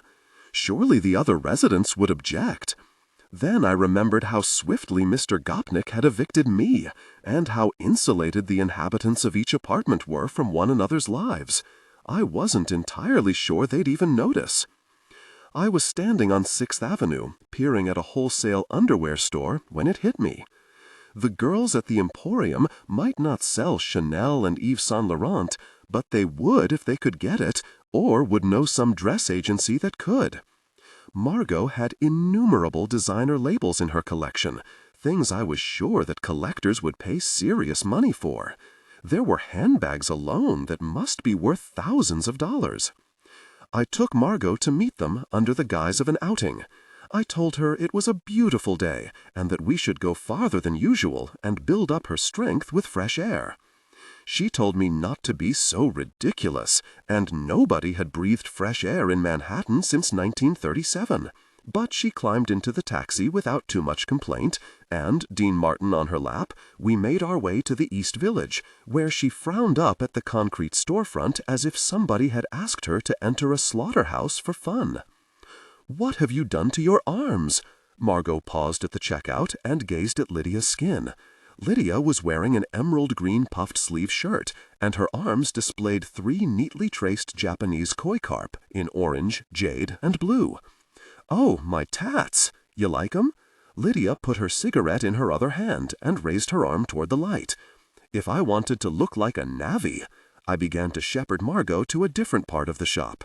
"Here, Margot. See, they have all their vintage clothes in different areas. If you have clothes from the 1960s, they go here, and over there, the 1950s.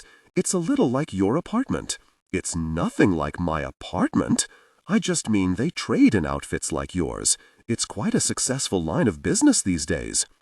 Margot pulled at the sleeve of a nylon blouse, then peered at the label over the top of her spectacles. "Amy Armistead is an awful line. Never could stand the woman. Or Les Grandifolis. Their buttons always fell off. Cheap on thread. There are some really special dresses back here, under plastic." I walked over to the cocktail gown section, where the best of the women's pieces were displayed.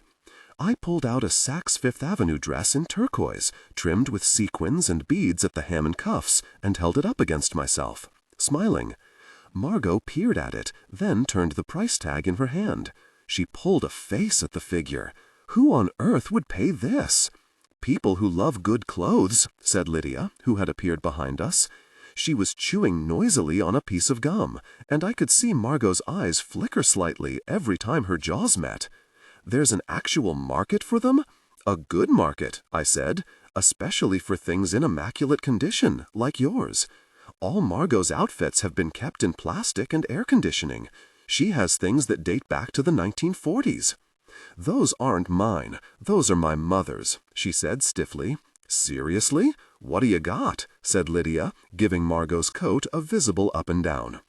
Margot was in a Jaeger 3/4 length wool coat and a black fur hat the shape of a large Victoria sponge. Even though the weather was almost balmy, she still appeared to feel the cold. What do I have? Nothing I want to send here, thank you. But Margot, you have some really fine suits, the Chanels and the Givenchys that no longer fit you. And you have scarves, bags. You could sell those to specialist dealers, auction houses even. Chanel makes serious money, said Lydia sagely, especially purses. If it's not too shabby, a decent Chanel double flap in caviar leather will make $2,500 to $4,000. A new one's not going to cost you much, you know what I'm saying? Python? Whoa, the sky's the limit. You have more than one Chanel handbag, Margot, I pointed out. Margot tucked her Hermes alligator bag more tightly under her arm. You got more like that? We can sell 'em for you, Mrs. DeWitt. We got a waiting list for the good stuff. I got a lady in Asbury Park will pay up to $5,000 for a decent Hermes. Lydia reached out to run a finger down the side of it, and Margot pulled away as if she'd assaulted her. It's not stuff, she said. I don't own stuff. I just think it might be worth considering. There seems to be quite a bit you don't use any longer. You could sell it, pay the maintenance fees, and then you could, relax. I am relaxed, she snapped, and I'll thank you not to discuss my financial affairs in public, as if I'm not even here. Oh, I don't like this place. It smells of old people. Come on, Dean Martin, I need some fresh air. I followed her out, mouthing an apology at Lydia, who shrugged, unconcerned. I suspected that even the faint possibility of Margot's wardrobe coming her way had softened any natural tendency toward combativeness. We caught a taxi back in silence.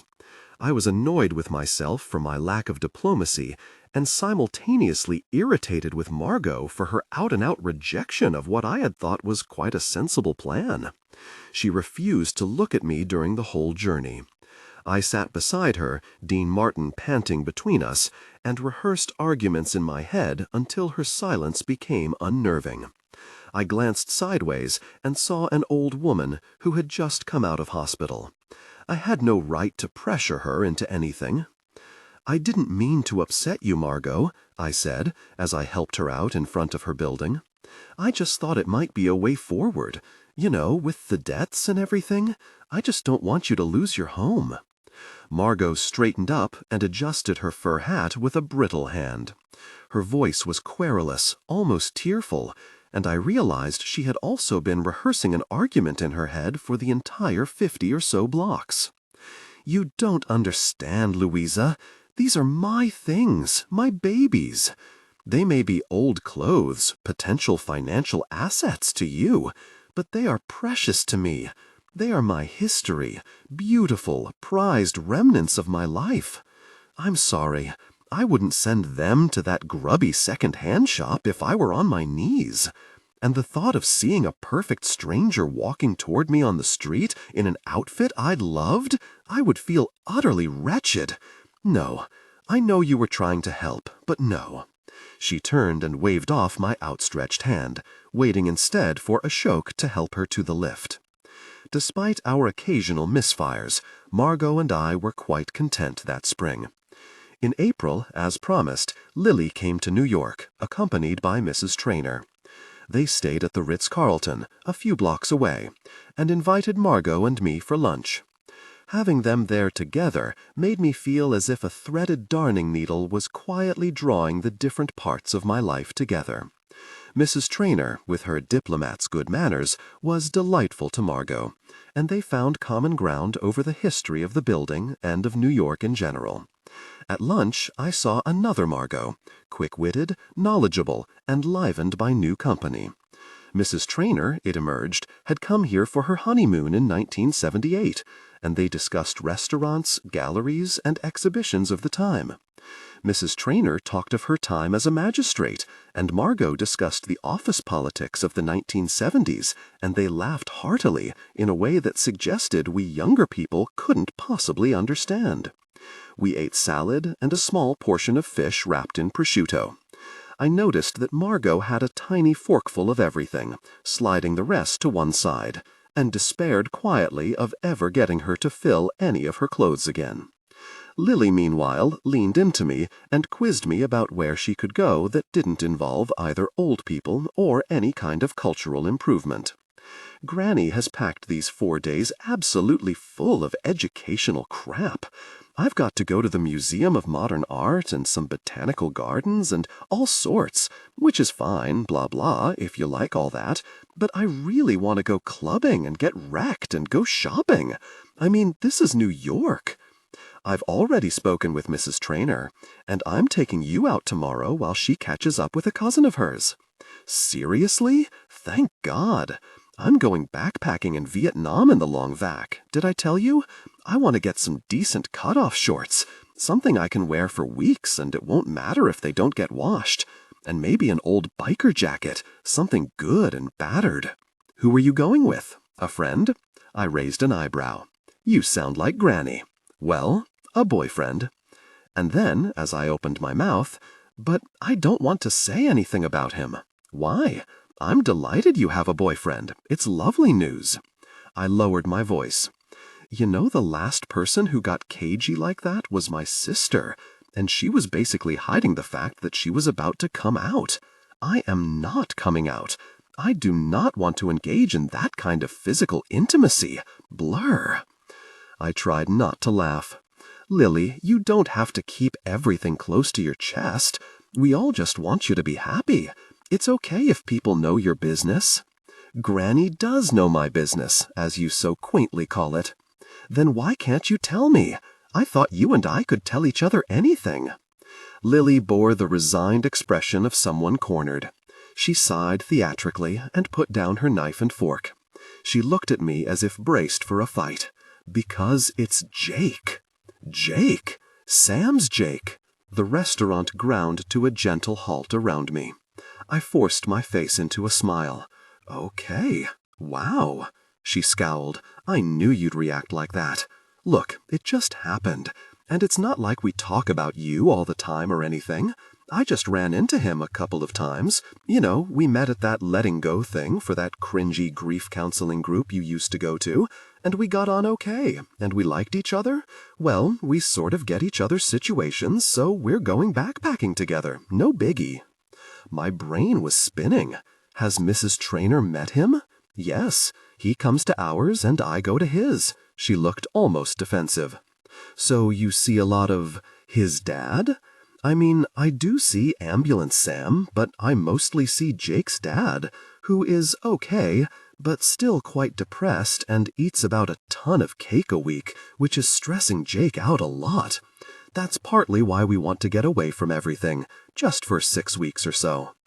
She kept talking, but a low hum had started somewhere in the back of my head, and I couldn't quite register what she was saying. I didn't want to hear about Sam, even vicariously. I didn't want to hear about people I loved playing happy families without me while I was thousands of miles away. I didn't want to know about Sam's happiness, or Katie with her sexy mouth, or how they were no doubt living in his house together in a newly built home, sharing their lives. So, how's your new boyfriend? She said. Josh? Josh, he's great, totally great. I put my knife and fork neatly to the side of my plate. Just dreamy. So, what's going on? I need to see pictures of you with him. You're massively annoying that you never put any updates on Facebook. Don't you have any pictures of him on your phone? Nope, I said, and she wrinkled her nose as if that were a completely inadequate response. I wasn't telling the truth. I had one of the two of us at a pop-up rooftop restaurant taken a week earlier, but I didn't want her to know that Josh was the spitting image of her father. Either it would unbalance her, or worse, having her acknowledge it out loud would unbalance me. So when are we heading out of this funeral parlor? We can leave the olds here to finish their lunch, surely. Lily nudged me. The two women were still chatting. Did I tell you I've been winding Grandpa up massively about Granny's imaginary heartthrob boyfriend? I told him they were going on holiday to the Maldives and that Granny had been to Rigby and Peller to stock up on new underwear. I swear he's about to break down and declare he still loves her. It's making me die laughing. Much as I loved Lily, I was grateful that Mrs. Trainor's packed schedule of cultural improvements over the next few days meant that, aside from our shopping trip, we had limited time together. Her presence in the city, with her intimate knowledge of Sam's life, had created a vibration in the air that I didn't know how to dispel. I was grateful that Josh was flat out with work and didn't notice if I was down or distracted. But Margot noticed, and one night, when her beloved Wheel of Fortune had finished, and I rose to take Dean Martin for his last walk of the night, she asked me straight out what the matter was. I told her. I couldn't think of a reason not to. "You still love the other one," she said. "You sound like my sister," I said. "I don't. I just loved him so much when I did. And the end of it was so awful, and I thought that being over here and living a different life would insulate me from it. I don't do social media anymore. I don't want to keep tabs on anyone. And yet, somehow, information about your ex will always end up finding its way to you. And it's like I can't concentrate while Lily's here because she's now part of his life. Perhaps you should just get in touch with him, dear. It sounds as if you still have things to say." "I have nothing to say to him," I said. My voice grew impassioned. "I tried so hard, Margot. I wrote to him and sent him emails and called. Do you know he didn't write me one letter? In 3 months?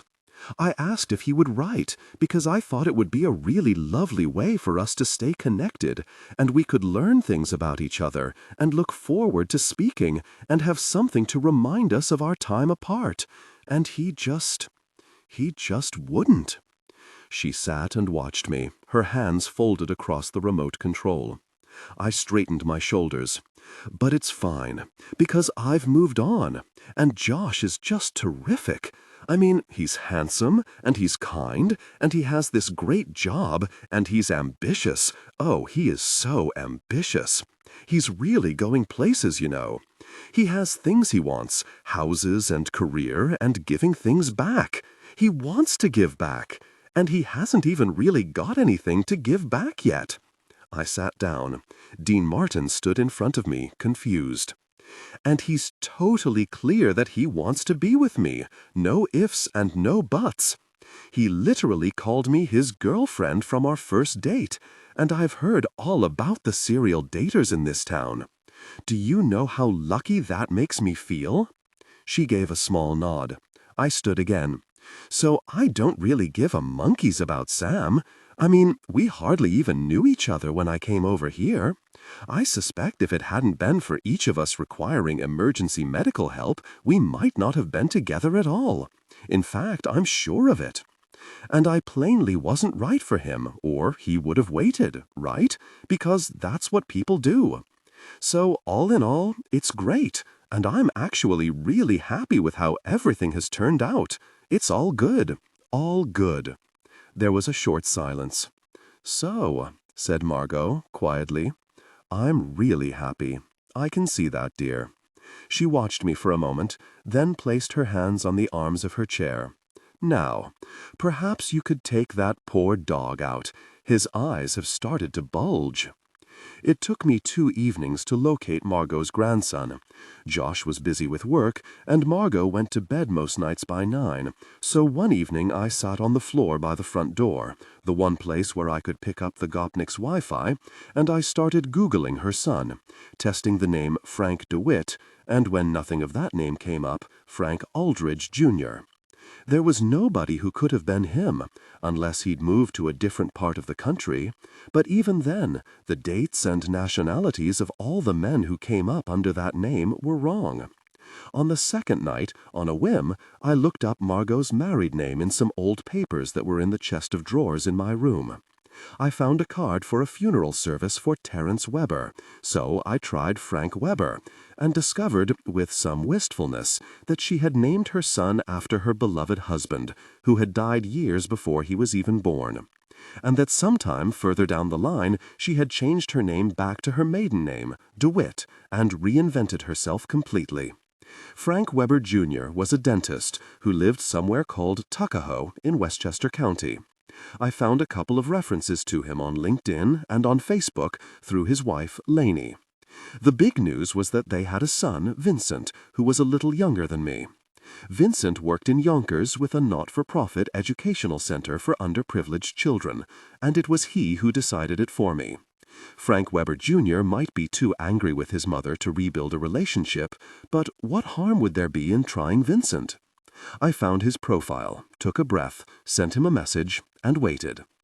Josh took a break from his never-ending round of corporate jockeying and had lunch with me at the Noodle Bar, announcing there was a company family day the following Saturday at the Loeb Boathouse, and that he'd like me to come as his +1. I was planning on going to the library protest. You don't want to keep doing that, Louisa. You're not going to change anything standing around with a bunch of people shouting at passing cars. And I'm not really family, I said, bristling slightly. Close enough. Come on. It'll be a great day. Have you ever been to the boathouse? It's gorgeous. My firm really knows how to lay on a party. You're still doing your say yes thing, right? So you have to say yes. He did puppy eyes at me. Say yes, Louisa, please. Go on. He had me, and he knew it. I smiled resignedly. Okay, yes. Great. Last year, apparently, they had all these inflatable sumo suits, and people wrestled on the grass, and there were family races and organized games. You're going to love it. Sounds amazing, I said. The words organized games held the same appeal to me as the words compulsory smear test. But it was Josh, and he looked so pleased at the thought of my accompanying him that I didn't have the heart to say no. I promise you won't have to wrestle my coworkers. You might have to wrestle me afterward, though, he said, then kissed me and left. I checked my inbox all week, but there was nothing, other than an email from Lily asking if I knew the best place to get an underage tattoo, a friendly hello from someone who was apparently at school with me but whom I didn't remember at all, and one from my mother sending me a gif of an overweight cat apparently talking to a 2-year-old and a link to a game called Farm Fun Fandango. Are you sure you'll be okay by yourself, Margot? I said, as I gathered my keys and purse into my handbag. I was wearing a white jumpsuit with gold lame epaulettes and trim that she'd given me from her early 80s period, and she clasped her hands together. Oh, that looks magnificent on you. You must have almost exactly the measurements that I had at the same age. I used to have a bust, you know. Terribly unfashionable in the 60s and 70s, but there you go. I didn't like to tell her that it was taking everything I had not to burst her seams, but she was right. I had lost a few pounds since I'd moved in with her, mostly because of my efforts to cook her things that were nutritionally useful. I felt lovely in the jumpsuit and gave her a twirl. Have you taken your pills? Of course I have. Don't fuss, dear. Does that mean you won't be back later? I'm not sure. I'll take Dean Martin for a quick walk before I go, though, just in case. I paused as I reached for the dog's lead.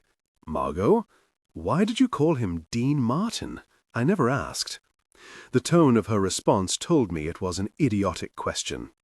Because Dean Martin was the most terrifically handsome man, and he's the most terrifically handsome dog, of course.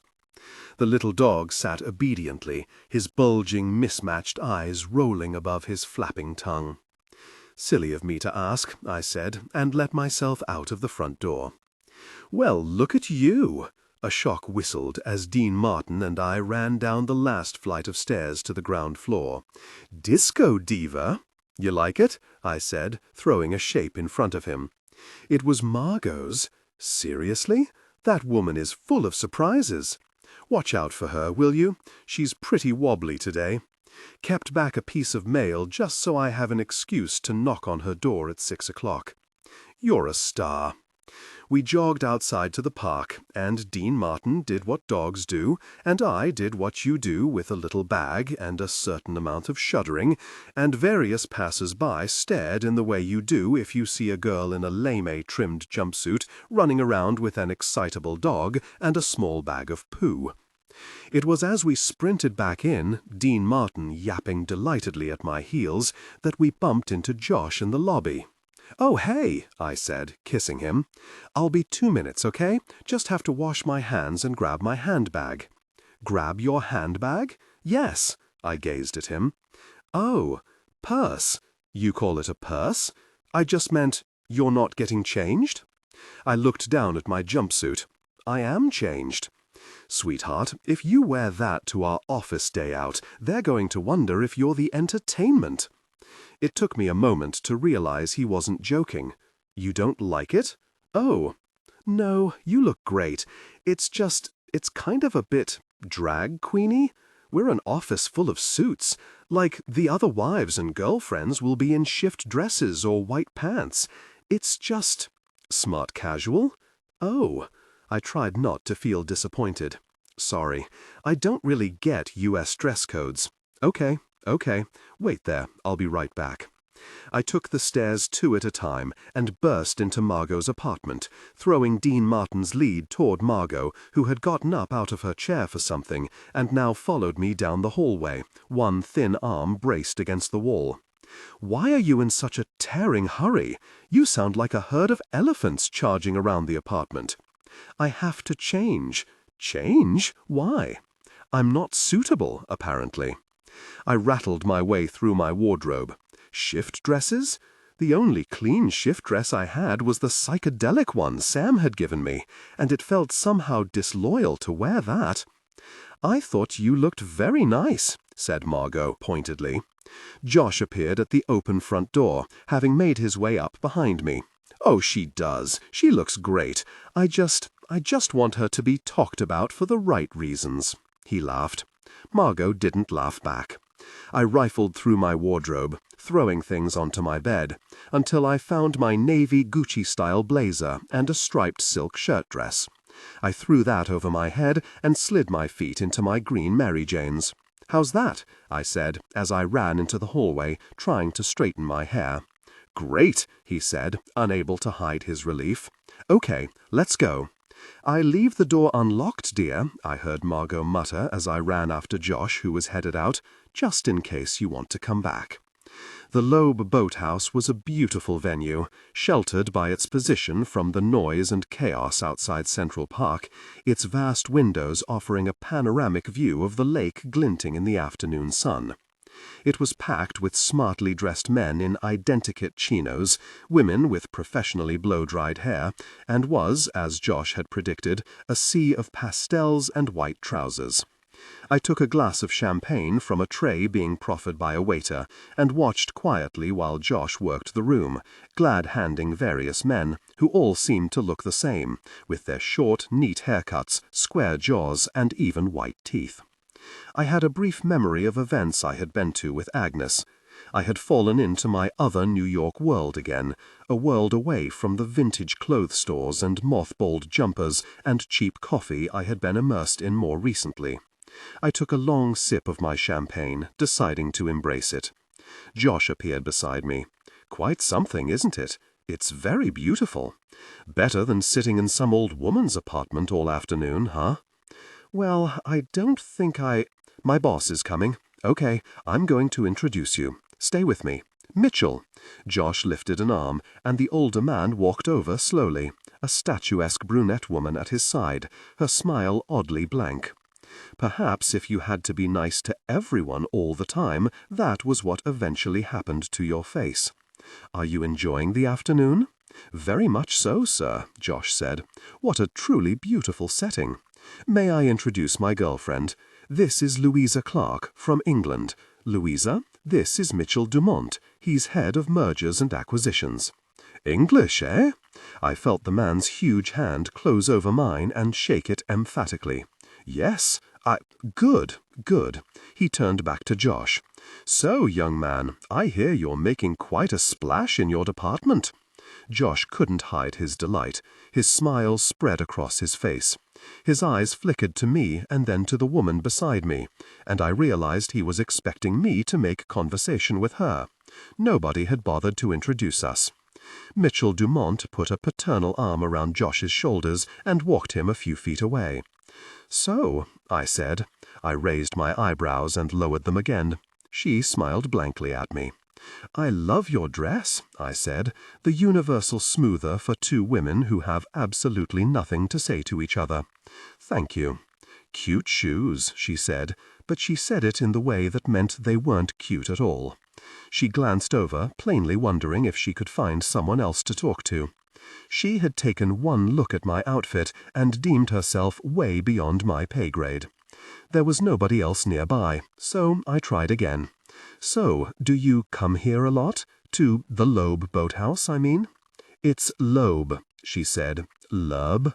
You pronounced it Lub. It's Loeb. Looking at her perfectly made-up, suspiciously plump lips repeatedly saying the word made me want to giggle. I took a swig of my champagne to disguise it.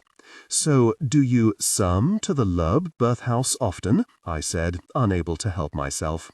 No, she said, although one of my friends got married here last year. That was such a beautiful wedding. I'll bet. And what do you do? I'm a homemaker. A herm-maker? My mother is also a herm-maker. I took another long sip of my drink. Herm-making is perfectly lovely. I saw Josh, his face focused intently on his bosses, reminding me briefly of Tom's when he was pleading with Dad to give him some of his crisps. The woman's expression had become faintly concerned, or as far as a woman who couldn't move her brow could express concern. A bubble of giggles had started to build in my chest, and I pleaded with some unseen deity to keep them under control. Maya! Her voice tinged with relief, Mrs. Dumont, at least I assumed that was whom I'd been talking to, waved at a woman approaching us, her perfect figure neatly pinned into a mint-colored shift dress. I waited while they air-kissed. You look simply gorgeous. As do you. I love that dress. Oh, it's so old. And you're so sweet. How's that darling husband of yours? Always talking business. Oh, you know Mitchell. Mrs. Dumont plainly couldn't ignore my presence any longer. This is Joshua Ryan's girlfriend. I'm so sorry. I missed her name. Terribly noisy in here. Louisa, I said. How lovely. I'm Chrissy. I'm Jeffrey's other half. You know Jeffrey in sales and marketing? Oh, everyone knows Jeffrey, said Mrs. Dumont. Oh, Jeffrey, I said, then nodding, then shaking my head again. And what do you do? What do I do? Louisa's in fashion. Josh appeared at my side. You certainly do have an individual look. I love the British, don't you, Mallory? They are so interesting in their choices. There was a brief silence while everyone digested my choices. Louisa's about to start work at Women's Wear Daily. You are? Said Mallory Dumont. I am, I said. Yes, I am. Well, that must be just thrilling. What a wonderful magazine. I must find my husband. Do excuse me. With another bland smile, she walked off on her vertiginous heels, Maya beside her. Why did you say that? I said, reaching for another glass of champagne. It sounds better than I house-sit an old lady. No, you just look like you might work in fashion. You're still uncomfortable with what I'm wearing. I looked over at the two women in their complimentary dresses. I had a sudden memory of how Agnes must have felt at such gatherings, the myriad subtle ways women can find to let other women know they do not fit in. You look great. It makes it easier to explain your particular, unique sensibility if they think you're in fashion, which you kind of are. I'm perfectly happy with what I do, Josh. But you want to work in fashion, don't you? You can't look after an old woman forever. Look, I was going to tell you, after my sister-in-law, Debbie, she knows a woman in the marketing department at Women's Wear Daily. She said she's going to ask them to find out if they have any entry-level vacancies. She seems pretty confident she can do something for you. What do you say? He was beaming, like he'd presented me with the Holy Grail. I took a swig of my drink. Sure, there you go. Exciting. He kept looking at me, eyebrows raised. Yay, I said finally. He squeezed my shoulder. I knew you'd be happy. Right, let's get back out there. It's the family races next. Want a lime and soda? I don't think we can really be seen to be drinking more than one glass of the champagne. Here, let me take that for you. He put my glass on the tray of a passing waiter, and we headed out into the sunshine. Given the elegance of the occasion and the spectacular nature of the setting, I should really have enjoyed the next couple of hours. I had said yes to a new experience, after all. But in truth, I felt increasingly out of place among the corporate couples. The conversational rhythms eluded me, so that when I was pulled into a casual group, I ended up seeming either mute or stupid. Josh moved from person to person like a guided managerial missile, at every stop his face eager and engaged, his manner polished and assertive. I found myself watching him and wondering again what on earth he saw in me. I was nothing like these women, with their glowing peach-colored limbs and their uncreasable dresses, their tales of impossible nannies and holidays in the Bahamas. I followed in his wake, repeating his lie about my nascent fashion career, and smiling mutely, and agreeing that yes, it is very beautiful, and thank you, yes, I'd love another glass of champagne, and trying not to notice Josh's bobbing eyebrow. How are you enjoying the day? A woman with a red-haired bob, so shiny it was almost mirrored, stood beside me as Josh laughed uproariously at the joke of some older man in a pale blue shirt and chinos. Oh, it's great, thank you. I had become very good by then at smiling and saying nothing at all. Felicity Lieberman. I work 2 desks away from Josh. He's doing really well. I shook her hand. Louisa Clark. He certainly is. I stepped back and took another sip of my drink. He'll make partner within 2 years. I'm certain of it. You two been dating long? Not that long, but we've known each other a lot longer. She seemed to be waiting for me to say more. Well, we were sort of friends before. I had drunk too much and found myself talking more than I had intended. I was actually with someone else, but Josh and we kept bumping into each other. Well, he says he was waiting for me, or waiting until me and my ex split up. It was actually kind of romantic. And a bunch of stuff happened then. Bang! Suddenly we were in a relationship. You know how these things go. Oh, I do. He's very persuasive, is our Josh. There was something in her laugh that unsettled me. Persuasive? I said after a moment. So, did he do the whispering gallery on you? Did he what? She must have caught my look of shock. She leaned toward me.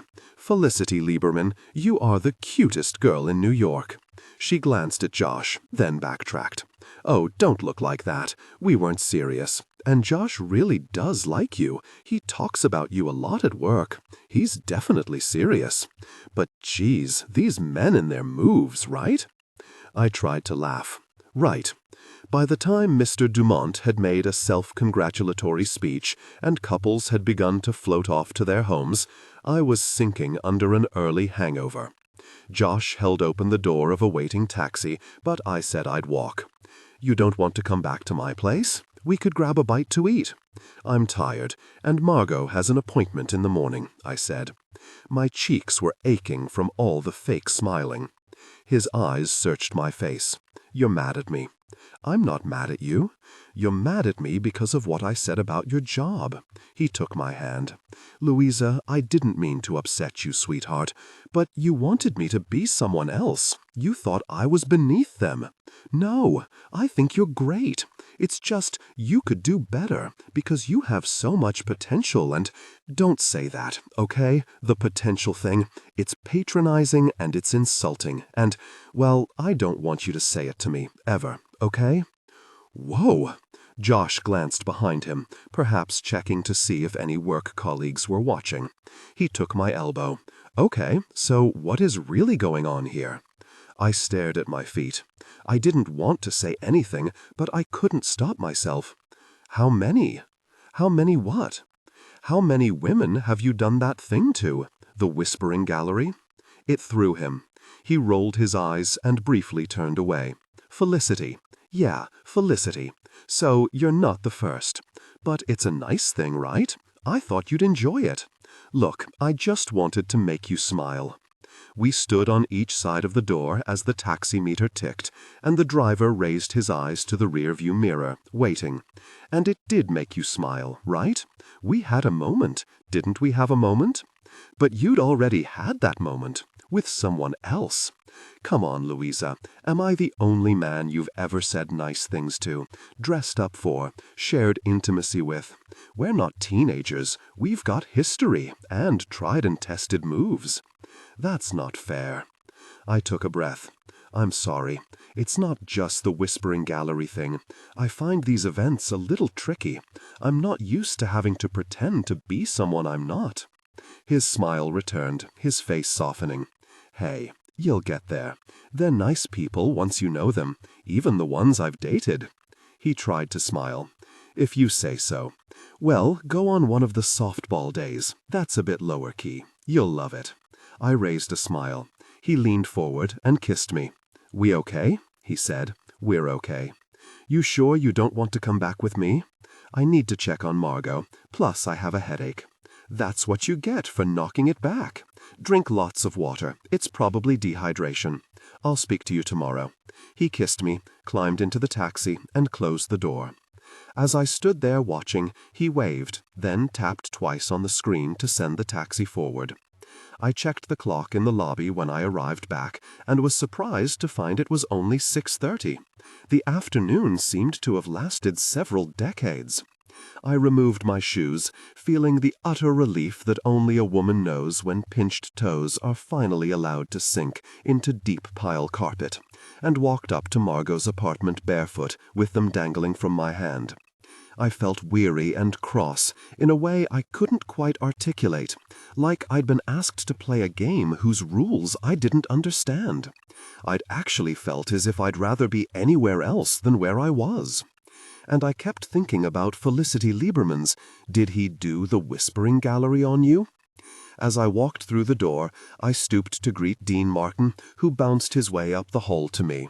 His squished little face was so delighted at my return that it was hard to stay grumpy. I sat down on the hall floor and let him jump around me, snuffling to reach my face with his pink tongue until I was smiling again. "It's just me, Margot," I called. "Well, I hardly thought it was George Clooney," came the response. "More's the pity for me. How were the Stepford wives? Has he converted you yet?" "It was a lovely afternoon, Margot," I lied. "Everyone was very nice." "That bad, huh? Would you mind fetching me a nice little vermouth if you happen to be passing the kitchen, dear?" "What in the world is vermouth?" I murmured to the dog, but he sat down to scratch one of his ears with his hind leg. "Have one yourself, if you like," she added. "I suspect you'll be in need of it." I was just climbing to my feet when my phone rang. I felt a momentary dismay. It would probably be Josh, and I wasn't quite ready to talk to him. But when I checked the screen, it was my home number. I pressed the phone to my ear. "Dad? Louisa? Oh, thank goodness!" I checked my watch. "Is everything okay?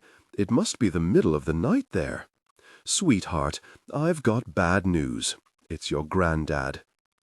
3 days later, I flew home in time for the funeral. I cooked Margot 10 days' worth of meals, froze them, and left instructions with Ashok that he was to sneak up to her apartment at least once a day on a pretext and make sure that she was okay, or that if she wasn't, I wouldn't walk in a week later to a health hazard. I postponed one of her hospital appointments, made sure she had clean sheets, that Dean Martin had enough food, and paid Magda, a professional dog walker, to come twice a day. I told Margot firmly that she was not to sack her on day 1. I told the girls at the vintage clothes emporium that I would be away. I saw Josh twice. I let him stroke my hair and tell me he was sorry and that he remembered how it felt to lose his own grandfather. It was only when I was finally on the plane that I realized the myriad ways I had made myself busy had been a way not to acknowledge the truth of what had just happened. Grandad was gone. Another stroke, Dad said. He and Mum had been sitting in the kitchen chatting while Grandad watched the racing, and she had come in to ask if he wanted a top-up of tea, and he had slipped away, so quietly and peacefully that 15 minutes had passed before it had dawned on them that he wasn't just asleep. "He looked so relaxed, Lou," he said, as we traveled back from the airport in his van. His head was just on one side, and his eyes were closed, like he was taking a nap. I mean, God love him, we none of us wanted to lose him, but that would be the way to go, wouldn't it? In your favorite chair in your own house with the old telly on. He didn't even have a bet on that race, so it's not like he'd be headed up to the hereafter feeling gutted that he missed out on his winnings. He tried to smile. I felt numb. It was only when I followed Dad into our house and saw the empty chair that I was able to convince myself it was true. I would never see him again, never feel that curved old back under my fingertips as I hugged him, never again make him a cup of tea, or interpret his silent words, or joke with him about cheating at Sudoku. Oh, Lou. Mum came down the corridor and pulled me to her. I hugged her, feeling her tears seep into my shoulder, while Dad stood behind her, patting her back and muttering, "There, there, love, you're all right, as if saying it enough times would make it so. Much as I loved Grandad, I had sometimes wondered abstractly if, when he finally went, Mum would feel in some way freed from the responsibility of caring for him. Her life had been so firmly tied to his for so long that she had only ever been able to carve out little bits of time for herself. His last months of poor health had meant she could no longer even go to her beloved night classes. But I was wrong. She was bereft, permanently on the edge of tears. She berated herself for not have been in the room when he had gone, welled up at the sight of his belongings, and fretted constantly over whether she could have done more. She was restless, lost without someone to care for. She got up and she sat down, plumping cushions, checking a clock for some invisible appointment. When she was really unhappy, she cleaned manically, wiping non-existent dust from skirting and scrubbing floors until her knuckles were red and raw. In the evenings we sat around the kitchen table, while Dad went to the pub, supposedly to sort the last of the arrangements for the funeral tea, and she tipped away the 4th cup she had made by accident for a man who was no longer there, then blurted out the questions that had haunted her since he had died. What if I could have done something? What if we had taken him to the hospital for more tests? They might have been able to pick up on the risk of more strokes. Her hands twisted together over her handkerchief. But you did all those things. You took him to millions of appointments. Do you remember that time he ate 2 packets of chocolate digestives? That might have been the thing that did it. Sugar's the devil's work now, by all accounts. I should have put them on a higher shelf. I shouldn't have let him eat those wretched cakes. He wasn't a child, Mum. I should have made him eat his greens. But it was hard, you know. You can't spoon-feed an adult. Oh, Lord, no offense. I mean, with Will, obviously, it was different. I put my hand over hers and watched her face crumple. Nobody could have loved him more, Mum. Nobody could have cared for Grandad better than you did. In truth, her grief made me uncomfortable. It was too close to a place I had been, and not that long ago. I was wary of her sadness, as if it were contagious, and found myself looking for excuses to stay away from her, trying to keep myself busy so that I didn't absorb it too. That night, when Mom and Dad sat going over some paperwork from the solicitor, I went to Grandad's room. It was still just as Head left it, the bed made, the copy of the racing post on the chair, 2 races for the following afternoon circled with blue pen.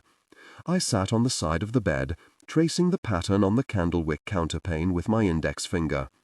On the bedside table stood a picture of my grandmother in the 1950s, her hair set in rolled waves, her smile open and trusting. I had only fleeting memories of her, but my grandfather had been a constant fixture in my childhood. First in the little house along the street, Trina and I would run down there for sweets on Saturday afternoon as my mother stood at the gate, and then for the last 15 years in a room at our house, his sweet, wavering smile the punctuation to my day, a permanent presence in the living room with his newspaper and a mug of tea. I thought about the stories he would tell us when we were small, of his time in the Navy. The ones about desert islands and monkeys and coconut trees might not have been entirely true. About the eggy bread he would fry in the blackened pan, the only thing he could cook, and how, when I was really small, he would tell my grandmother jokes that made her weep with laughter. And then I thought about his later years, when I'd treated him almost as a part of the furniture. I hadn't written to him. I hadn't called him. I had just assumed he would be there for as long as I wanted him to be. Had he minded? Had he wanted to speak to me? I hadn't even said goodbye. I remembered Agnes's words, that we who travel far from home will always have our hearts in 2 places. I placed my hand on the candlewick bedspread, and, finally, I wept. On the day of the funeral, I came downstairs to find Mum cleaning furiously in preparation for the funeral guests, even though, to my knowledge, nobody was coming back to the house. Dad sat at the table, looking faintly out of his depth, not an unusual expression when he was talking to my mother these days. "You don't need to get a job, Josie. You don't need to do anything." "Well, I need something to do with my time." Mum took off her jacket and folded it carefully over the back of a chair behind a cupboard. Dad wordlessly pushed a plate and knife toward me. "I was just saying, Lou, love, your mother doesn't need to jump into anything. She's saying she's headed to the job center after the service. You looked after Grandad for years, Mum. You should just enjoy having some time to yourself." "No, I'm better if I'm doing something." "We'll have no cupboards left if she keeps scrubbing them at this rate," Dad muttered. "Sit down, please. You need to eat something." "I'm not hungry." "For God's sake, woman, you'll give me a stroke if you carry on like this." He winced as soon as he'd said it. I'm sorry. I didn't mean." "Mum." I walked over to her when she didn't appear to hear me. I put my hand on her shoulder, and she briefly stilled. "Mum." She pushed her way up onto her feet. She wiped her face with her palm and looked out of the window. "What use am I now?" she said. "What do you mean?" She adjusted the starched white net curtain. "Nobody needs me anymore." "Oh, Mum, I need you. We all need you." "But you're not here, are you? None of you is. Not even Tom. You're all miles away." Dad and I exchanged a look. "Doesn't mean we don't need you. Grandad was the only one who relied on me. Even you, Bernard, you'd be fine with a pie and a pint up the road every evening. What am I supposed to do now? I'm 58 years old, and I'm good for nothing. I've spent my whole life looking after someone else, and now there's nobody left who even needs me." Her eyes brimmed with tears. I thought for one terrifying minute that she was about to howl. "We'll always need you, Mum. I don't know what I'd do if you weren't here. It's like you're like the foundations of a building. I might not see you all the time, but I know you're there, supporting me, all of us. I bet you Trina would say the same." She looked at me, her eyes troubled, as if she weren't sure what to believe. "You are. And this is a weird time. It's going to take a while to adjust. But remember what happened when you started your night classes? How excited you felt? Like you were discovering bits of yourself. Well, that's going to happen again. It's not about who needs you. It's about finally devoting some time to yourself. Josie, said Dad softly, we'll travel. Do all those things we thought we couldn't do because it would have meant leaving him. Maybe we'll come and see you, Lou. A trip to New York. See, love, it's not that your life is over, just that it's going to be a different sort of life. New York, said Mum. Oh my God, I'd love that, I said, pulling a piece of toast from the rack. I could find you a nice hotel and we could do all the sights. You would? Perhaps we can meet that millionaire fella you work for, said Dad. He can give us a few tips, right? I'd never actually told them about my change in circumstances. I kept eating my toast, my face blank. Us? Go to New York? Said Mum. Dad reached for a box of tissues and handed them to her. Well, why not? We have savings. You can't take it with you. The old man knew that at least. Don't be expecting any expensive bequests, Louisa? Mum straightened up, her cloth in her hand. She looked to one side. You and me and Dad in New York City. Well, wouldn't that be a thing?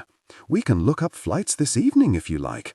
I wondered briefly if I could persuade Margot to say her surname was Gopnik. Mum put a hand to her cheek.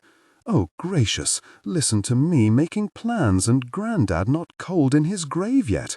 What would he think? He'd think it was wonderful. Grandad would love the thought of you and Dad coming to America. You really think so? I know so. I reached across and hugged her. He traveled the world in the Navy, didn't he? And I also know he'd like to think you were starting back at the Adult Education Center. No point wasting all that knowledge you've gained over the past year. Though I'm also pretty sure he'd like to think you were still leaving me some dinner in the oven before you went, said Dad. Come on, Mum, just get through today and then we can start planning. You did everything you could for him, and I know Grandad would feel you deserve the next stage of your life to be an adventure. An adventure? Mum mused. She took a tissue from Dad and dabbed at the corner of her eye. How did I raise daughters with so much wisdom, Dad raised his eyebrows and, with a deft move, slid the toast off my plate. Ah, well, that would be the fatherly influence, you see. He yelped as Mum flicked her tea towel at the back of his head, and then, as she turned, he smiled at me with a look of utter relief. The funeral passed as funerals do, with varying degrees of sadness, some tears, and a sizable percentage of the congregation wishing they knew the tunes to the hymns. It was not an excessive gathering, as the priest put it politely. Grandad had ventured out so rarely by the end that few of his friends even seemed to know that he'd passed, even though Mum had put a notice in the Stortfield Observer. Either that or most of them were dead too. With a couple of the mourners it was quite hard to tell the difference. At the graveside I stood beside Trina, my jaw tense, and felt a very particular kind of sibling gratitude when her hand crept into mine and squeezed it. I looked behind me to where Eddie was holding Tom's hand, and he was kicking quietly at a daisy, perhaps trying not to cry, or perhaps thinking about Transformers or the half-eaten biscuit he had wedged into the upholstery of the funeral car. I heard the priest murmur the familiar recitation about dust and ashes, and my eyes filled with tears. I wiped them away with a handkerchief. And then I looked up, and across the grave at the back of the small throng of mourners stood Sam. My heart lurched. I felt a hot flush, somewhere between fear and nausea. I caught his eye briefly through the crowd, blinked hard, and looked away. When I looked back, he had gone. I was at the buffet at the pub when I turned to find him beside me. I had never seen him in a suit, and the sight of him looking both so handsome and so unfamiliar briefly knocked my breath from my chest. I decided to handle the situation in as mature a way as possible, and simply refused to acknowledge his presence, peering intently at the plates of sandwiches, in the manner of someone who had only recently been introduced to the concept of food.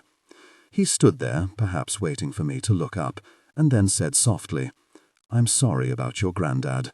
I know what a close family you are. Not that close, clearly, or I would have been here. I busied myself arranging the napkins on the table, even though Mum had paid for waiting staff.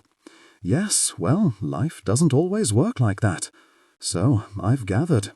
I closed my eyes briefly, trying to remove the spike from my voice.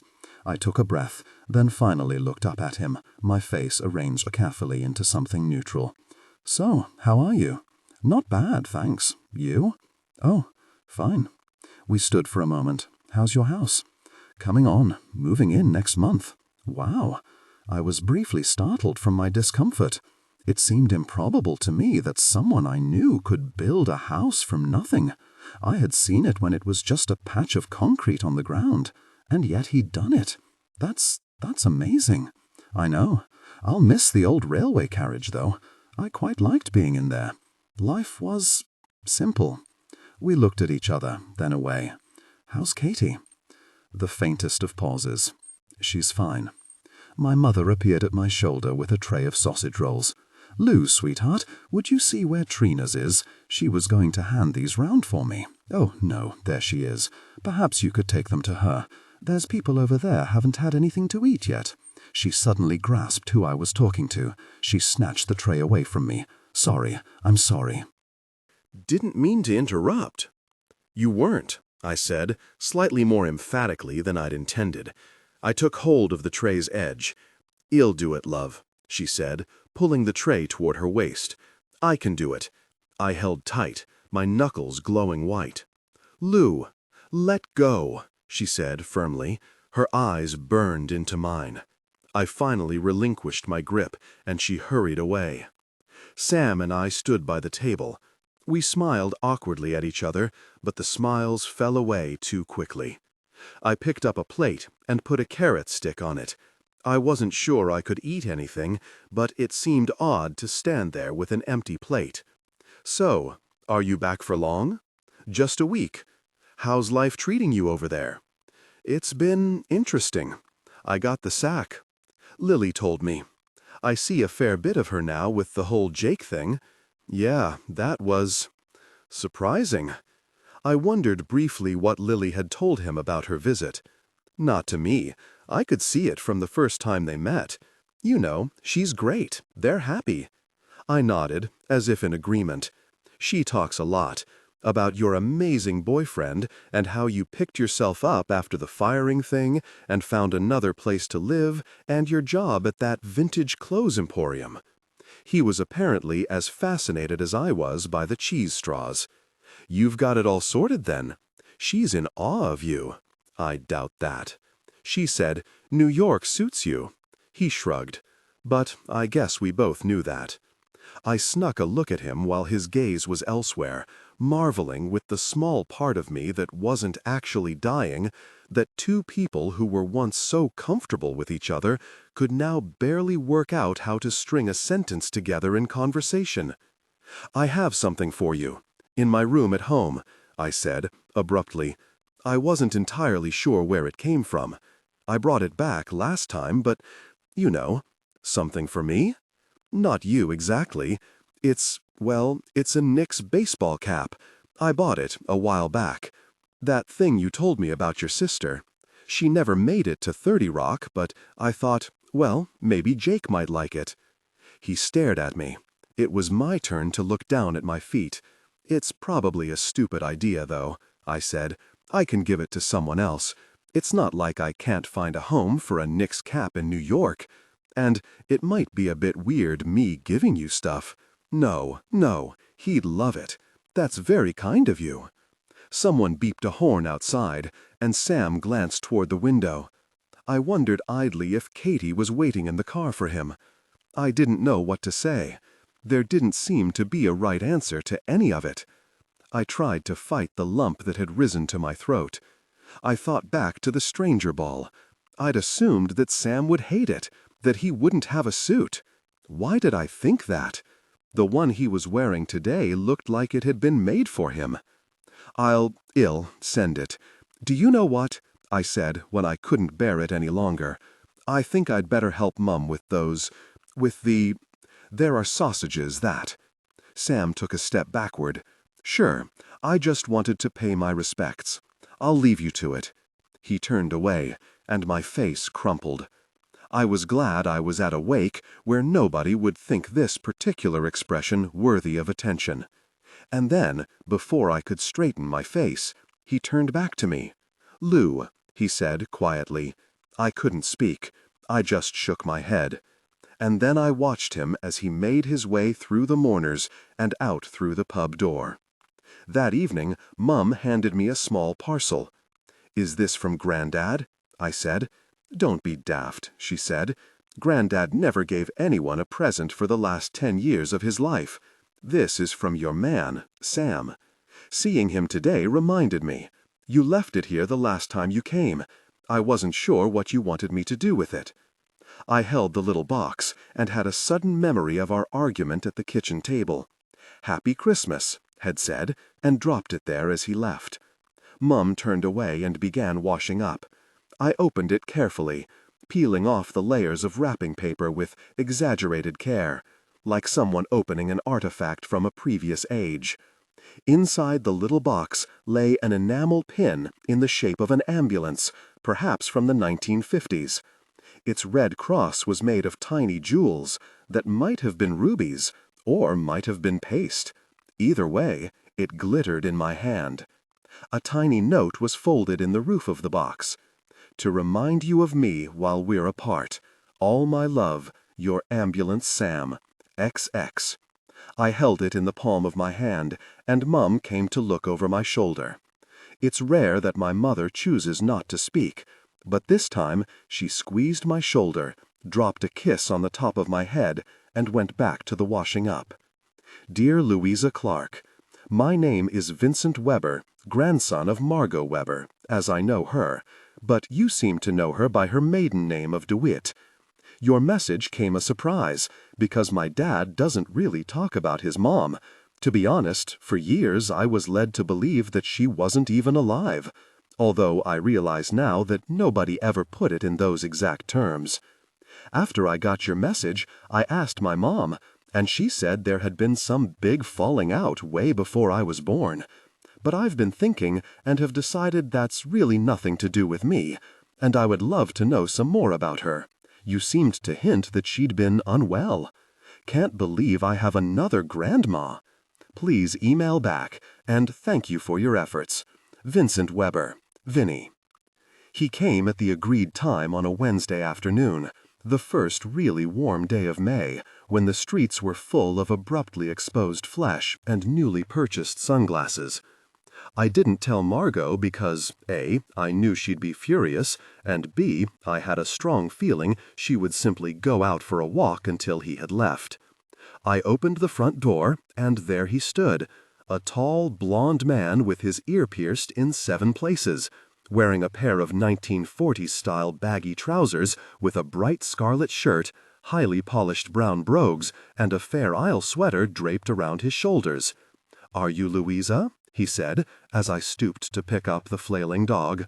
"Oh my," I said, looking him slowly up and down. "You two are going to get on like a house on fire." I walked him down the corridor, and we whispered a conversation. It took a full 2 minutes of Dean Martin barking and snarling before she called, "Who was at the door, dear? If it's that awful Gopnik woman, you can tell her piano playing is showy, sentimental tripe. And that's from someone who once saw Liberace." She started to cough. Walking backward, I beckoned him toward the living room. I pushed open the door. "Margot, you have a visitor." She turned, frowning slightly, her hands resting on the arm of her chair, and surveyed him for a full 10 seconds. "I don't know you," she said decisively. "This is Vincent, Margot." I took a breath. "Your grandson?" She stared at him. "Hey, Mrs. DeWitt. Grandma." He walked forward and smiled, then stooped and crouched in front of her, and she studied his face. Her expression was so fierce that I thought she was going to shout at him, but then she gave what sounded like a little hiccup. Her mouth dropped open a half-inch, and her bony old hands closed on his sleeves. "You came," she said, her voice a low croon, cracking as it emerged from somewhere deep in her chest. "You came." She stared at him, her eyes flickering over his features, as if she were already seeing similarities, histories, prompting memories long forgotten. "Oh, but you're so like your father." She reached out a hand and touched the side of his face. "I like to think I have slightly better taste," Vincent said, smiling, and Margot gave a yelp of laughter. "Let me look at you. Oh, my goodness. Oh, you're so handsome. But how did you find me? Does your father know about—" She shook her head, as if it were a jumble of questions, and her knuckles were white on his sleeves. Then she turned to me, as if she had forgotten I was even there. "Well, I don't know what you're staring at, Louisa. A normal person would have offered this poor man a drink by now. Goodness, some days I have no idea what on earth you're doing here." Vincent looked startled, but as I turned and walked to the kitchen, I was beaming. This was it, Josh said, clapping his hands together. He was sure he was going to get the promotion. Connor Ailes hadn't been invited to a dinner. Charmaine Trent, who had recently been brought across from legal, hadn't been invited to a dinner. Scott Mackey, the accounts manager, had been invited to a dinner before he became accounts manager, and he'd said he was pretty sure Josh was a shoo-in. I mean, I don't want to get too confident, but it's all about the social thing, Louisa, he said, examining his reflection. They only ever promote people if they think they can mix with them socially. It's not what you know, right? I was wondering if I should take up golf. They all play golf. But I haven't played since I was, 13. What do you think of this tie? Great, it was a tie. I didn't really know what to say. They all seemed to be blue anyway. He knotted it with swift, sure strokes. I called Dad yesterday, and he said the key thing was to look like you're not dependent on it, right? Like I'm ambitious and I'm totally a company man, but equally I could move to another firm at any time because I'd be so much in demand. They have to feel a sense of threat that you might go somewhere else if they don't give you your due. You know what I'm saying? Oh, yes. It was the same conversation we'd had 14 times over the past week. I wasn't sure it even required answers on my side. He checked his reflection again, and then, apparently satisfied, walked over to the bed and leaned across to run a hand down the back of my hair. "I'll pick you up just before 7, okay? Make sure you've walked that dog so we don't get held up. I don't want to be late. I'll be ready. Have a nice day. Hey, it was great what you did with the old lady's family, you know? Really great. You did a good thing." He kissed me emphatically, already smiling at the thought of the day ahead, and then he was gone. I stayed in his bed in the exact position he had left me, dressed in one of his t-shirts and hugging my knees. Then I got up, dressed, and let myself out of his apartment.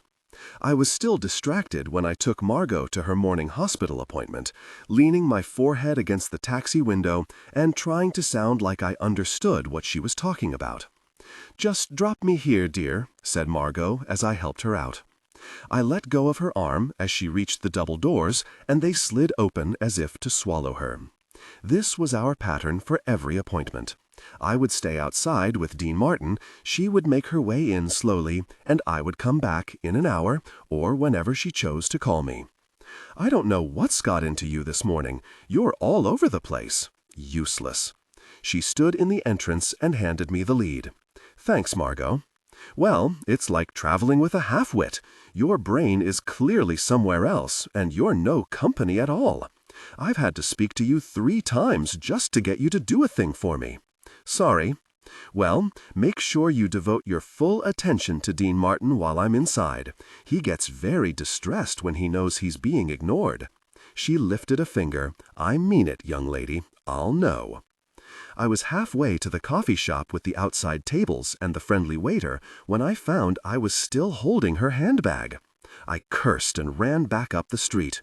I raced into reception, ignoring the pointed stares of the waiting patients who glared at the dog as if I had brought in a live hand grenade. "Hi, I need to give a bag or a purse to Mrs. Margot Durrett. Can you tell me where I might find her, please? I'm her carer." The woman didn't look up from her screen. "You can't call her? She's in her 80s. She doesn't do cell phones. And if she did, it would be in her purse. Please, she will need this. It's got her pills and her notes and stuff. She has an appointment today? 11:15, Margot DeWitt. I spelled it out, just in case.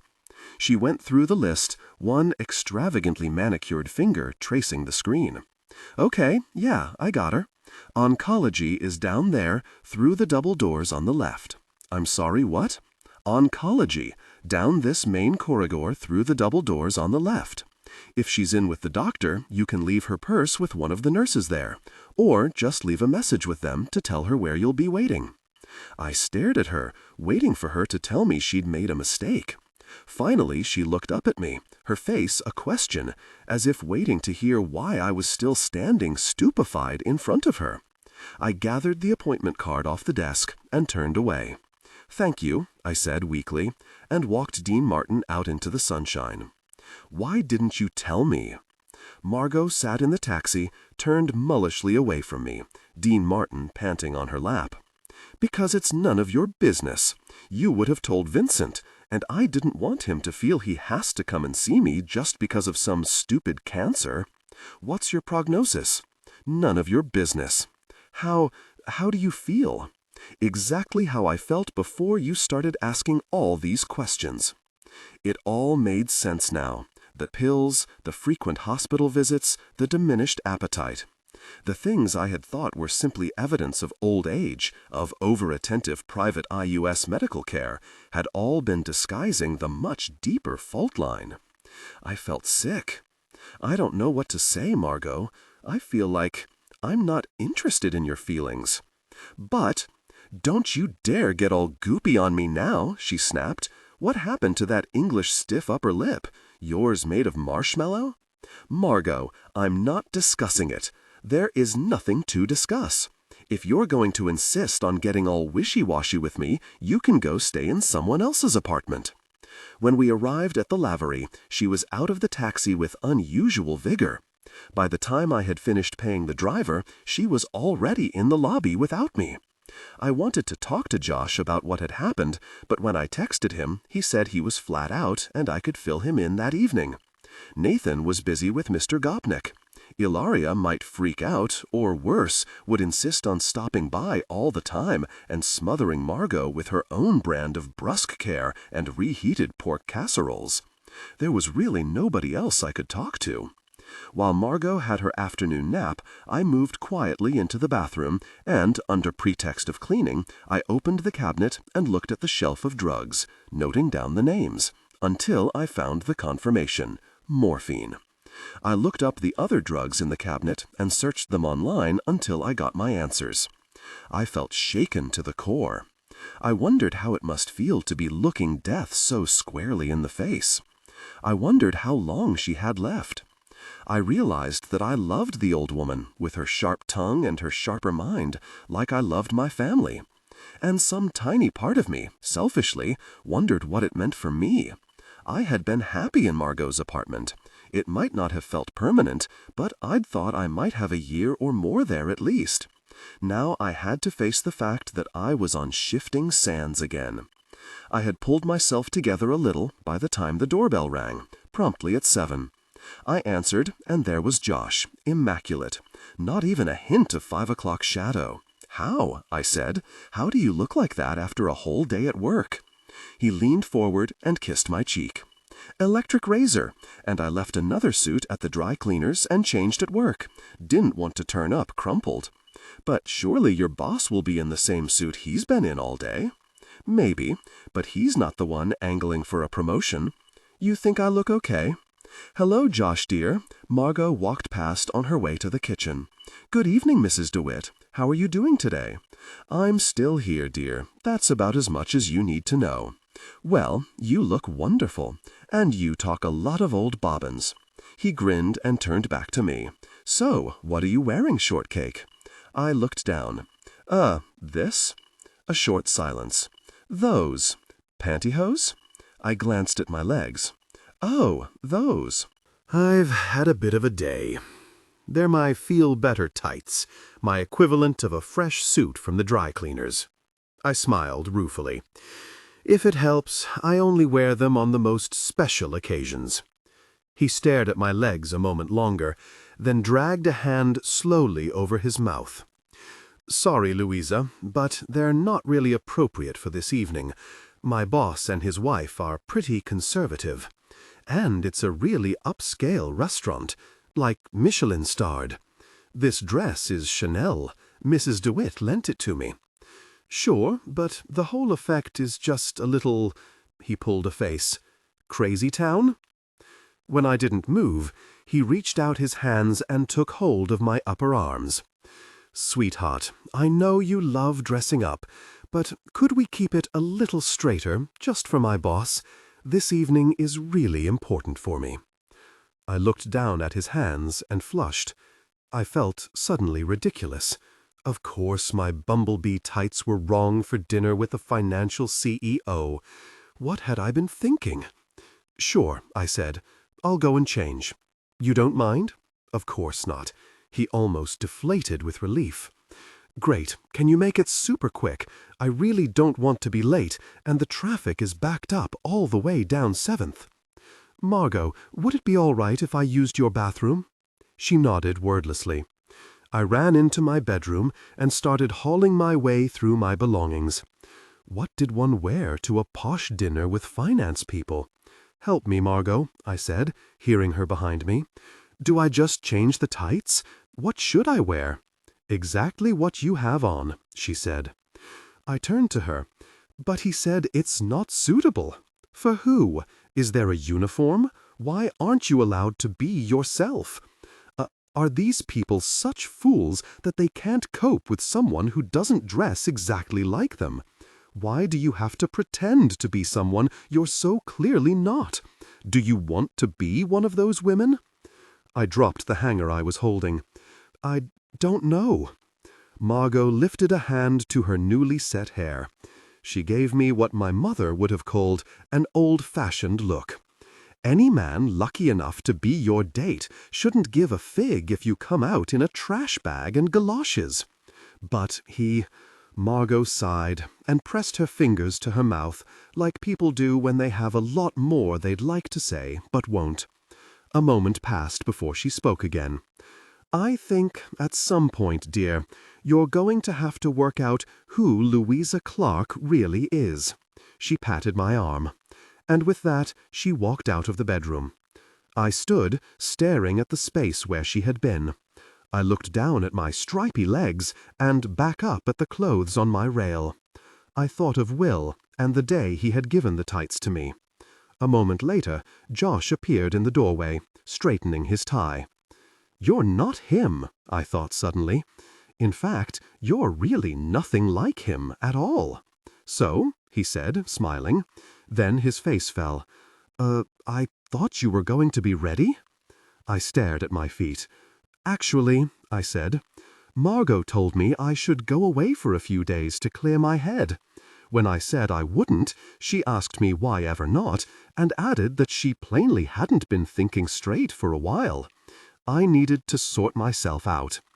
When I admitted that I didn't want to leave her by herself, she told me I was a ridiculous girl, and that I didn't know what was good for me. She watched me from the corner of her eye for a while, her bony old hand tapping irritably on the arm of her chair, then raised herself heavily and disappeared, returning minutes later with a sidecar so strong that the first sip made my eyes burn. Then she told me to sit yourself down, that my sniffling was getting irritating, and I should watch Wheel of Fortune with her. I did as I was told, and tried not to hear Josh's voice, outraged and uncomprehending, echoing in my head. "You're dumping me over a pair of pantyhose?" When the program had finished, she looked at me, tutted loudly, told me this really wouldn't do, and that we would go away together. "But you haven't got any money." "Goodness, Louisa, it's immensely vulgar to discuss financial matters," she scolded. "I'm shocked by the way you young women are brought up to talk about these things." She told me the name of the hotel on Long Island that she wanted me to call, instructed me to tell them specifically that I was calling on behalf of Margot DeWitt in order to get the preferential family rate. She added that she had been thinking about it, and if it really upset me so much, I could pay for both of us. And there, didn't I feel better now? Which was how I ended up paying for me, Margot, and Dean Martin to go on a trip to Montauk. We caught a train out of New York to a small shingle-clad hotel on the shore that Margot had traveled to every summer for decades until frailty, or finance, had stopped her. As I stood, they welcomed her on the doorstep as if she were indeed long-lost family. We picked at a lunch of griddled prawns and salad, and I left her talking to the couple who ran the place, while I walked down the path to the wide, wind-swept beach, breathed the ozone-infused air, and watched Dean Martin skittering happily around in the sand dunes. There, I started to feel, under the giant sky, for the first time in months, as if my thoughts were not infinitely cluttered by everyone else's needs and expectations. Margot, exhausted by the train journey, spent much of the rest of the next 2 days in the little drawing room, watching the sea or chatting with the elderly patriarch of the hotel, a weather-beaten Easter Island statue of a man called Charlie, who nodded along to her uninterrupted flow of conversation, and shook his head and said that no, things weren't what they were, or yes, things sure were changing fast around there, and the two of them would exhaust this topic over small cups of coffee, then sat, satisfied by how awful everything had become, and to have this view confirmed by each other. I realized very quickly that my role had simply been to get her here. She barely seemed to need me at all, except to help with fiddly items of clothing, and to walk the dog. She smiled more than I had seen her smile for the entire time I'd known her, which was a useful distraction in itself. So, for the next 4 days, I had breakfast in my room, read the books in the little hotel bookshelf, gave in to the slower rhythms of Long Island life, and did as instructed. I walked and walked until I had an appetite again, and could quell the thoughts in my head with the roar of the waves, and the sound of the gulls in the endless leaden sky, and the yapping of a small, overexcited dog who couldn't quite believe his luck. On the 3rd afternoon, I sat on my hotel bed, called my mother, and told her the truth about my last few weeks. For once, she didn't talk, but listened, and at the end of it, she said she thought I had been very wise and very brave, and those 2 affirmations made me cry a little. She put Dad on, and he told me he'd like to kick the asses of those ruddy gopniks. I wasn't to talk to strangers, and to let them know as soon as Margot and I were back in Manhattan. He added that he was proud of me. "Your life, it's never quiet, is it, love?" he said. And I agreed that no, it was not. And I thought back 2 years to my life before Will, when the most exciting thing that happened to me was someone demanding a refund at the Buttered Bun, and realized I quite liked it this way, despite everything. On the last night, Margot and I had supper in the hotel's dining room at her behest. I dressed up in my dark pink velvet top and my 3/4-length silk culottes, and she wore a frilled green floral shirt and matching slacks. I had sewn an extra button in the waistline so that they didn't slip down over her hips, and we quietly enjoyed the widening eyes of the other guests as we were shown to our seats at the best table by the big window. "Now, dear, it's our last night, so I think we should push the boat out, don't you?" she said, lifting a regal hand to wave at the guests who were still staring.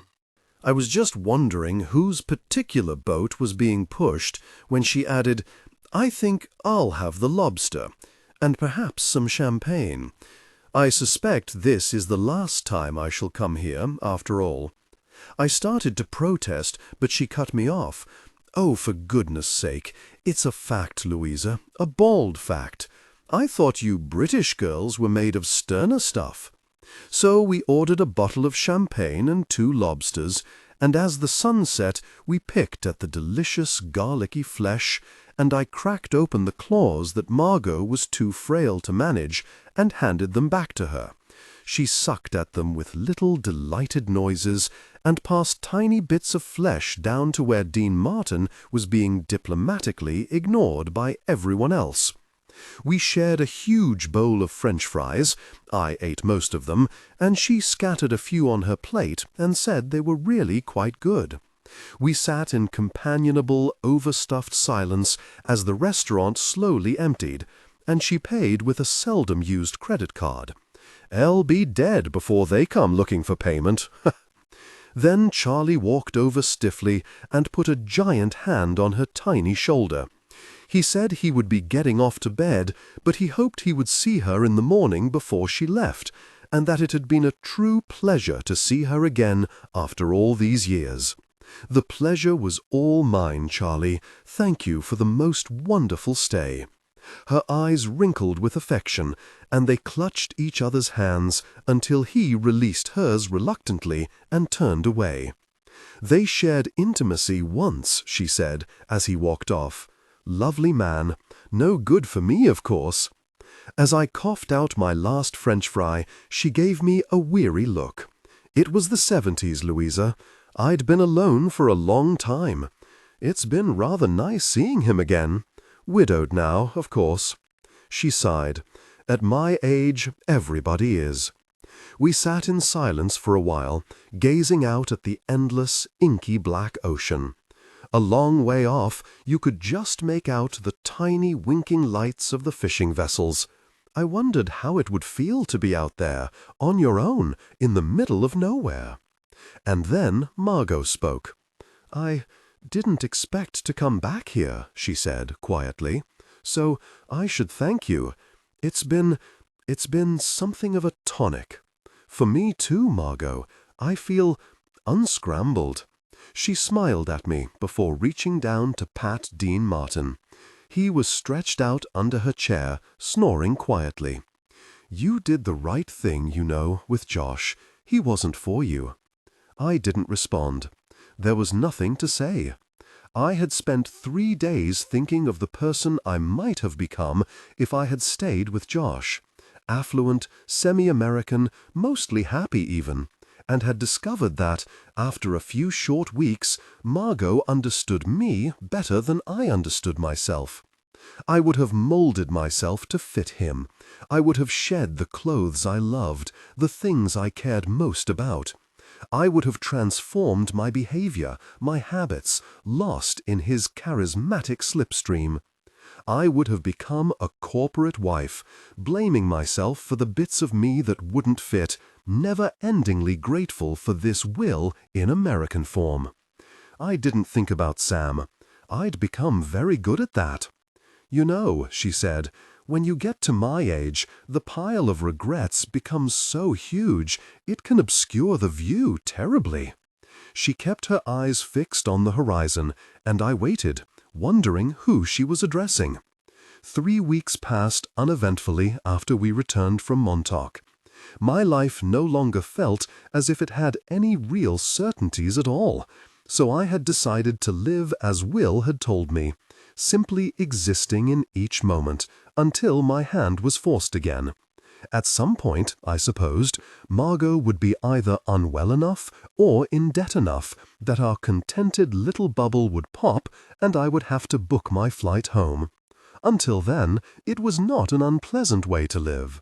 The routines that punctuated my day gave me pleasure, my runs around Central Park, my strolls with Dean Martin, preparing the evening meal for Margot, even if she didn't eat much, and our now joint nightly viewing of Wheel of Fortune, shouting letters at the mystery wedges.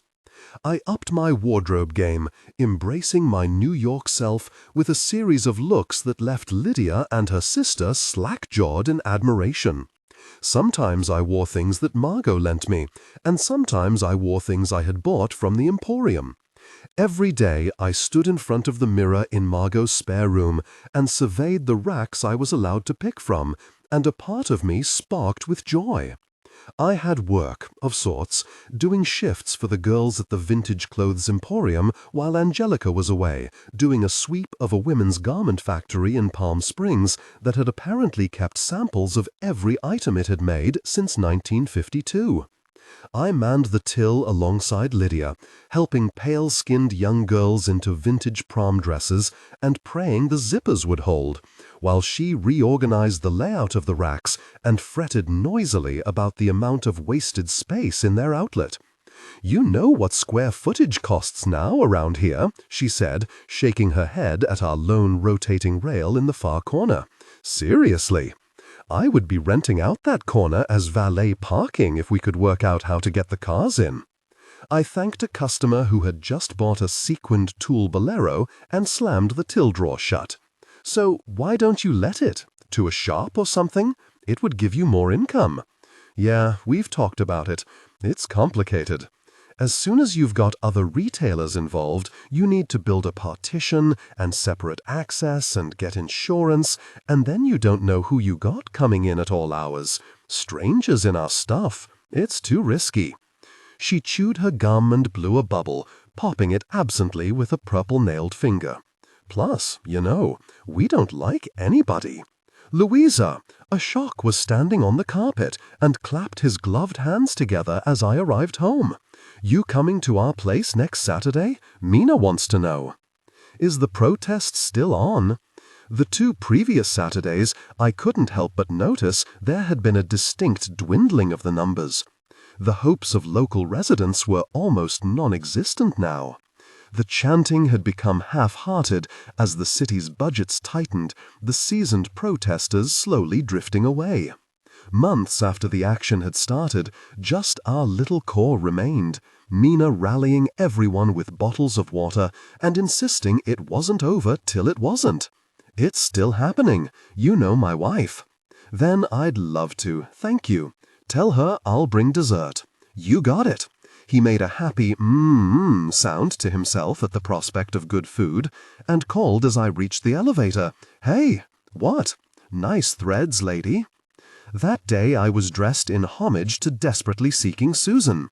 I wore a purple silk bomber jacket with a rainbow embroidered on the back, leggings, layered vests, and an armful of bangles, which had made a pleasing jangle each time I'd whacked the till drawer shut. It wouldn't close properly unless you did. He said, shaking his head, I can't believe you used to wear that golf shirt combo when you were working for the Gopniks. That was so not you. I hesitated as the lift door opened. I refuse to use the service lift these days. You know what, Ashok? You're so right. Out of deference to her status as homeowner, I always knocked before I let myself into Margot's apartment, even though I had had a key for months. There was no response the first time, and I had to check my reflexive panic, telling myself that she often had the radio on loud, that Ashok would have let me know if anything was wrong. Finally, I let myself in. Dean Martin came skittering up the hallway to greet me, his eyes askew with joy at my arrival. I picked him up and let his wrinkled nose snuffle all over my face. Yes, hello you. Where's your mum, then? I put him down and he yapped and ran in excited circles. Margot, where are you? She came out of the living room in her Chinese silk dressing gown. Margot, are you not well? I dropped my bag and ran to her, but she held up a palm. Louisa, something miraculous has happened. You're getting better? No. Come in. Come and meet my son. She turned before I could speak and disappeared back into the living room. I walked in behind her, and a tall man in a pastel sweater, the beginnings of a belly straining over his belt buckle, rose from a chair and reached across to shake my hand. This is Frank Jr., my son. Frank, this is my dear friend Louisa Clark, without whom I could not have made it through the past few months. I tried to cover my feeling of wrong-footedness. It was mutual. I leaned over to shake the hand of the woman beside him, who wore a white turtleneck sweater and had the kind of pale, candy-floss hair that she might have spent a lifetime trying to control. "Im Laney," she said, and her voice was high, like one of those women who had never been able to let go of girlishness. "Frank's wife. I believe we have you to thank for our little family reunion." She dabbed at her eyes with an embroidered handkerchief. Her nose was tinged pink, like she had recently been crying. Margot reached out a hand to me. So it turns out Vincent, the deceitful little wretch, told his father about our meetings and my situation. Yes, the deceitful little wretch would indeed be me, said Vincent, appearing at the door with a tray. He looked relaxed and happy. "Nice to see you again, Louisa." I nodded, a half-smile now fixed on my face. It was so odd seeing people in the apartment. I was used to the quiet, to it being just me, Margot, and Dean Martin, not Vincent in his checked shirt and Paul Smith tie coming through bearing our dinner tray, and the tall man with his legs concertinaed against the coffee table, and the woman who kept gazing around the living room with slightly startled eyes, as if she had never been anywhere like this before. They surprised me, you know, Margot told me, her voice croaking a little like someone who had already talked too much. He called up to say he was passing through, and then the door opened a little wider, and, well, I can't. You must all think me so shocking. I hadn't even got around to getting dressed, had I? I'd quite forgotten until just now. But we have had the loveliest afternoon. I can't begin to tell you. Margot reached out her other hand, and her son took it and squeezed it. His chin quivered a little with suppressed emotion. "Oh, it really has been magical," said Lainey. "We have so much to catch up on. I honestly think this was the Lord's work, bringing us all together." "Well, him and Facebook," said Vincent. "Would you like some coffee, Louisa? There's some left in the pot. I just brought some cookies out in case Margot wanted to eat something." "She won't eat those," I said, before I could stop myself. "Oh, she's quite right. I don't eat cookies, Vincent dear. Those are really for Dean Martin. The chocolate drops aren't actual chocolate, see?" Margot barely drew breath. She seemed completely transformed. It was as if she'd lost a decade overnight. The brittle right behind her eyes had gone, replaced by something soft, and she couldn't stop talking, her tone babbling and merry. I backed toward the door. "Well, I don't want to get in the way. I'm sure you all have a lot to discuss. Margot, give me a shout when you need me." I stood, waving my hands uselessly. "It's lovely to meet you all. I'm so pleased for you."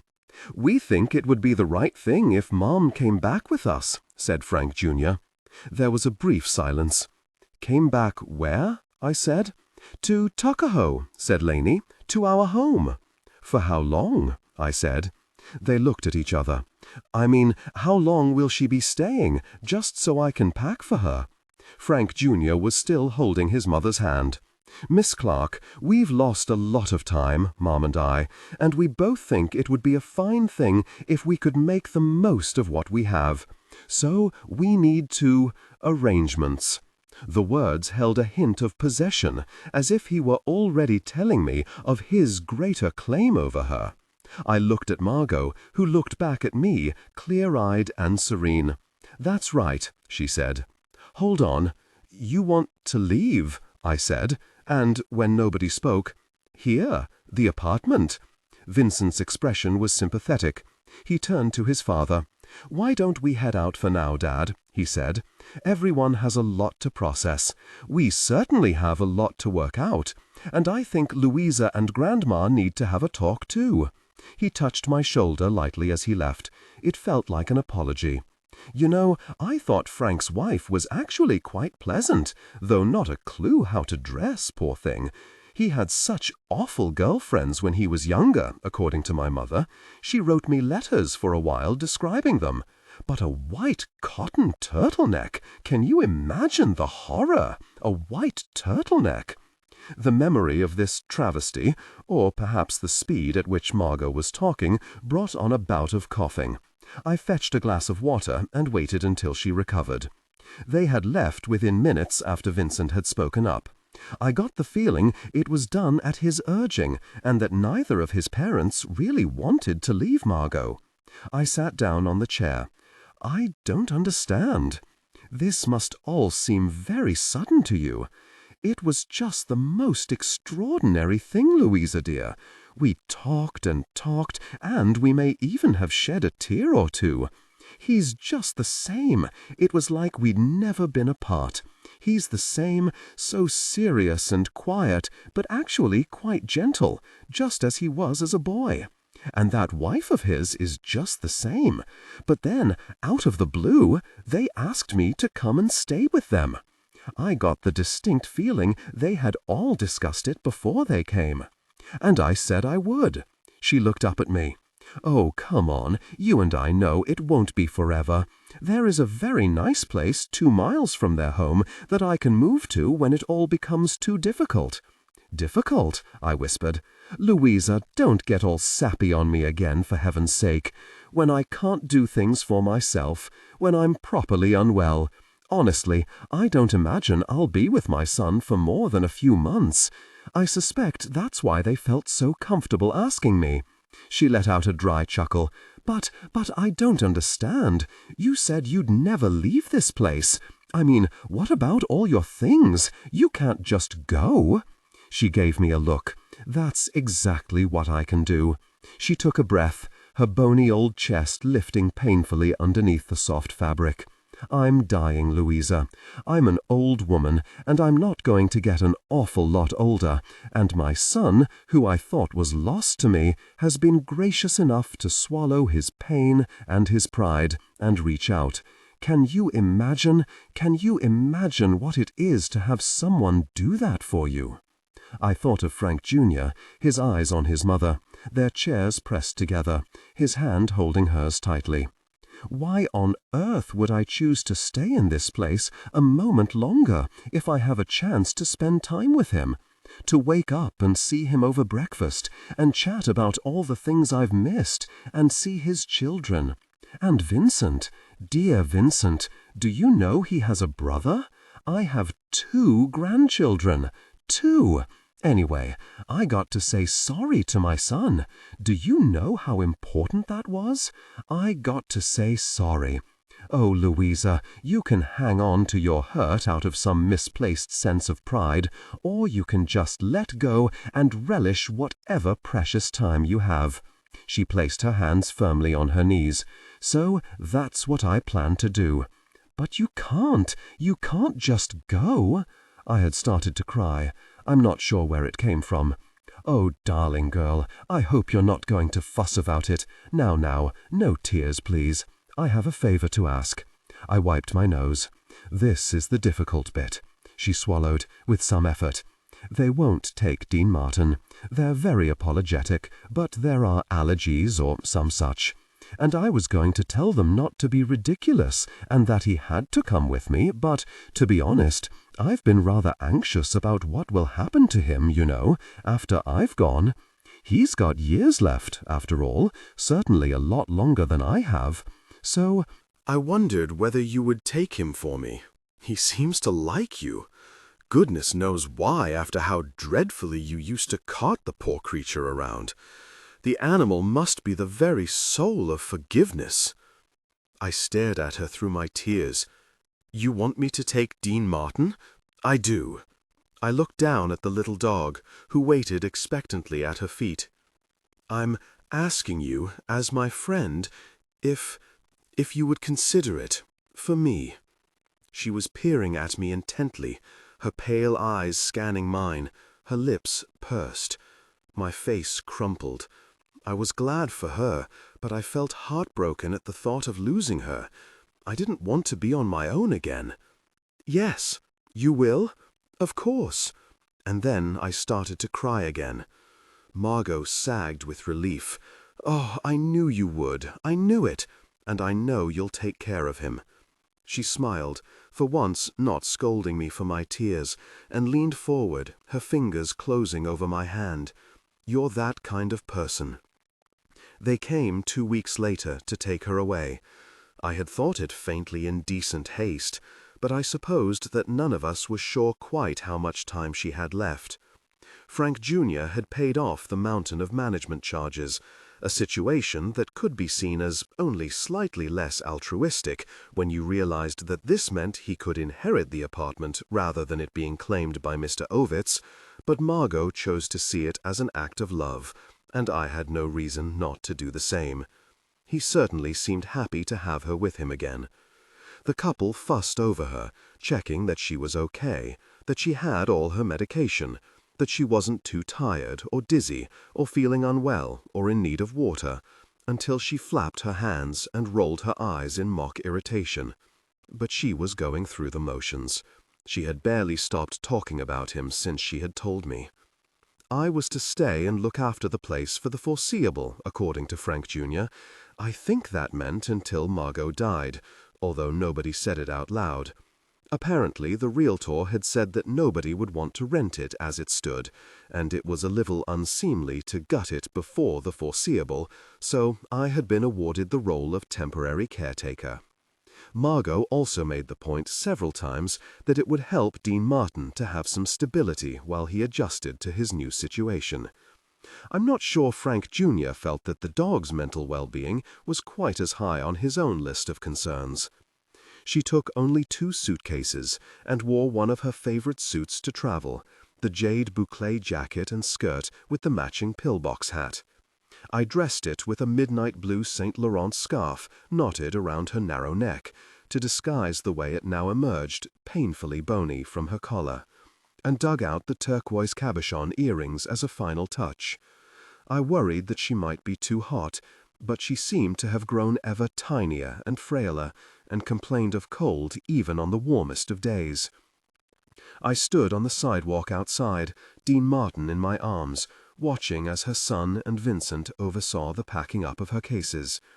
She checked that they had her jewelry boxes.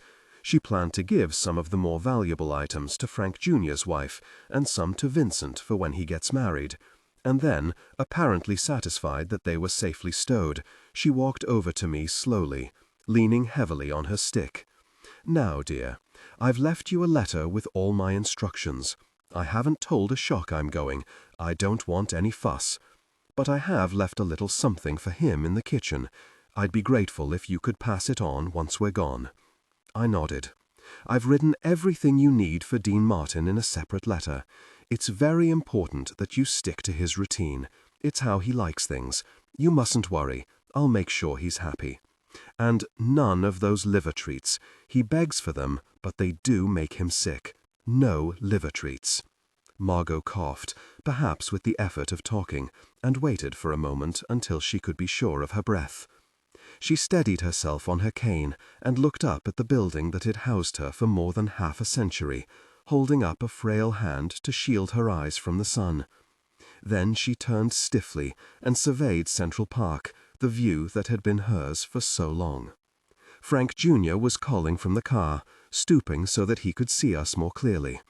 His wife stood beside the passenger door in her pale blue windbreaker, her hands pressed together with anxiety. She was apparently not a woman who liked the big city. "Mom, one moment, thank you, dear." Margot moved so that she stood directly in front of me. She reached out a hand, and as I held the dog, she stroked his head 3-4 times with her thin, marbled fingers. "You're a good fellow, aren't you, Dean Martin?" she said softly. "A very good fellow." The dog gazed back at her, rapt. "You really are the most handsome boy." Her voice cracked on the last word. The dog licked her palm, and she stepped forward and kissed his wrinkled forehead, her eyes closing, and her lips pressed to him just a moment too long, so that his wonky eyes bulged and his paws paddled against her. Her face sagged momentarily.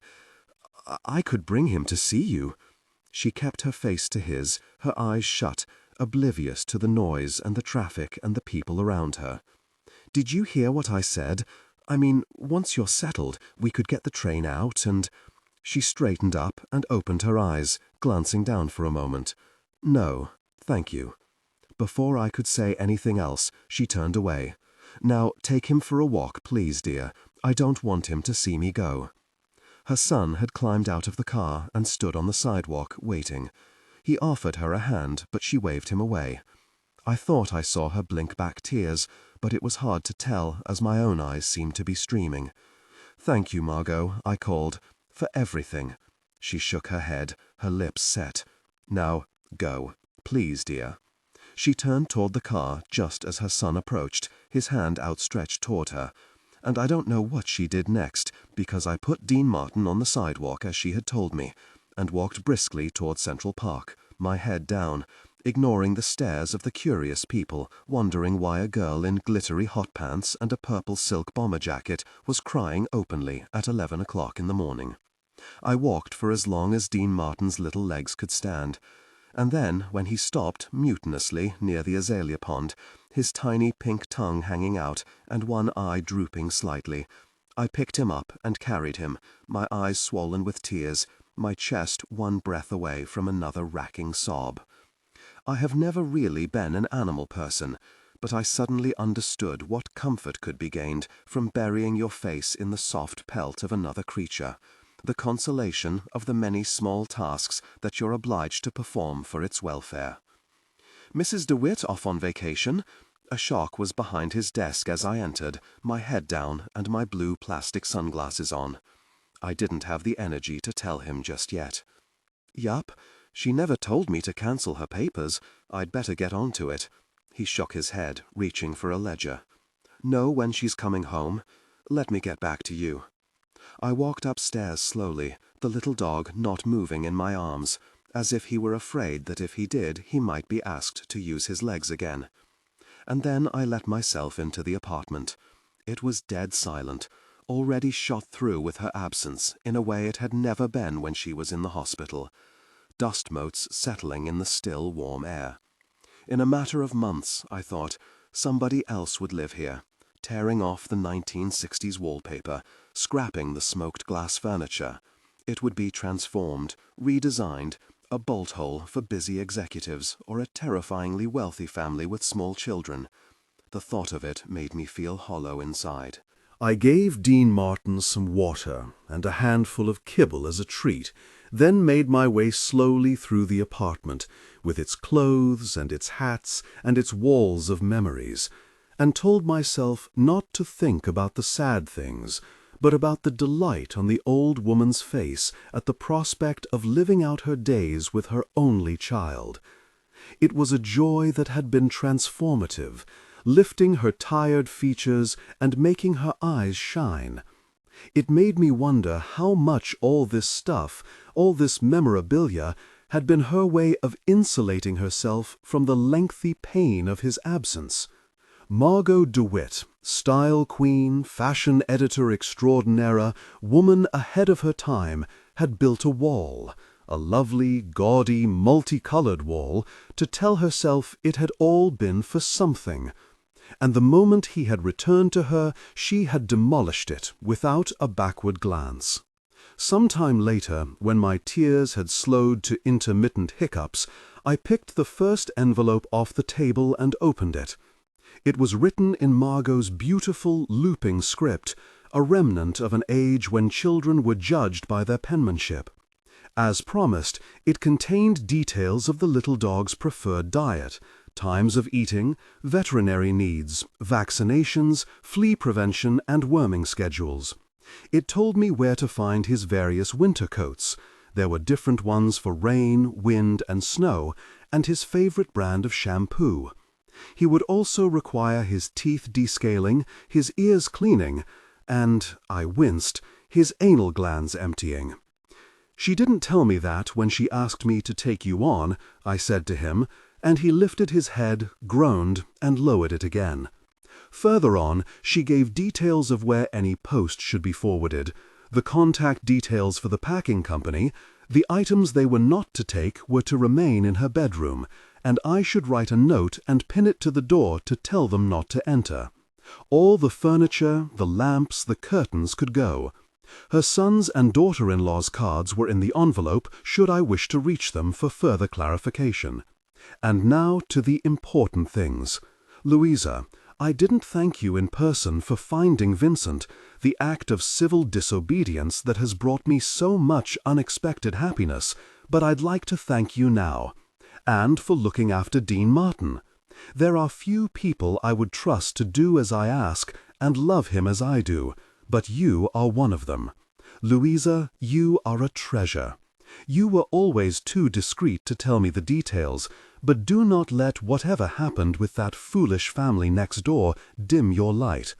You are a courageous, gorgeous, tremendously kind little creature, and I shall be forever grateful that their loss has been my gain. Thank you. It is in the spirit of thanks that I'd like to offer you my wardrobe. To anyone else, except perhaps your rather mercenary friends at that disgusting clothes store, this would be junk. I am well aware of that. But you see my clothes for what they are. Do with them what you want. Keep some, sell some, whatever, but I know you will take pleasure in them. Here are my thoughts, though I'm well aware nobody really wants the thoughts of an old woman. Set up your own agency. Hire them out, or sell them. Those girls seem to think there was money in it. Well, it strikes me that this would be the perfect career for you. There should be enough there for you to start some sort of enterprise, though of course you may have other ideas for your future, far better ones. Will you let me know what you decide? Anyway, dear roommate, I will look forward to receiving news. Please kiss that little dog for me. I miss him so terribly already. With fondest regards, Margot. I put down the letter and sat motionless in the kitchen for a while, then walked through to Margot's bedroom and the dressing room beyond it, surveying the bulging racks, outfit after outfit. A clothes agency? I knew nothing about business, nothing about premises or accounts or dealing with the public. I was living in a city whose rules I didn't entirely understand, with no permanent address, and I had failed in pretty much every job I had ever held. Why on earth would Margot believe that I could set up a whole new enterprise? I ran my fingers down a midnight blue velvet sleeve, then pulled out the garment, Halston, a jumpsuit, slashed almost to the waist with a mesh insert. I put it back carefully and took out a dress, white broderie anglaise, its skirts a mass of ruffles. I walked along that first rail, stunned, daunted. I had only just begun to absorb the responsibility of owning a dog.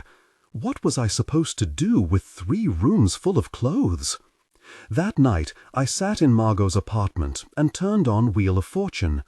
I ate the remains of a chicken I had roasted for her last dinner. I suspect she had sneaked most of hers under the table to the dog. I didn't hear what Vanna White said or shout out letters at the mystery wedges. I sat and I thought about what Margot had said to me and wondered about the person she had seen. Who was Louisa Clark, anyway? I was a daughter, a sister, a kind of surrogate mother for a time. I was a woman who cared for others, but who seemed to have little idea, even now, how to care for herself. As the glittering wheel spun in front of me, I tried to think about what I really wanted, rather than what everyone else seemed to want for me. I thought about what Will had really been telling me. Not to live some vicarious idea of a full life, but to live my own dream. The problem was, I don't think I'd ever really worked out what that dream was. I thought of Agnes across the corridor, a woman trying to convince everyone that she could shoehorn herself into a new life, while some fundamental part of her refused to stop mourning the role she had left behind. I thought of my sister, her newfound contentment once she had taken the step of understanding who she really was, the way she had stepped so easily into love once she allowed herself to do so. I thought of my mother, a woman so molded by looking after other people that she no longer knew what to do when she was freed. I thought of the 3 men I had loved, and how each of them had changed me, or tried to. Will had left himself indubitably imprinted on me. I had seen everything through the prism of what he had wanted for me. I would have changed for you too, Will, and now I understand. You probably knew that all along. Live boldly, Clark. Good luck, shouted the Wheel of Fortune host, and spun again.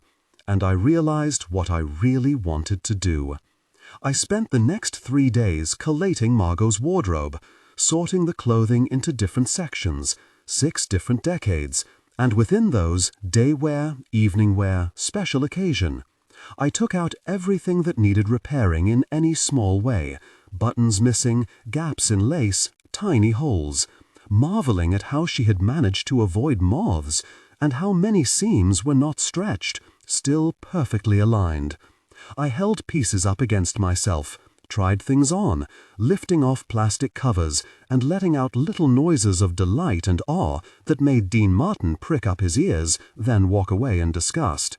I went to the public library and spent half a day looking up everything to do with starting a small business, tax requirements, grants, paperwork, and printed out a file that grew day by day.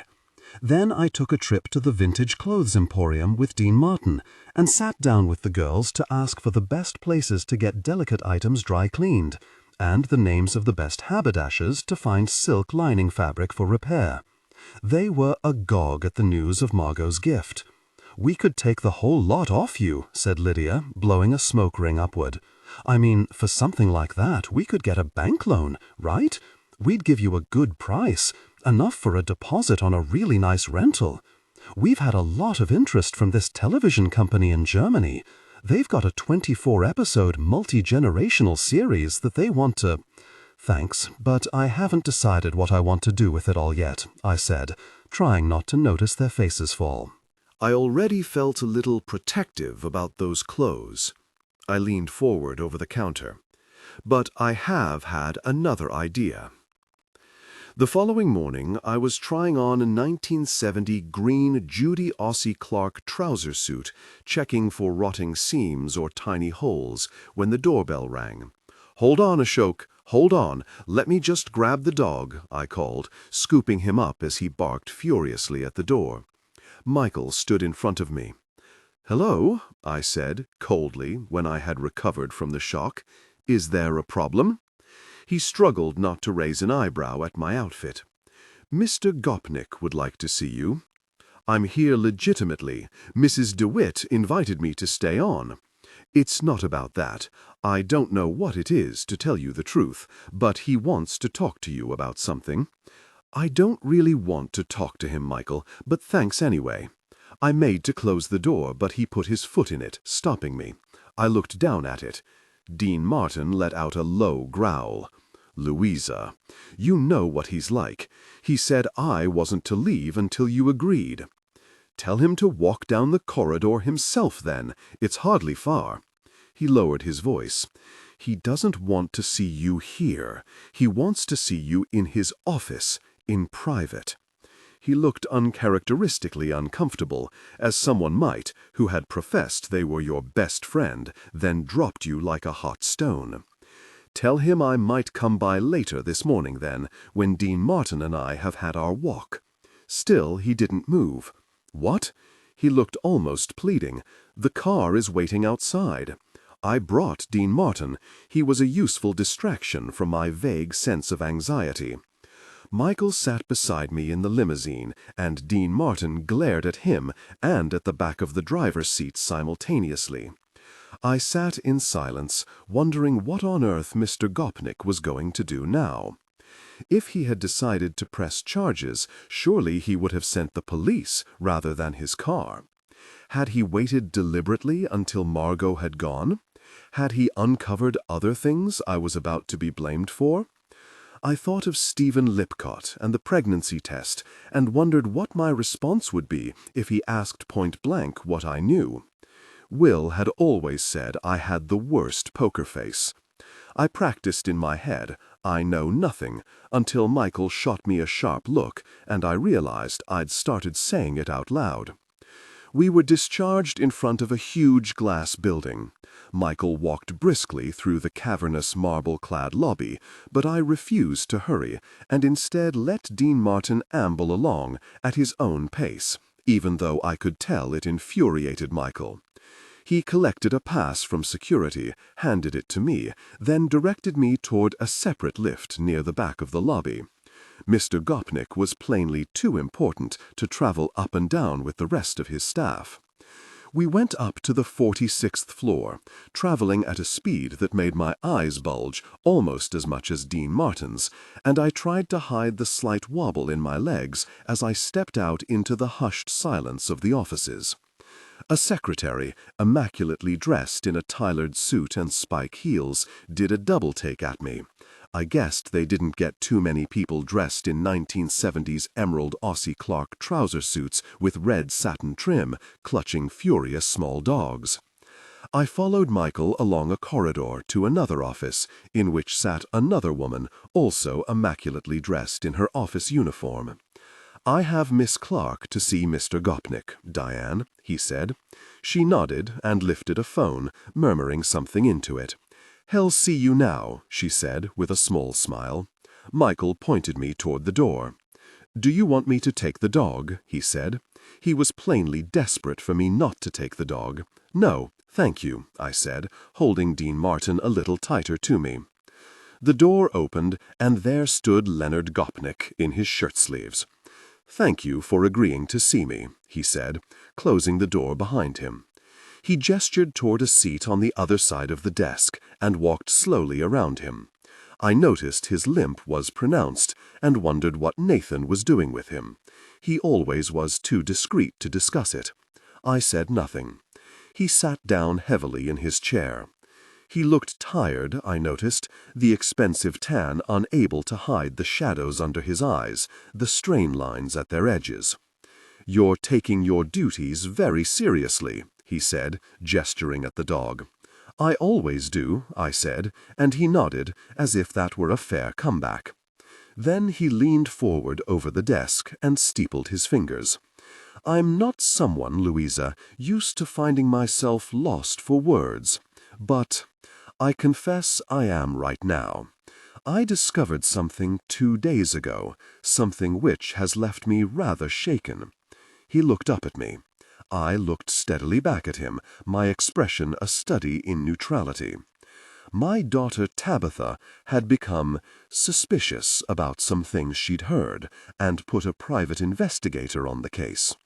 This is not something I'm particularly happy about. We are not, as a family, prone to investigating each other. But when she told me what the gentleman had found, it was not something I could ignore. I talked to Agnes about it, and she has told me everything. I waited. "The child." "Oh," I said. He sighed. "During these rather extensive discussions, she also explained about the piano, the money for which, I understand, you were under instruction to remove in increments, day by day, from a nearby ATM. "Yes, Mr. Gopnik," I said. He lowered his head as if he had hoped against hope that I might dispute the facts, tell him it was all nonsense, that the private investigator was talking rubbish. Finally, he sat back heavily in his chair. "We appear to have done you a great wrong, Louisa. I'm not a thief, Mr. Gopnik, obviously. And yet, out of loyalty to my wife, you were prepared to let me believe you were. I wasn't sure if it was a criticism. I didn't feel like I had a choice." "Oh, you did. You absolutely did." We sat in the cool office in silence for a few moments. He tapped on his desk with his fingers. "Louisa, I have spent much of the night trying to figure out how I can put this situation right, and I'd like to make you an offer." I waited. "I'd like to give you your job back. You will of course receive better terms, longer holidays, a pay raise, significantly improved benefits. If you would rather not live on site, we can arrange accommodation nearby. A job? Agnes hasn't found anyone she likes half as much as she liked you. You have more than proven yourself, and I'm immensely grateful for your loyalty and your continued discretion. The girl we took on after you has been, well, she's not up to it. Agnes doesn't like her. She considered you more of a friend." I looked down at the dog. He looked up at me. He seemed distinctly unimpressed. "Mr. Gopnik, that's very flattering, but I don't think I would feel comfortable working as Agnes's assistant now. There are other positions within my organization. I understand that you do not have another job yet. Who told you that? There's not a lot goes on in my building that I don't know about, Louisa. Usually, at least." He allowed himself a wry smile. "Look, we have openings in our marketing and administrative departments. I could ask human resources to bypass certain entry requirements, and we could offer you training. Or I would be prepared to create a position in my philanthropic arm if you felt that was something you were interested in. What do you say?" He sat back, one arm on his desk, his ebonized can loose in his hand. An image of this alternative life swam before my eyes. Me, dressed in a suit, headed to work each day in these vast glass offices. Louisa Clark, earning a big salary, living somewhere I could afford, a New Yorker, not looking after anyone for once, just pushing upward, the sky limitless above me. It would be a whole new life, a real shot at the American dream. I thought of my family's pride if I said yes. I thought of a scruffy warehouse downtown filled to the brim with other people's old clothes. Mr. Gopnik, again, I'm very flattered, but I don't think so. His expression hardened. So you do want money? I blinked. We live in a litigious society. Louisa, I am conscious that you hold highly sensitive information about my family. If it's a lump sum you're after, well, talk about it. I can bring my lawyer into the discussion. He leaned over and put his finger on the intercom. Diane, can you... It was at this point that I stood. I lowered Dean Martin gently to the floor.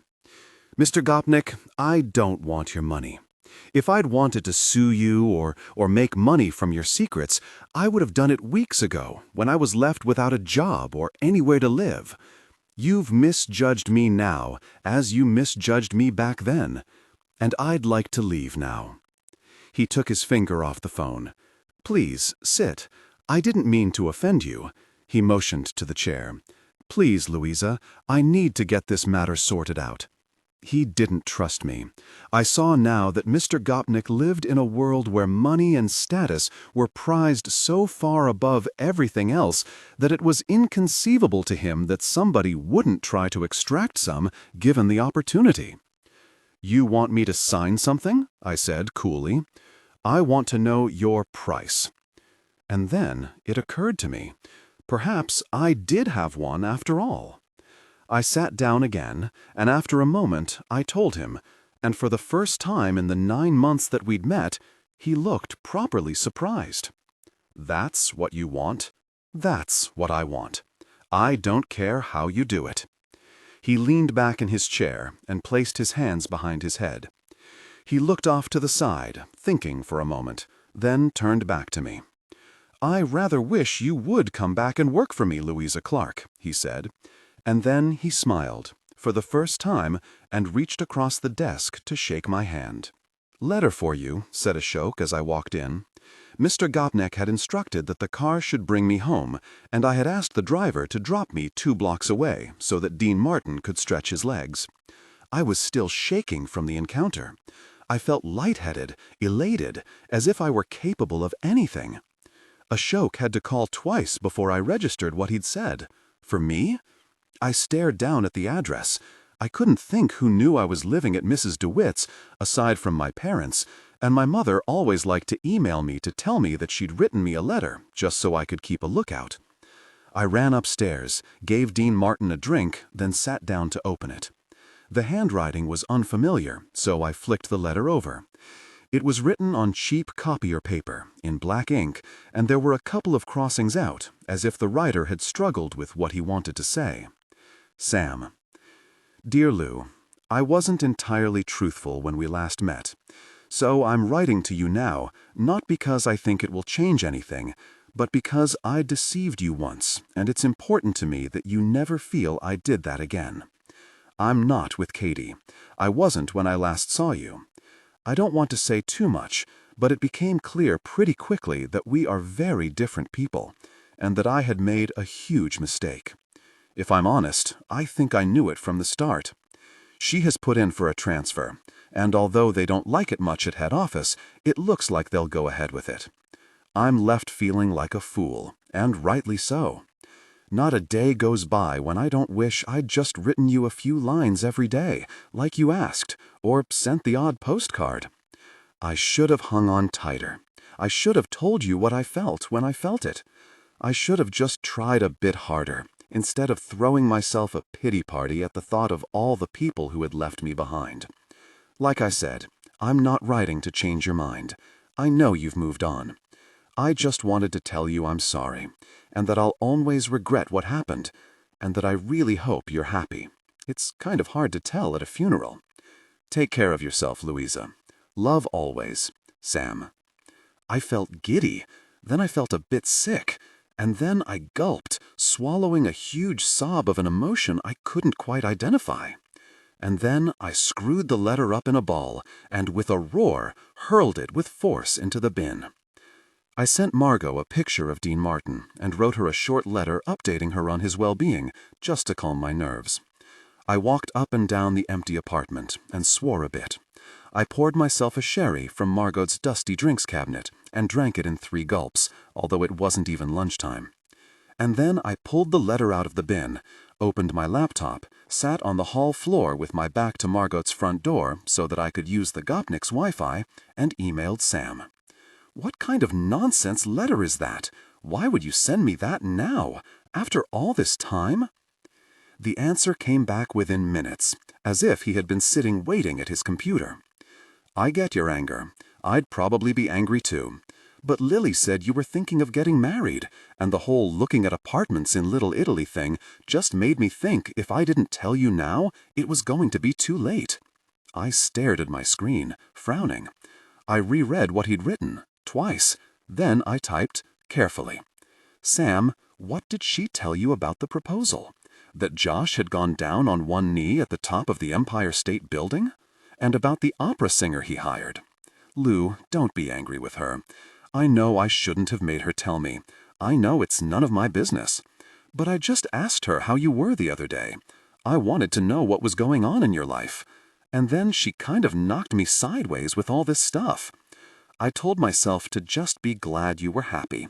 But I kept thinking, what if I had been that guy? What if I don't know, seized the moment? I closed my eyes. So you wrote to me because Lily told me I was about to get married? No. I wanted to write to you anyway, have done since I saw you in Stortfold. I just didn't know what to say. But then I figured, once you were married, especially if you were getting married so quickly, it was going to be impossible for me to say anything afterward. Maybe that's old-fashioned of me. Look, I basically just wanted you to know I was sorry, Lou. That's it. I'm sorry if this is inappropriate. It took a while before I wrote again. Okay, well, thanks for letting me know. I shut the lid and leaned back against the front door and closed my eyes for a long time. I decided not to think about it. I was quite good at not thinking about things. I did my household errands, and I took Dean Martin on his walks, and I traveled to the East Village on the subway in the stifling heat and discussed square footage and partitions and leases and insurances with the girls. I did not think about Sam.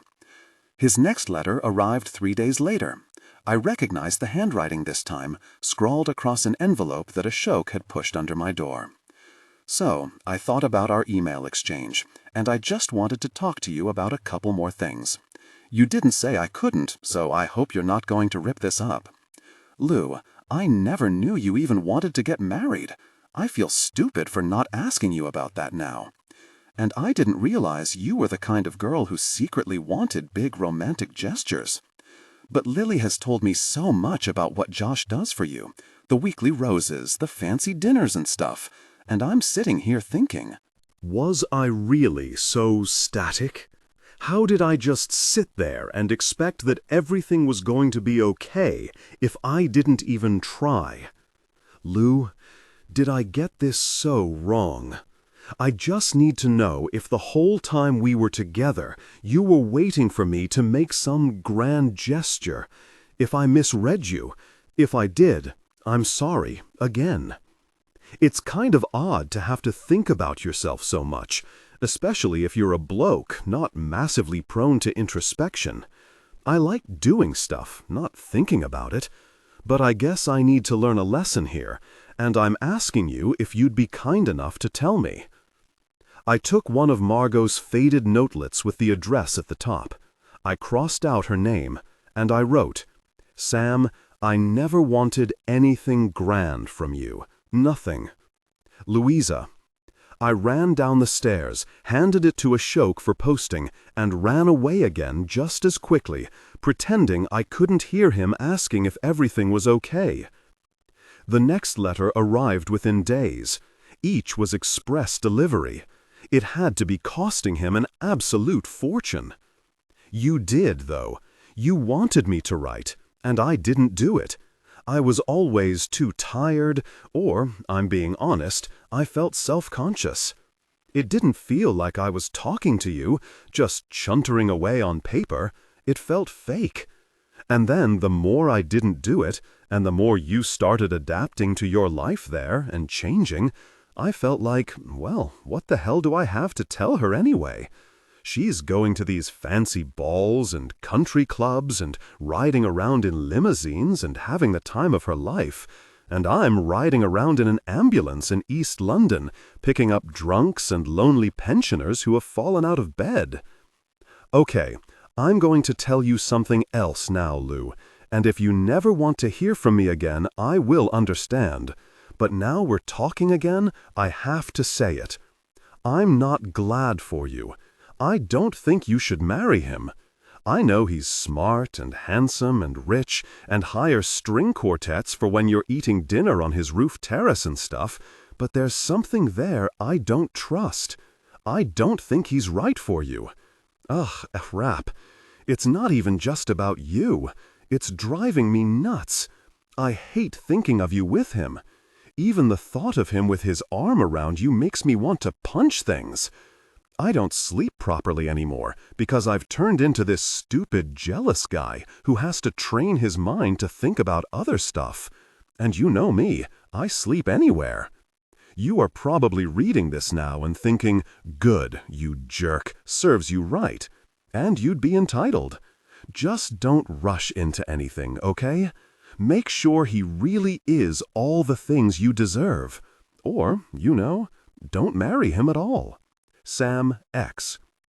I didn't respond for a few days that time. I carried the letter around with me, and I looked at it in the quiet moments at the vintage clothes emporium, and when I stopped for coffee in the dog-friendly diner near Columbus Circle. I reread it when I was getting into my sagging bed at night, and thought about it when I was soaking in Margot's little salmon-colored bathtub. And then, finally, I wrote back, Dear Sam, I'm not with Josh anymore. To your phrase, we turned out to be very different people. Lou.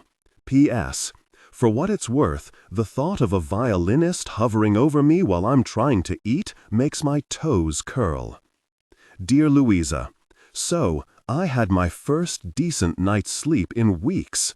I found your letter when I got back from a night shift at 6 a.m., and I have to tell you it made me so bloody glad that I wanted to shout like a crazy person and do a dance, but I'm crap at dancing and I had nobody to talk to, so I went and let the hens out and sat on the step and told them instead. They were not massively impressed, but what do they know?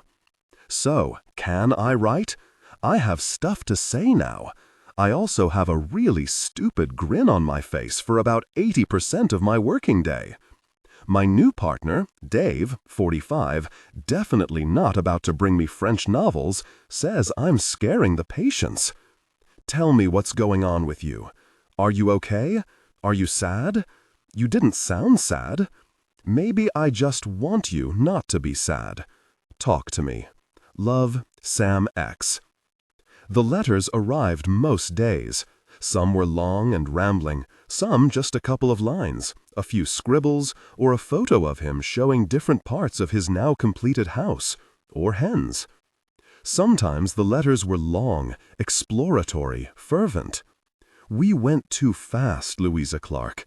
Perhaps my injury accelerated it all. You can't play hard to get with someone after they've literally held your insides with their bare hands, after all. So maybe this is good. Maybe now we get to really talk to each other. I was a mess after Christmas, I can tell you that now. I like to feel I've done the right thing, but I didn't do the right thing. I hurt you, and it haunted me. There were so many nights when I just gave up on sleep and went to work on the house instead. I'd fully recommend behaving like a jerk if you want to get a building project completed. I think about my sister a lot, mostly what she'd say to me. You don't have to have known her to imagine what she'd be calling me right now. Day after day they came, sometimes 2 in 24 hours, sometimes supplemented by email, but most often just long, handwritten essays, windows into the inside of Sam's head and heart. Some days I almost didn't want to read them, afraid to renew an intimacy with the man who had so comprehensively broken my heart. On others, I found myself running downstairs barefoot in the mornings, Dean Martin at my heels, standing in front of Ashok and bouncing on my toes as he flicked through the wedge of post on his desk. He would pretend there was nothing, then pull one from his jacket and hand it over with a smile, as I bolted back upstairs to enjoy it in private. I read them over and over, discovering with each one how little we had really known each other before I left, building a new picture of this quiet, complicated man. Sometimes his letters made me sad. Really sorry, no time today. Lost 2 kids in a traffic accident. Just need to go to bed. X. P.S. I hope your day was full of good things. But mostly they did not. He talked of Jake, and how Jake had told him that Lily was the only person who really understood how he felt, and how each week Sam would take Jake's dad on a walk along the canal path, or make him help paint the walls of the new house, just to try to get him to open up a bit, and to stop eating cake. He talked of the 2 hens he had lost to a fox, the carrots and beetroot that were growing in his vegetable patch. He told me how he had kicked his bike exhaust in desperation and fury on Christmas Day after he had left me at my parents', and hadn't had the dent repaired because it was a useful reminder of how miserable he had felt when we weren't talking. Every day he opened up a little more, and every day I felt I understood him a little better. Did I tell you Lily stopped by today? I finally told her that you and I had been in touch, and she went bright pink and coughed out a piece of gum. Seriously, I thought I was going to have to do the Heimlich on her. I wrote back in the hours when I was neither working nor walking Dean Martin. I drew him little vignettes of my life, my careful cataloging and repairing of Margot's wardrobe, sending photographs of items that fit me as if they had been made for me. He told me he pinned these up in his kitchen. I told him of how Margot's idea of the dress agency had taken root in my imagination, and how I couldn't let it go. I told him of my other correspondences, spidery little cards from Margot, still radiant with joy at her son's forgiveness, and from her daughter-in-law, Lainey, who sent me sweet flowered cards updating Margot's deteriorating condition and thanking me for bringing her husband some closure, expressing her sadness that it had taken so long for it to happen. I told Sam how I had begun to look for apartments, how I headed with Dean Martin into unfamiliar new neighborhoods, Jackson Heights, Queens, Park Slope, one eye trying to assess the risk of being murdered in my bed, the other trying not to balk at the terrifying differential between square footage and cost. I told him of my now weekly dinners with Ashok's family, how their casual insults and evident love for each other made me miss my own. I told him how my thoughts returned again and again to Grandad, far more so than when he was alive, and how Mum, freed from all responsibility, was still finding it impossible to grieving him. I told him how, despite spending more time by myself than I had in years, despite living in the vast empty apartment, I felt, curiously, not lonely at all. And, gradually, I let him know what it meant to me to have him in my life again, his voice in my ear in the small hours, the knowledge that I meant something to him, the sense of him as a physical presence despite the miles that separated us. Finally, I told him I missed him, and realized almost as I pressed send that really didn't solve anything at all. Nathan and Ilaria came for dinner, Nathan bringing a clutch of beers, and Ilaria a spicy pork and bean casserole that nobody wanted. I had thought how often Ilaria seemed to cook dishes that nobody wanted. The previous week she had brought over a prawn curry, which I distinctly remembered Agnes telling her never to serve again. We sat with our bowls on our laps, side by side on Margot's sofa, mopping up the rich tomato sauce with chunks of cornbread and trying not to belch at each other as we talked over the television. Ilaria asked after Margot, crossing herself and shaking her head sadly when I told her of Lainey's updates. In turn, she told me Agnes had banned Tabitha from the apartment, a cause of some stress for Mr. Gopnik, who had chosen to deal with this particular family fracture by spending even more time at work. "To be fair, there's a lot going on at the office," said Nathan. "There's a lot going on across the corridor." Ilaria raised an eyebrow at me. "The Puta has a daughter," she said, quietly, when Nathan got up to visit the bathroom, wiping her hands on a napkin. "I know," I said. "She is coming to visit with the Puta's sister." She sniffed, picked at a loose thread on her trousers. "Poor child. It is not her fault she is coming to visit with a family of crazies." "You'll look out for her," I said. "You're good at that." "Color of that bathroom," said Nathan, arriving back in the room. "I didn't think anyone did cloakroom suites in mint green. You know there's a bottle of body lotion in there dated 1974. Ilaria raised her eyebrows and compressed her lips. Nathan left at 9:15, and as the door closed behind him, Ilaria lowered her voice, as if he could still hear, and told me he was dating a personal trainer from Bushwick who wanted him to visit at all hours of the day and night. Between the girl and Mr. Gopnik, he barely had time to talk to anybody these days. What could you do? Nothing, I said. People were going to do what they were going to do. She nodded, as if I had imparted some great wisdom, and padded back down the corridor. "Can I ask you something?" "Sure. Nadia, baby, take that through to Grandma, will you?" Mina stooped to give the child a small plastic cup of ice water. It was a sweltering evening, and every window in Ashok and Mina's apartment was open. Despite the 2 fans that whirred lazily, the air was still stubbornly resistant to movement. We were preparing supper in the tiny kitchen, and every motion seemed to make a bit of me stick to something. "Has Ashok ever hurt you?" Mina turned swiftly from the stove to face me. "Not physically, I mean. Just my feelings? As in messing me around? Not too much, to be honest. He's not really built that way. He did once joke that I looked like a whale when I was 42 weeks pregnant with Rachana, but after I got past the hormones and stuff, I kinda had to agree with him. And boy, did he pay for that one. She let out a honking laugh at the memory, then reached into a cupboard for some rice. "Is this your guy in London again? He writes to me every day. But You what?" I shrugged. "I'm afraid. I loved him so much, and it was so awful when we split up. I guess I'm just afraid that if I let myself fall again, I'll be setting myself up for more hurt. It's complicated. It's always complicated." She wiped her hands on her apron. "That's life, Louisa. So, show me." "What?"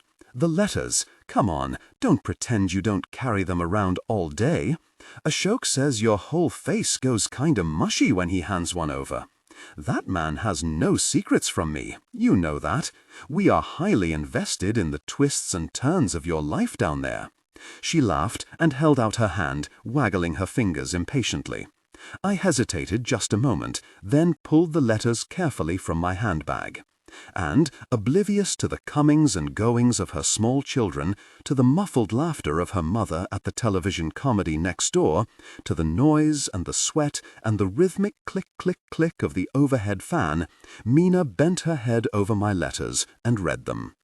"The strangest thing, Lou. So, I've spent 3 years building this very house, obsessing over the right window frames and which kind of shower cubicle and whether to go with the white plastic power sockets or the polished nickel. And now it's done, or as done as it will ever be. and I sit here alone in my immaculate front room with the perfect shade of pale grey paint and the reconditioned wood burner and the triple pleat interlined curtains that my mum helped me choose, and I wonder, well, what was the bloody point? What did I build it for?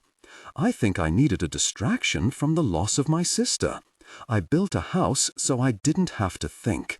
I built a house because I needed to believe in the future. But now it's done and I look around these empty rooms, I feel nothing. Maybe some pride that I actually finished the job, but apart from that, nothing at all. Mina stared at the last few lines for a long moment. Then she folded the letter, placed it carefully in the pile, and handed them back to me. "Oh, Louisa," she said, her head cocked to one side. "Come on, girl. 1442 Lantern Drive, Tuckahoe, NY 10707. Dear Louisa, I hope you are well and that the apartment is not proving too troublesome. Frank says the contractors are coming to look around in 2 weeks. Could you be there to let them in? We'll give you the firm details nearer the time. Margaret isn't up to writing too much these days. She finds a lot of things tiring, and those drugs do make her a little woozy, but I thought you'd like to know that she is being well cared for. We have decided, despite everything, we cannot bear to move her into the home, so she will stay with us, with some help from the very kind medical staff. She still has plenty to say to Frank and me, oh yes. She has us running around like headless chickens most days. I don't mind. I quite like having someone to look after, and on her good days it's lovely hearing all the stories of when Frank was a boy. I think he likes hearing them too, even though he won't admit as much. 2 peas in a pod, those two. Margaret asked me to ask you, would you mind sending another picture of the dog? She did so like the other one you sent. Frank has put it in a lovely silver frame beside her bed, and I know it is a great comfort to her as she spends so much time resting now. I can't say I find the little fellow quite as pleasing to look at as she plainly does, but each to her own. She sends you her love, and says she hopes you're still wearing those gorgeous stripy pantyhose.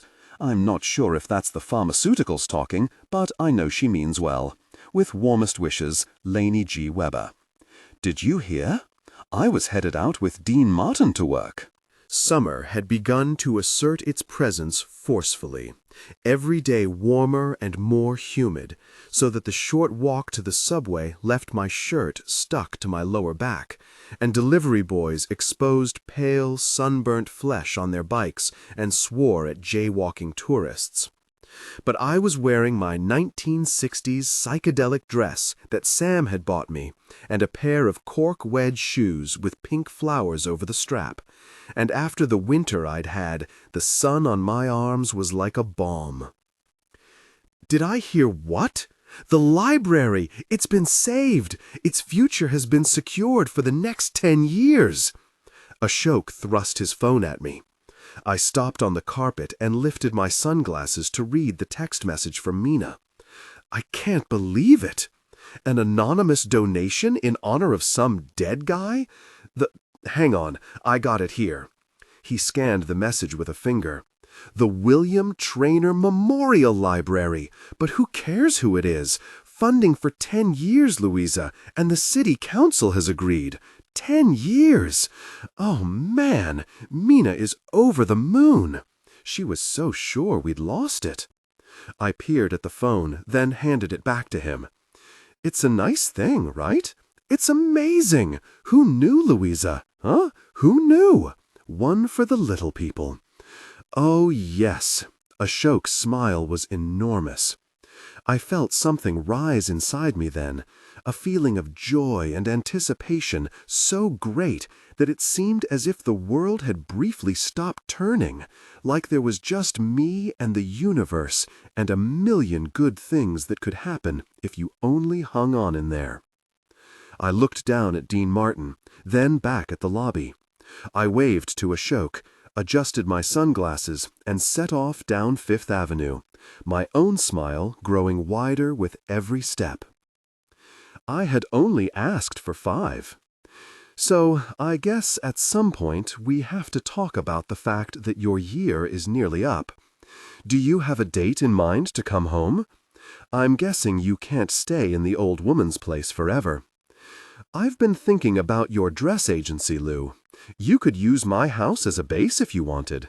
Got a lot of spare room here, completely free. If you fancied it, you could stay too. If you think it's too soon for that, but you don't want to disrupt your sister's life by moving back to the flat, you could have the railway carriage.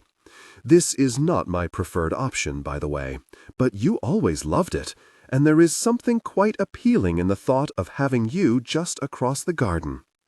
There is, of course, another option, which is that this is all too much and you don't want anything to do with me. But I don't much like that one. It's a crappy option. I hope you think so too. Thoughts? Sam, X.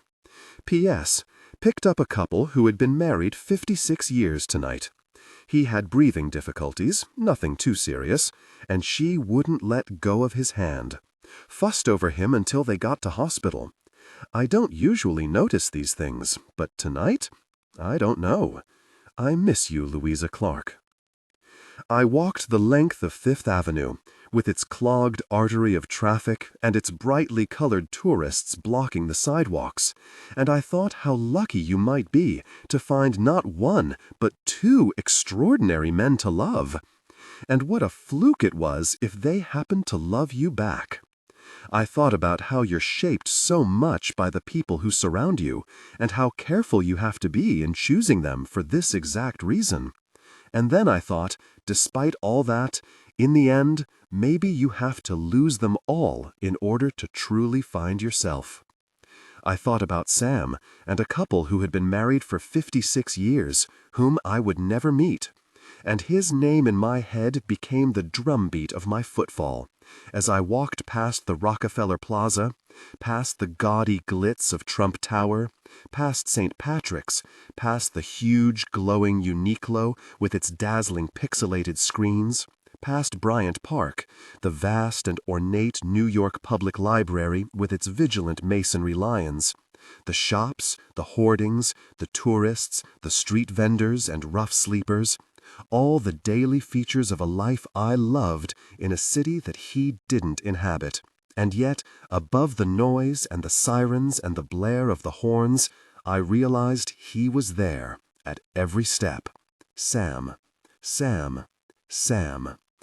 And then I thought about how it would feel to go home. 28 October, 2006.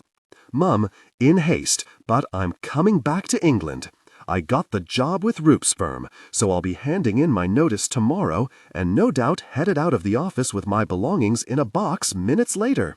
These Wall Street firms don't like to hang on to people out here if they think you might plunder the client lists. So come the new year, I'll be executive director in mergers and acquisitions back in London. Really looking forward to a new challenge. Thought I'd take a little break first, might do that month-long Patagonian trek I've been going on about, and then I'll have to find somewhere to live. If you get the chance, could you sign me up with some estate agents? Usual postcodes, very central, 2-3 beds. Underground parking for the bike if possible. Yes, I know you hate me using it. Oh, and you'll like this. I met someone, Alicia Dewar. She's actually English, but she was out here visiting friends, and I met her at a bloody awful dinner, and we went out a few times before she had to head back to Notting Hill. Proper dating, not the New York kind. Early days, but she's good fun. I'll be seeing a bit of her when I come back. Don't go looking at wedding hats just yet, though. You know me. So that's it. Give my love to Dad. Tell him I'll be buying him a pint or two at the Royal Oak very soon. To new beginnings, eh? With love, your son, Will. X. I read and reread Will's letter, with its hints of a parallel universe, and what might have been landed gently around me like falling snow. I read between the lines, at the future that could have been his and Alicia's, or even his and mine. More than once, William John Traynor had pushed the course of my life off its predetermined rails, not with a nudge, but with an emphatic shove. By sending me his correspondence, Camilla Traynor had inadvertently ensured he did it again. To new beginnings, eh? I read his words once more, then folded the letter carefully back with the others, and sat. Then I poured myself the last of Margot's vermouth, stared into space for a bit, sighed, walked to the front door with my laptop, sat on the floor, and wrote, "Dear Sam, I'm not ready. I know it's been almost a year, and I originally said that was it, but here's the thing. I'm not ready to come home. All my life, I've ended up looking after other people, fitting myself around what they need, what they wanted. I'm good at it. I do it before I even realize what I'm doing. I'd probably do it to you too. You have no idea how much right now I want to book a flight and just be with you. But these last couple of months, something has happened to me, something that stops me doing just that. I'm opening my dress agency here. It's going to be called The Bee's Knees, and it's going to be based at the corner of the Vintage Clothes Emporium, and clients can buy from the girls or rent from me. We're pooling contacts, stumping up for some advertising, and I hope we'll help each other get business. I open my doors on Friday, and I've been writing to everyone I can think of. Already we've had a whole lot of interest from film production people and fashion magazines, and even women who just want to hire something for fancy dress. You would not believe the number of Mad Men-themed parties in Manhattan. It's going to be hard, and I'm going to be broke, and when I'm home each night, I pretty much fall asleep on my feet. But for the first time in my life, Sam, I wake up excited. I love meeting the customers and working out what is going to look good on them. I love stitching these beautiful old clothes to make them as good as new.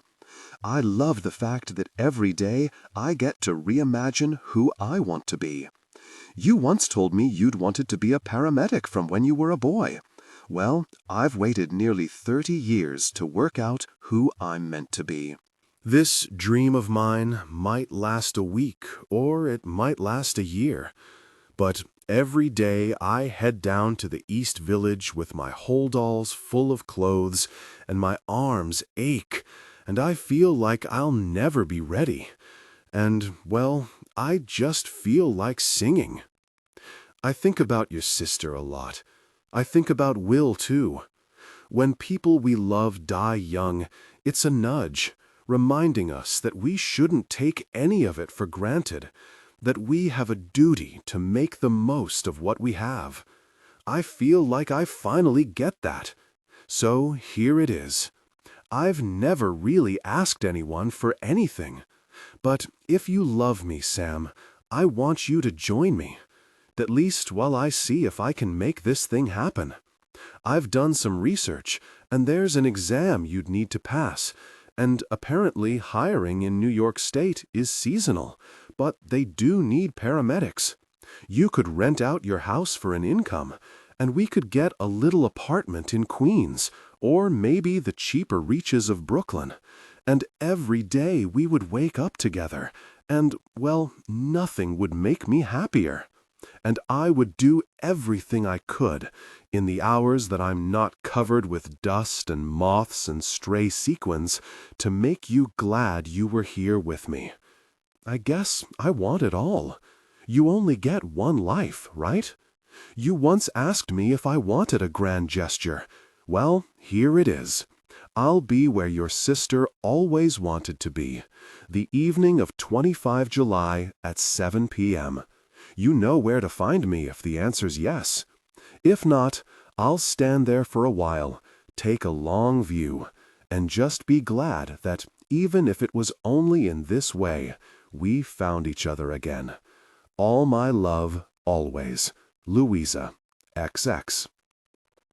I saw Agnes once more before I finally left the lavery. I had staggered in with 2 armfuls of clothing that I was bringing home for repair, the plastic covers sticking uncomfortably to my skin in the heat. As I walked past the front desk, 2 dresses slid to the floor. A shock leaped forward to pick them up for me, and I struggled to keep hold of the rest. "You got your work cut out this evening," he said. I certainly have. Getting this lot back on the subway was an absolute nightmare. I can believe it. "Oh, excuse me, Mrs. Gopnik. I'll just get those out of your way." I looked up as a shock swept my dresses from the carpet with a fluid movement and took a step back to allow Agnes through unimpeded. I straightened as she passed, as far as I could with my armful of clothes. She was wearing a simple shift dress with a wide scoop neck and flat pumps, and looked, as she always did, as if somehow the prevailing weather conditions, whether extreme heat or cold, simply didn't apply to her. She was holding the hand of a small girl, around 4 or 5 years old, in a pinafore dress, who slowed to peer up at the brightly colored garments I was holding in front of me. She had honey blonde hair, which tapered to fine curls, combed back neatly into 2 velvet bows, and her mother's slanting eyes. And as she looked at me, she allowed herself a small, mischievous smile at my predicament. I couldn't help but grin back, and as I did, Agnes turned to see what the child was looking at, and our eyes locked. I froze briefly, made to straighten my face, but before I could, the corners of her mouth twitched, like her daughter's, almost as if she couldn't help herself. She nodded at me, a gesture so small that it's possible only I could have seen it. And then she stepped through the door that a shock was holding back, the child already breaking into a skip, and they were gone, swallowed by the sunlight and the ever-moving human traffic of Fifth Avenue. From Mr. and Mrs. Bernard Clark, yahoo.com, to busybeeemail.com. Dear Lou, well, I had to read that twice just to check I'd got it right.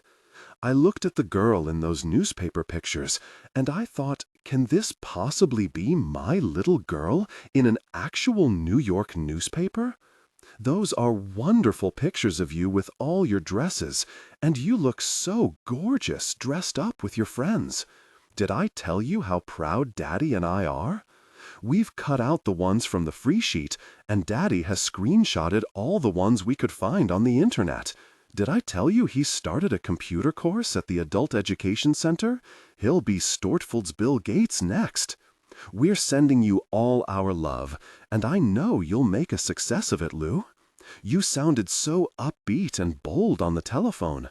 When you rang off, I sat there staring at the phone, and I couldn't believe this was my little girl, full of plans, calling from her own business across the Atlantic. It is the Atlantic, isn't it? I always get it mixed up with the Pacific. So here's our big news. We're going to come and see you later in the summer. We'll come when it cools down a bit. Didn't much like that heat wave of yours. You know your daddy chafes in unfortunate places. Deirdre from the travel agents is letting us use her staff discount, and we're booking the flights at the end of this week. Could we stay with you in the old lady's flat? If not, could you tell us where to go? Nowhere with bed bugs. Let me know what dates suit you. I'm so excited. Ever so much love, Mom, XX. P.S. Did I tell you Trina got a promotion? She always was such a smart girl. You know, I can see why Eddie is so keen on her. 25 July. Wisdom and knowledge shall be the stability of thy times. I stood in the epicenter of Manhattan, in front of the towering building, letting my breathing slow, and stared at the gilded sign above the vast entrance to 30 Rockefeller Plaza. Around me, New York teemed in the evening heat, the sidewalks solid with meandering tourists, the air thick with blaring horns, and the ever-present scent of exhaust and overheated rubber. Behind me, a woman with a 30 Rock golf shirt, her voice struggling to be heard over the racket, was giving a well-rehearsed tour speech to a group of Japanese sightseers. The building project was completed in 1933 by noted architect Raymond Hood in the Art Deco style. "Sir, please stay together, sir. Ma'am? Ma'am?" And was originally named the RCA building before becoming the GE building in, ma'am? Over here, please. I gazed up at its 67 floors and took a deep breath. It was 6:45. I had wanted to look perfect for this moment, had planned to head back to the Lavery at 5 to give myself time to shower and pick an appropriate outfit. I was thinking Deborah Kerr in An Affair to Remember. But fate had intervened in the form of a stylist from an Italian fashion magazine who had arrived at the vintage clothing emporium at 4:30 and wanted to look at all the two-piece suits for a feature she was planning, then needed her colleague to try some on so she could take pictures and come back to me. Before I knew what was happening, it was 20 to 6, and I barely had time to run Dean Martin home and feed him before heading down here. So here I was, sweaty and a little frazzled, still in my work clothes, about to find out which way my life was about to go next. Okay, ladies and gentlemen, this way to the observation deck, please. I had stopped running several minutes previously, but still felt breathless as I made my way across the plaza. I pushed at the smoked glass door and noted with relief that the queue for tickets was short. I had checked on TripAdvisor the night before and been warned that queues could be lengthy, but felt somehow too superstitious to buy one in advance. So I waited, checking my reflection in my compact, glancing around me surreptitiously on the off chance he had turned up early, then bought a ticket that gave me access between the hours of 6:50 and 7:10, followed the velvet rope, and waited while I was shepherded with a group of tourists into a lift. 67 floors, they said, so high that the ride up was meant to make your ears pop. He would come. Of course he would come. What if he didn't? This was the thought that had crossed my mind ever since his one-line response to my email. Okay, I hear you. Which really could have meant anything. I waited to see if he wanted to ask questions about my plan or say anything else that hinted at his decision. I reread my own email, wondering if perhaps I had sounded off-putting, too bold, too assertive, whether I had conveyed my own strength of feeling. I loved Sam. I wanted him with me. Did he understand how much? But having issued the most enormous of ultimata, it seemed weird to start double-checking that it had been understood properly. So I simply waited. 6:55 p.m. The lift doors opened. I held out my ticket and stepped in. 67 floors. My stomach tightened. The lift began to move upward slowly, and I felt a sudden panic. What if he didn't come? What if he'd got it, but changed his mind? What would I do? Surely he wouldn't do that to me, not after all this. I found myself taking an audible gulp of air and pressed my hand to my chest, trying to steady my nerves. It's the height, isn't it? A kindly woman next to me reached out and touched my arm.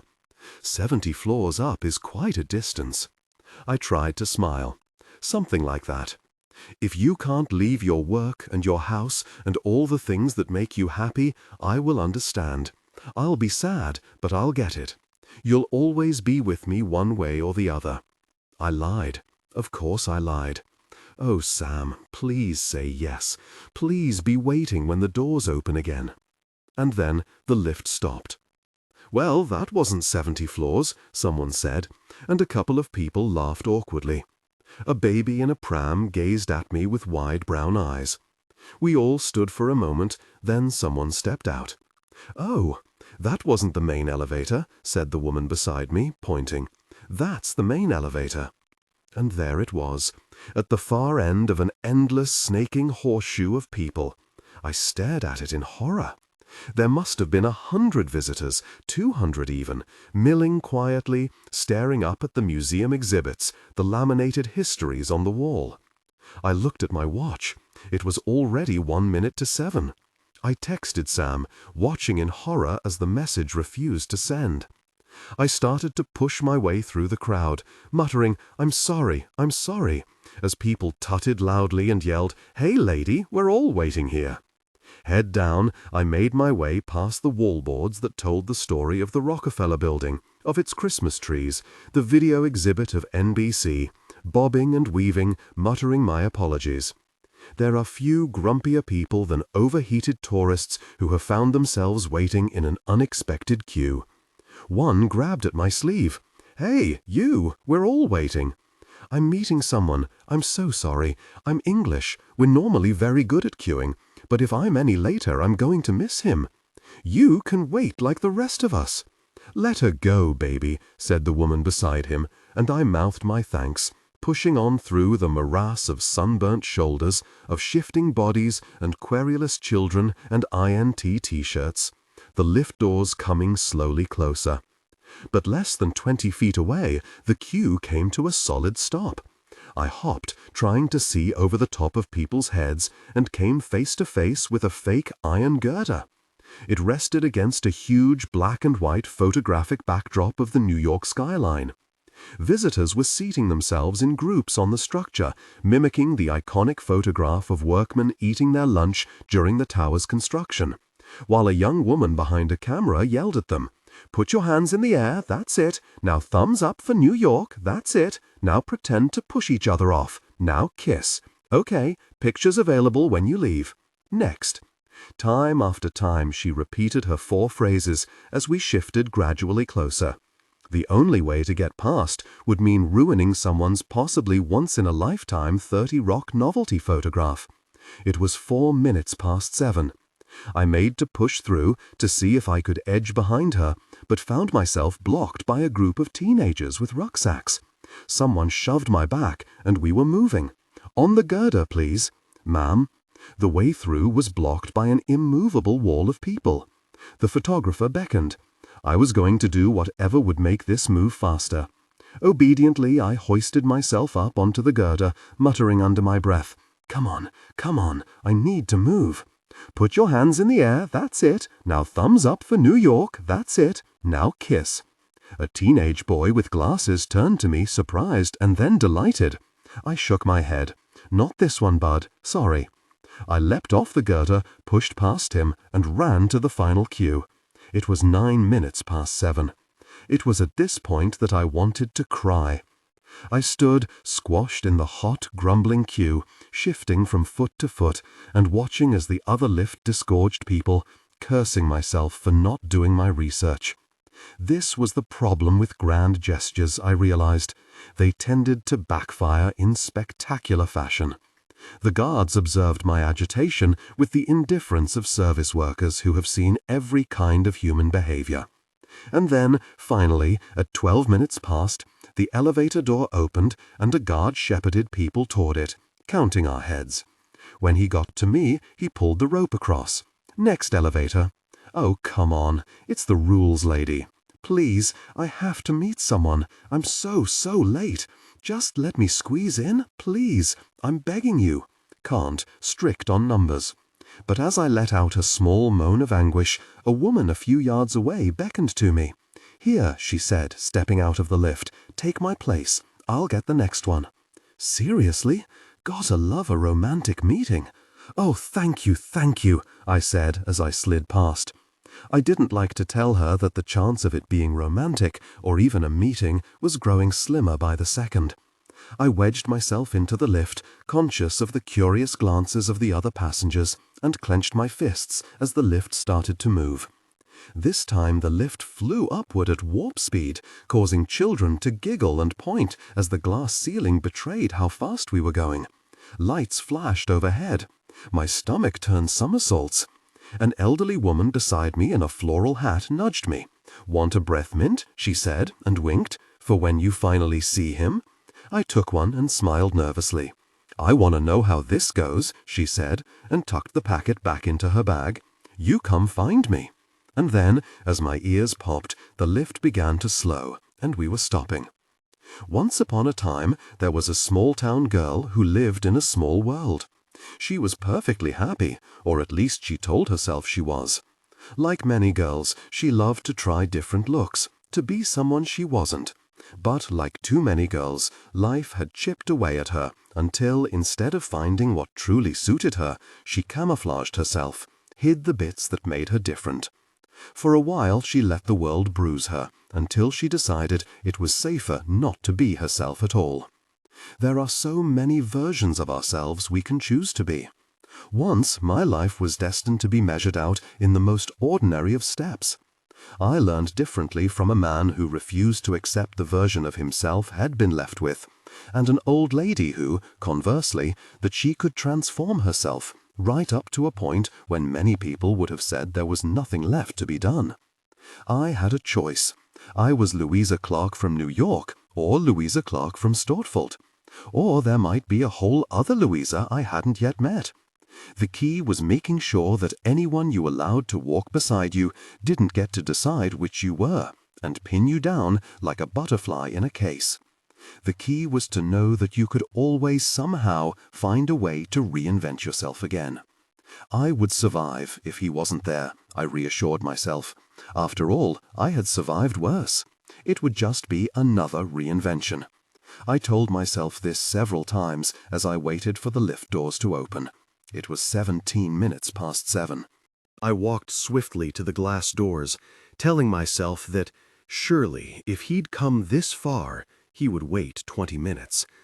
Then I ran across the deck, spinning and weaving my way through the sightseers, the chatting tourists and selfie takers, to see if he was there.